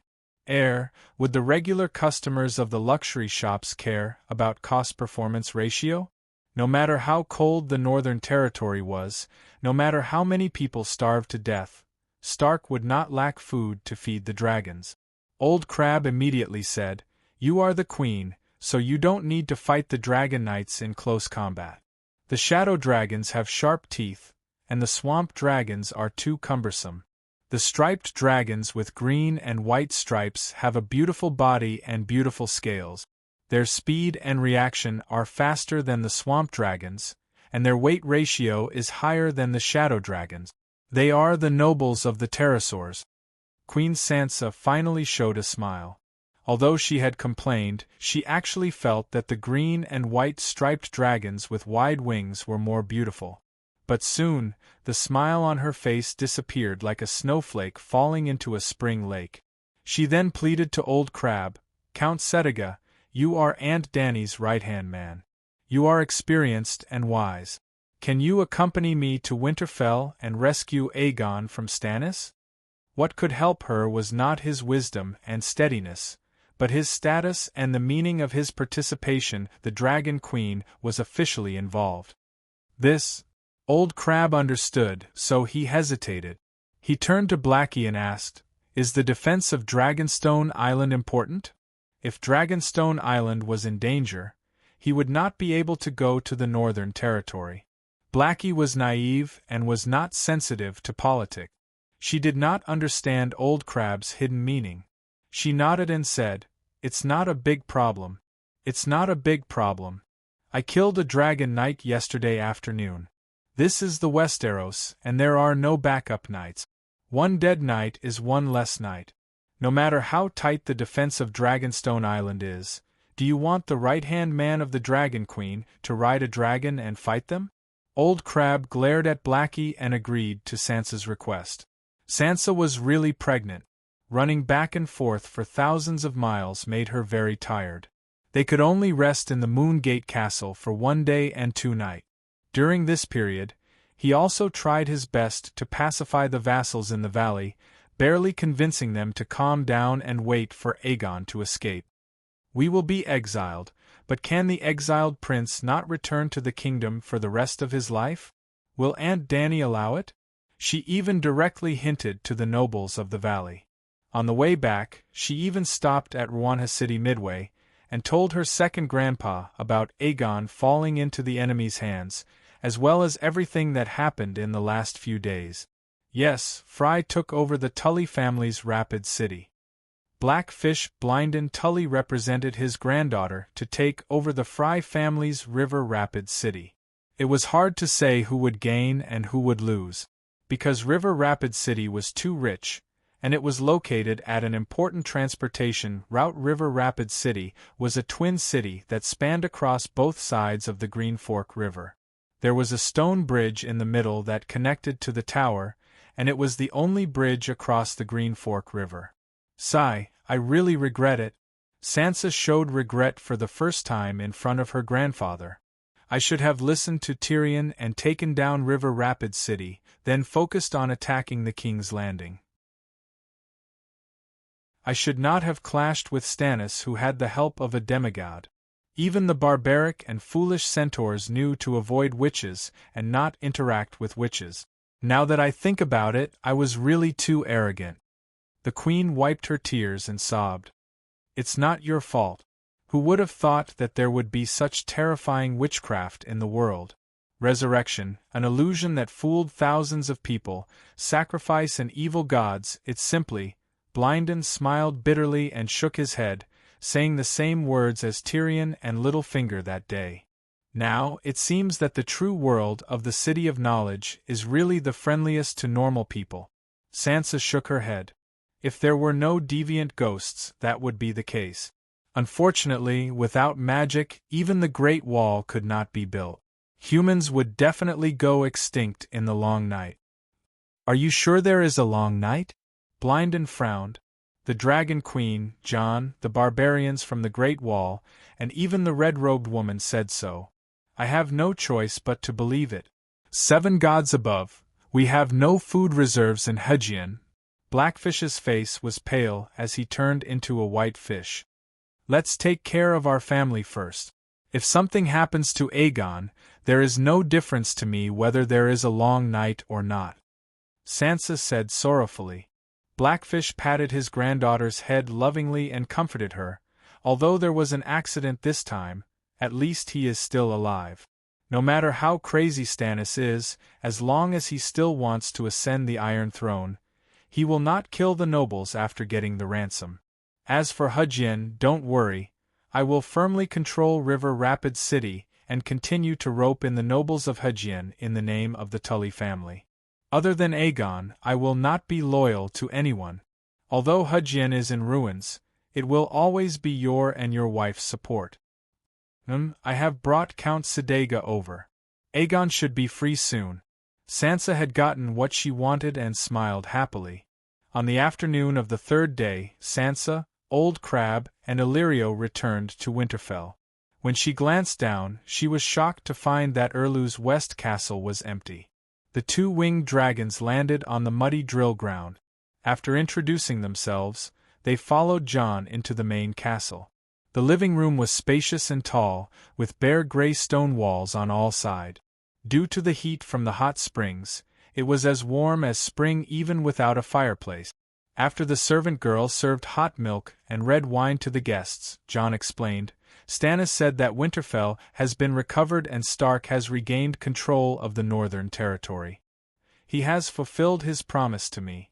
Now it is my turn to fulfill my obligation to him to help him ascend the Iron Throne.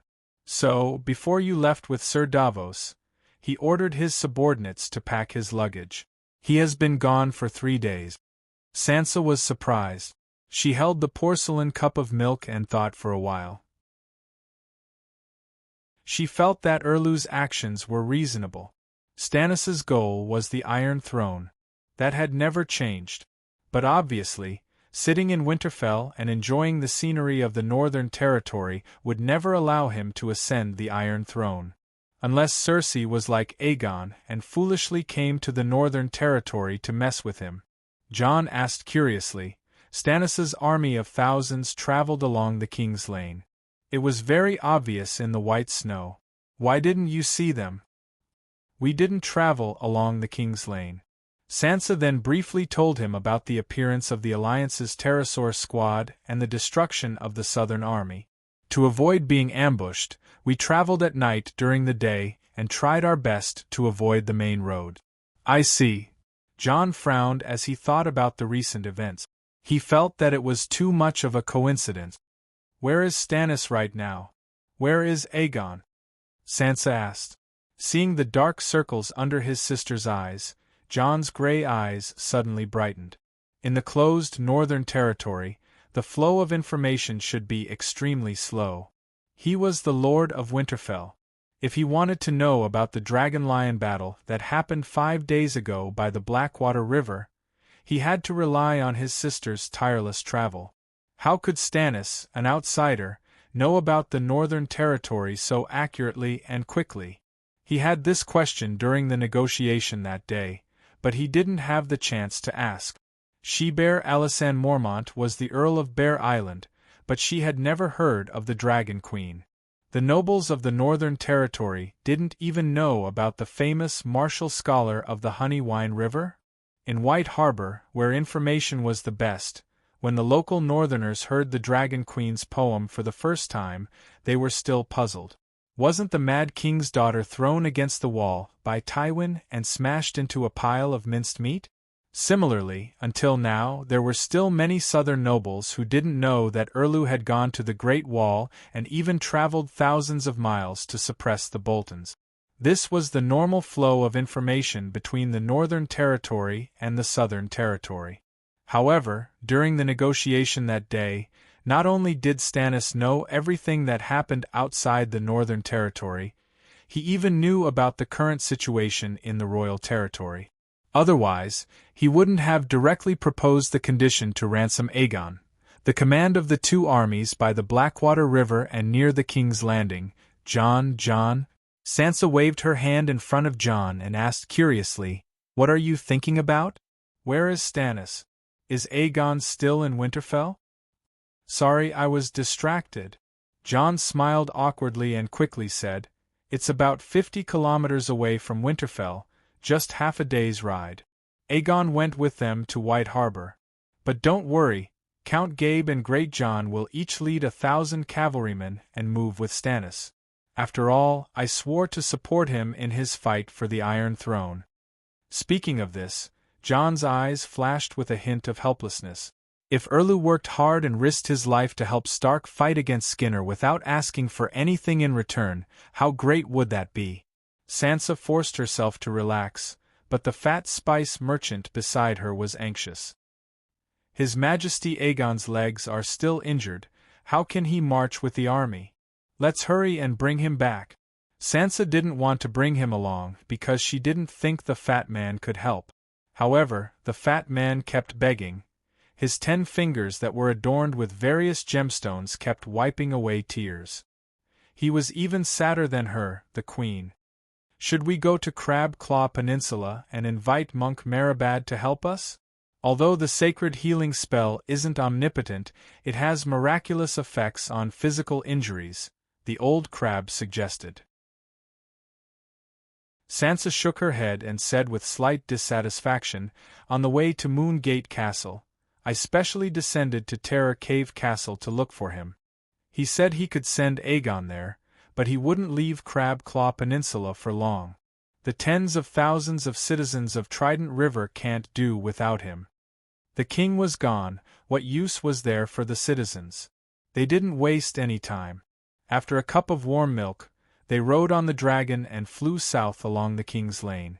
Within half an hour, they landed among Erlu's cavalrymen. Erlu had returned the northern nobles and clansmen to John after conquering Winterfell, leaving him with only 300 blazing knights and 2,000 mercenaries. When Aegon's Black Reaper rampage, more than 300 mercenaries were killed, including 40 blazing knights who bravely slayed dragons. 2 small mercenary groups were frightened and ran away. After Erlu left Winterfell, he arranged for 7 or 8 blazing knights to lead 100 mercenaries to guard the dying Black Reaper in Winterfell.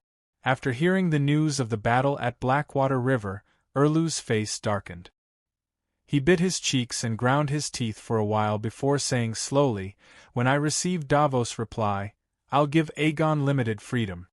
He'll be allowed to walk freely in the camp and receive guests."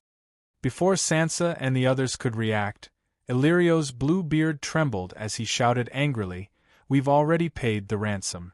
Why don't you let him go immediately?" "Who are you?" Erlu's eyes were sharp and suspicious.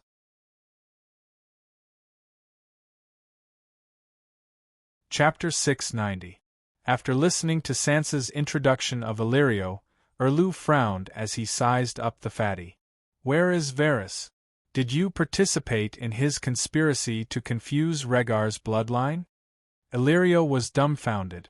His fat face turned green, white, and red. He raised a fat finger as thick as a carrot and pointed it at Erlu. He trembled as he said, "Don't slander me, and don't change the topic. His Majesty Aegon was raised by Sir Clinton and Sister Ashera since he was young. His identity was personally acknowledged by the Dragon Queen and Prince Mikhael. What right do you have to suspect him? Hurry up and hand over His Majesty Aegon. I am the rightful king of the 7 kingdoms." Erlu's gaze was as sharp as a knife. "As for you, you are a foreign merchant. Why are you so actively involved in the affairs of the 7 kingdoms? What is your relationship with Aegon that you are more anxious than Sansa Stark? I do not deny that I sponsored His Majesty Aegon to obtain a noble title and land. However, I am a righteous merchant and an old friend of the Targaryen family. It is also my dream to uphold justice for the Targaryens." Illyrio's expression was furious. His eyes were clear and his tone was firm. He looked exactly like a persecuted and misunderstood loyal subject. "Don't change the topic." Sansa waved her hand impatiently and questioned Erlu. "Why don't you immediately release Aegon? I have already done as you said. The True Dragon Alliance has clearly collapsed and can no longer threaten your throne. Are you forgetful?" Erlu's tone was unpleasant. "I said that when Davos obtained the military command of the False Dragon Alliance, Aegon would be placed under the supervision of a third party, Jon Stark. When the matter of the King's Landing was over and you all swore to exile yourselves, I would release him. You said so at the time, but you shouldn't have taken Aegon away from Winterfell. If you leave Winterfell, how can Jon guarantee Aegon's treatment and safety?" "Do you think I'll stay in Winterfell forever?" Stannis asked. "You can leave a group of creatures in Winterfell to supervise Aegon, just like you did with the Black Death God," Sansa said. Erlu glanced at Jon and said coldly, "I'm sorry, but your reputation is not worth the risk. I'm worried about you staying in Winterfell." These words were obviously directed at him. Jon was embarrassed and angry. He blushed and said, "Your Majesty Stannis, aren't you going overboard? The Dread Keep has yet to be taken, and I have yet to complete my revenge on Roose Bolton, but I still sent 2,000 cavalry to follow you south. There aren't 3,000 cavalrymen in the entire northern region right now. What else do you want?" Erlu said faintly, "I want you to use your identity as Robb's successor to gather the nobles in Hedgian County. I want 10,000 of your soldiers in the north to follow me to the south." Jon's army was made up of 3 parts: the barbarians on the Great Wall, the Rockseeds on Skaggs Island, and the private soldiers of the northern region nobles. The 2,000 cavalrymen he gave to Erlu were all from the various nobles in the northern region. The barbarians, rock seeds, and even the crippled clansmen were all left in Winterfell. According to Erlu's plan, Jon not only had to support him to the south, but he also had to replace Sansa and rebuild the wolf, fish, and eagle alliance. Robb was not only the king of the northern region.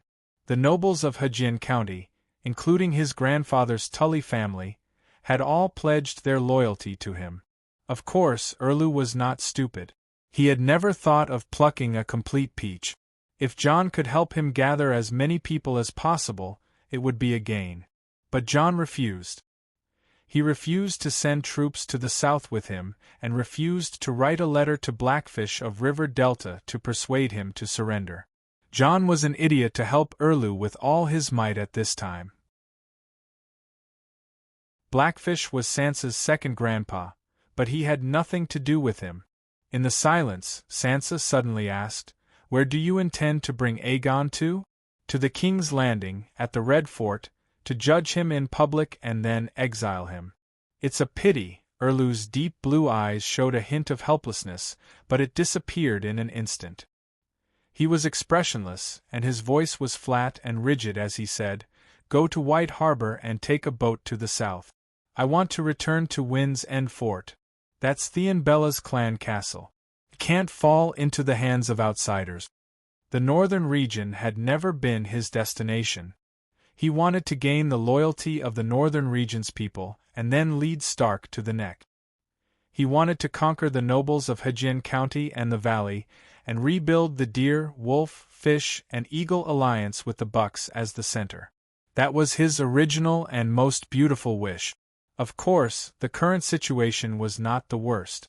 Aegon had been eliminated, the northern region had pledged their loyalty, and the Iron Treasury had given him an unlimited amount of money. He had recruited 70 to 80,000 mercenaries, and he would be able to fight his way to the King's Landing. After this conversation, both parties parted on bad terms. However, before leaving, Jon stayed alone in Erlu's tent for 15 minutes.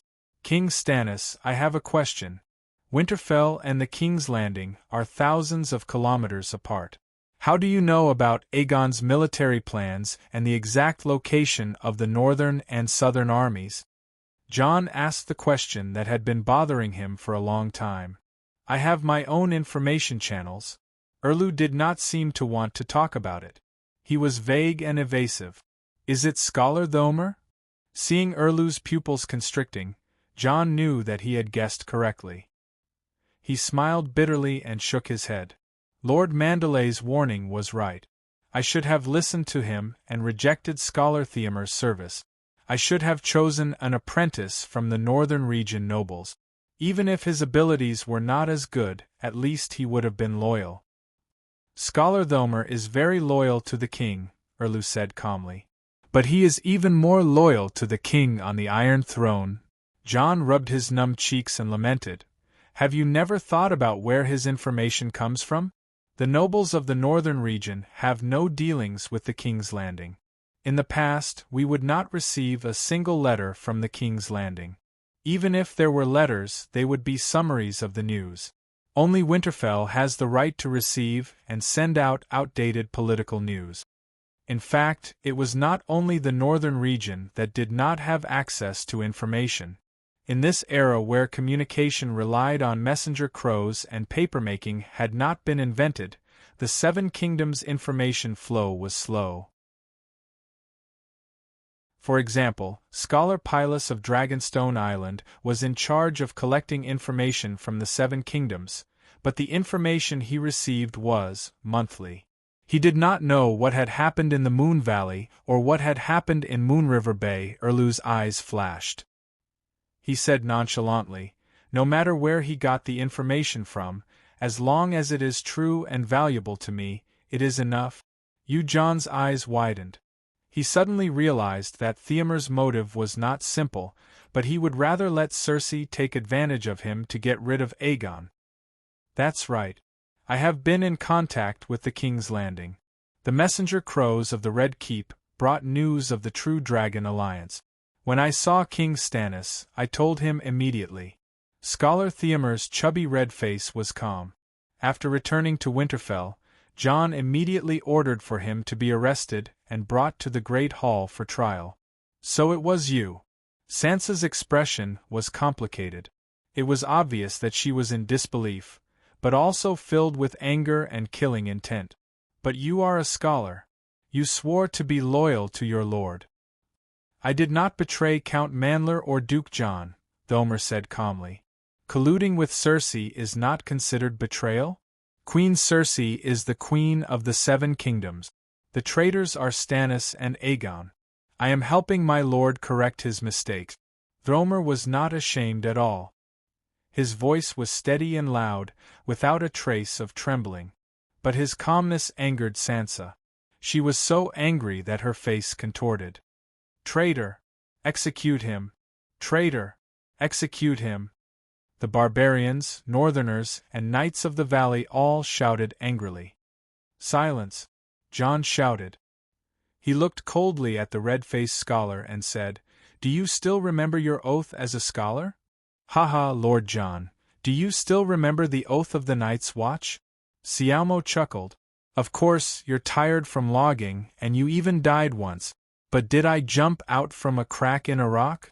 After wearing the necklace, the scholar must give up his previous name and entrust his loyalty to his lord. But I can't forget the name I have used for decades, Thomer Lannister. I know that I am from Port Lannister and have family, friends, and relatives in the Western Territory. For the sake of lumbering, I am willing to be like you. I am willing to break my oath once and die once. You can chop off my head. John felt as if he had eaten a fly.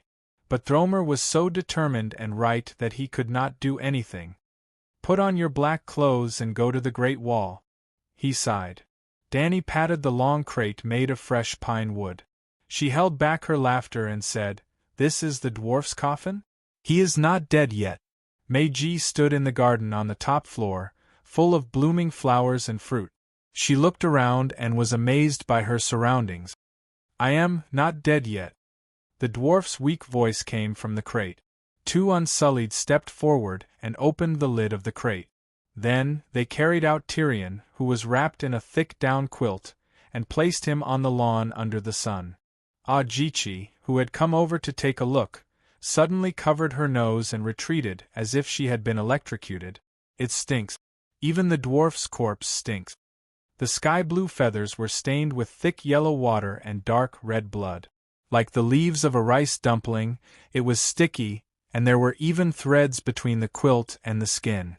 A fishy and salty smell of rotten meat mixed with herbs immediately spread out. It was so pungent that it made one want to vomit. After flying in the sky for 2 days, Tyrion looked even more miserable.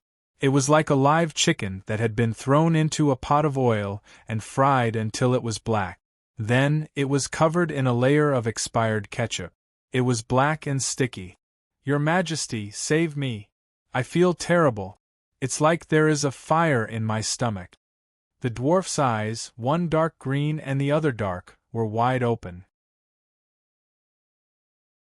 His pleading and pain almost overflowed from his eyes. After old Ymont stepped forward to measure his temperature, he exclaimed, 7 gods above, his body temperature is over 45 dragon degrees. Then, he turned to Dany and said, Your Majesty, save him. There is no medicine to cure him. We can only use a large-scale saint healing spell. Dany did not comment. She approached the dwarf and carefully felt the active fire magic power in the dwarf's organs. She took off the lobster glove on her right hand and clenched her palm towards her heart. Silently, wisps of pale yellow fire floated out from all parts of the dwarf's body and floated into Dany's palm. In a moment, a dark red fireball the size of a ping-pong ball was condensed. Fire wizard spell plus a curse. Melisandre really wants your life. She squeezed her right hand and the fireball was extinguished. However, a dark red skull mark was left on Dany's jade-white palm. The skull's mouth was still moving up and down. Dragon spirit plus true dragon roar. The skin on her palm trembled slightly. The skull mark turned into specks of dark red dust and floated down. Before it landed on the grass, it disappeared into the air.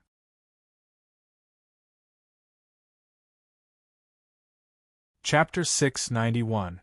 The Golden Knights lived up to their reputation as the world's best mercenary group. Even with the pterosaurs throwing kerosene bombs from the sky, they still managed to defeat the Lion Army with 70% of their HP. Well, the Lion Army in Cersei's era was at least 30% weaker than Tywin's. The Golden Knights were true professional soldiers. They were too familiar with large-scale battles and were especially good at teamwork. With 100 armored elephant soldiers as the vanguard, 500 true knights led 1,500 knight squires to follow closely behind, followed by the swordsmen and shield-bearers. Their moves were simple, but they coordinated well as if they were an organic whole. Originally, this was not a sneak attack. The Golden Knights and the Dorneys were not weak. The two sides could have fought for at least 2 or 3 days and even reached a stalemate. Then Uluin appeared. He led 10,000 iron men and 3,000 newly recruited River Bay iron horsemen to attack from the back of Rose Avenue, breaking the jaws of the Golden Regiment. 38,000 versus 14,000, an absolute advantage in numbers. A two-pronged attack. And the pterosaurs threw kerosene bombs from time to time. How could the true Dragon Alliance's southern army withstand it? As for the 8,000 valiant vassals of the Stormlands, they ran away. They started to retreat as soon as the news of Aegon's capture came. When Randolph Tally beat the war drums, the Stormlands vassals threw away their last bit of restraint and ran away. The Stormlands had no loyalty to Aegon. The Golden Knights and Dorneys could not stop them because the vassals led their own private soldiers and only answered to the Duke of Stormlands. No one else could control them. Well, Prince Dorneys could not order any of the Stormlands' productive knights. Actually, Tyrion had already considered the possible appearance of a pterosaur squad and had countermeasures. Bronn shook his head and sighed. The northern and southern armies have Illyrio's scorpion crossbows. Even if there were 2 squads of 10 pterosaurs, let alone a squad of 5 pterosaurs with the help of the dragon-slaying crossbows, Tyrion's Tessa and King Aegon's Balerion would be able to protect themselves even if they could not win. Uncle Finger had considered inviting the Alliance to attack Aegon. Sansa knew about this and reminded her husband after their marriage. Actually, even without her reminder, Tyrion had already considered everything that Uncle Finger could think of. He had ridden a dragon to bombard the enemy at Slaves Bay many times, and had also plundered merchant ships at the Maiden of Freedom Strait. His experience was too rich, and Uncle Finger could not compare to him at all. The dwarf knew very well that the pterosaur's greatest threat to the ground forces was the wildfire bombs it threw. The pterosaurs that were carrying wildfire bombs were not as agile, fast, and high-flying as the unloaded pterosaurs. It was just like how fighter jets would lose their auxiliary fuel tanks when they participated in official battles. As long as they had the same air force, even if they did not have the numbers and could not win the aerial battle, the threat of the pterosaurs' bombs would be reduced by at least 80%. With Tessa and Balerion attacking the pterosaurs, the ground troops could hold on for at least half a month before the number of casualties reached the psychological limit of the soldiers. Not to mention half a month, with the Weave's central hub sending messages, Dragon Queen's Megalosaurus could arrive within a day. Even if she sent a team of pterosaurs, it would only take 2 days. Therefore, under the premise that they were prepared, Aegon and Tyrion were not afraid of the King's Landing colluding with the Alliance. On the contrary, they were looking forward to it. If Cersei colluded with the Alliance, would the Dragon Queen go crazy? Sigh, everything is too coincidental. King Aegon fell to the enemy, Tyrion was severely injured, and the morale of the true Dragon Alliance's troops in the north and south fell apart. Then, the central hub of the Weave collapsed, and a team of pterosaurs from the Alliance suddenly attacked. Bronn was puzzled. He looked at Marvin and asked, "Looking at the results, it seems like Stannis, Cersei, and the Alliance worked together to orchestrate all of this. With King Aegon's strong rise, Cersei and Stannis have a reason to work together. However, their relationship is like fire and water, and their personalities are also extremely solitary. I don't understand the current situation of the Seven Kingdoms. I don't understand either. Marvin smiled bitterly and shook his head. He then looked at Sansa. You just came from Winterfell. Did you hear anything from Stannis? No, the things that happened at King's Landing are beyond my imagination. However, Stannis wants to take over the command of the True Dragon Alliance's army, so it shouldn't be. Sansa suddenly stopped and said thoughtfully, Stannis wants to take advantage of us, and Cersei wants to solve the problem at King's Landing.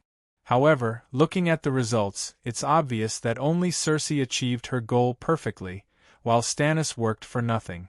Perhaps, after getting rid of the Golden Knights and the Dornishmen yesterday, the Iron Throne has already made a move on the vassals of the valley today.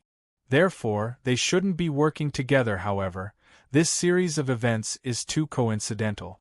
When too many coincidences come together, it can't be a coincidence. The Seven Hells. Sansa covered her mouth and exclaimed. The only one who benefited in the end was Cersei. Stannis was also fooled. He just sent the Onion Knight to the royal territory today. Perhaps now. SSS suddenly, the roar of winged dragons came from the sky outside the castle, followed by the cheers of Long Live the Queen from the guards. Marvin and Bronn stood up and exclaimed in surprise, The reinforcements are here. The reinforcements were indeed here. Black Sister Larissa rode on a shadow dragon and brought 3 ownerless winged dragons with her. The Queen has arranged for me to assist Master Marvin in protecting the core of the magic net. Of the 3 winged dragons, 1 will go to Earl Bronn, 1 will go to Earl Sedega, and the last one will be left for Tidehead Island. Earl Valerian is too young, so let him choose a family knight. I can control the magic crystal tower to fire attack. With the help of the 3 winged dragons, it will be more than enough to defend Dragonstone Island. Black Sister did not beat around the bush and directly stated her intentions. You have the legacy of Great Wizard Valeglia. The magic crystal tower will be more useful in your hands. Marvin let out a long sigh of relief. Thank you for your kindness, Your Majesty. I will protect Dragonstone Island with my life. Bronn was overjoyed and thanked her profusely. 7 gods above, I, Bronn Blackwater, am also a dragon knight. As expected, pledging loyalty to the Queen when she was still weak was the best decision in his life. Although Cersei's shameless personality was more compatible with his, and although the Dragon Queen was too righteous, benevolent, and saintly, she had a lot of flaws that made him unable to live a carefree life under her. The benefits were really great. Now, he even had a dragon. Earl Bronn, you don't seem to have a Holy Knight seal? Larissa frowned. Not yet, but I've been working hard. Recently, I've been reading the Bible teachings that Big Sparrow gave me. Bronn patted his chest and promised. I want to read the new 7 Stars Bible written by the Queen. What's the difference? Bronn was confused. The effect is better. Sansa was confused. Mage Larissa, you only said that you want to defend. Is the Dragon Queen not going to take care of the winged dragons? Larissa squinted her eyes and looked at the Queen curiously. She cracked a smile and said, We don't know how many pterosaurs the Alliance has sent. If the 4 pterosaurs were ambushed, it would be a huge loss for us. The Battle of Meereen is about to end. When the time comes, the Westeros will be able to wipe out all the winged dragons. Yes, that's the best way. Marvin and Bronn nodded. Sansa frowned and asked, How does Aunt Dany plan to save King Aegon? Didn't you communicate through the glass candles? Black Sister looked at her in confusion. The Queen will cover the ransom no matter how much Stannis wants. Money is not a problem. Right? How many gold royals does he want? Black Sister asked curiously. He doesn't want money. Sansa smiled bitterly and told Black Sister what happened in the past few days. Even Blackie was stunned. When I left, Tyrion had not arrived yet. But Stannis sure is mad. Has his obsession with the Iron Throne become a demon? Scholar Pylus's face was expressionless. He used the most rational voice to say, "It's not crazy." He eliminated his strongest competitor. If King Aegon didn't go to Winterfell, he would have taken the King's Landing by now. King Aegon and Cersei on the Iron Throne are two completely different things. Cersei inherited the Theon dynasty. After Tommen died, Stannis became the first rightful heir to the Theon dynasty. Aegon claiming the throne was the same as restarting the Targaryen dynasty and announcing the end of the Theon dynasty. In theory, the Seven Kingdoms only have one rightful king, and that is Stannis. Cersei is a fake king who usurped the throne. That's why he would rather maintain Cersei's rule and ensure that he is the rightful king. These words thoroughly explained Erlu's actions. Erlu had won from the moment he captured Aegon. Whether he could control the true Dragon Alliance was only a question of how much he won. Of course, this wasn't a battle between Erlu and Aegon. If he defeated Aegon, Erlu would only prevent himself from being eliminated immediately. Cersei, who had swept through the true Dragon Alliance, would become his greatest enemy again. Even if he killed Cersei, he still had the Church of the Seven Gods to back him up. The Seven Kingdoms would not allow a heretic to claim the throne. That's why Erlu was the only rightful king, but he was the furthest away from the Iron Throne. Unless he could really save the world from the Long Night. Sansa was worried about Aegon in Winterfell, so she didn't stay long on Dragonstone Island. But in the afternoon, two 18-meter-long shadow dragons attempted to throw kerosene bombs at the magic crystal tower. Larissa rode her dragon into the sky to meet them. The other party thought that the glass candles were blocked and Slavers Bay hadn't received the message yet. They didn't expect reinforcements to arrive and were caught off guard. One of the winged dragon knights was shot in the back by Blackie with an arrow. The other knight immediately fled with the winged dragon that had lost its master. Just like that, Sansa was delayed for a while. When the sky turned dark, Sansa left the flying dragon tower under the starlight. To prevent the queen from being captured by the dragon knights, Blackie even brought a winged dragon to escort her to the Moon Gate Castle. Old Crab was still at the Moon Gate Castle. Although he was a sly old fox, he was a true believer of the Seven Gods. When Erlu burned the statues of the Seven Gods on Dragonstone Island, Old Crab even purposely covered his face with a veil to express his silent protest. Those who protested were all burned by Erlu. Hence, Old Crab could immediately form the Holy Knight's seal in front of the Great Guardian statue and become a Dragon Knight. Bless the Seven Gods! Long live the Dragon Queen! Old Crab stroked the shadow dragon's shiny black scales. His eyes were red with excitement. I didn't think that I could become a Dragon Knight at such an old age.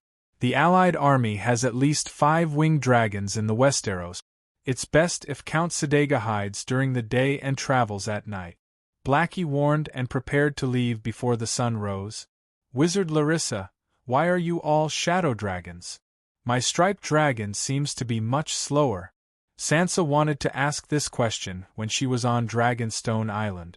The winged dragons that Larissa brought were all shadow dragons with high speed, high attack power and infrared vision. This meant that the Dragon Queen didn't lack shadow dragons. But why did she give her niece a striped dragon? You're tuning in to the Phoenix Knights YouTube channel. Don't forget to subscribe and join us on this journey to catch the most captivating stories.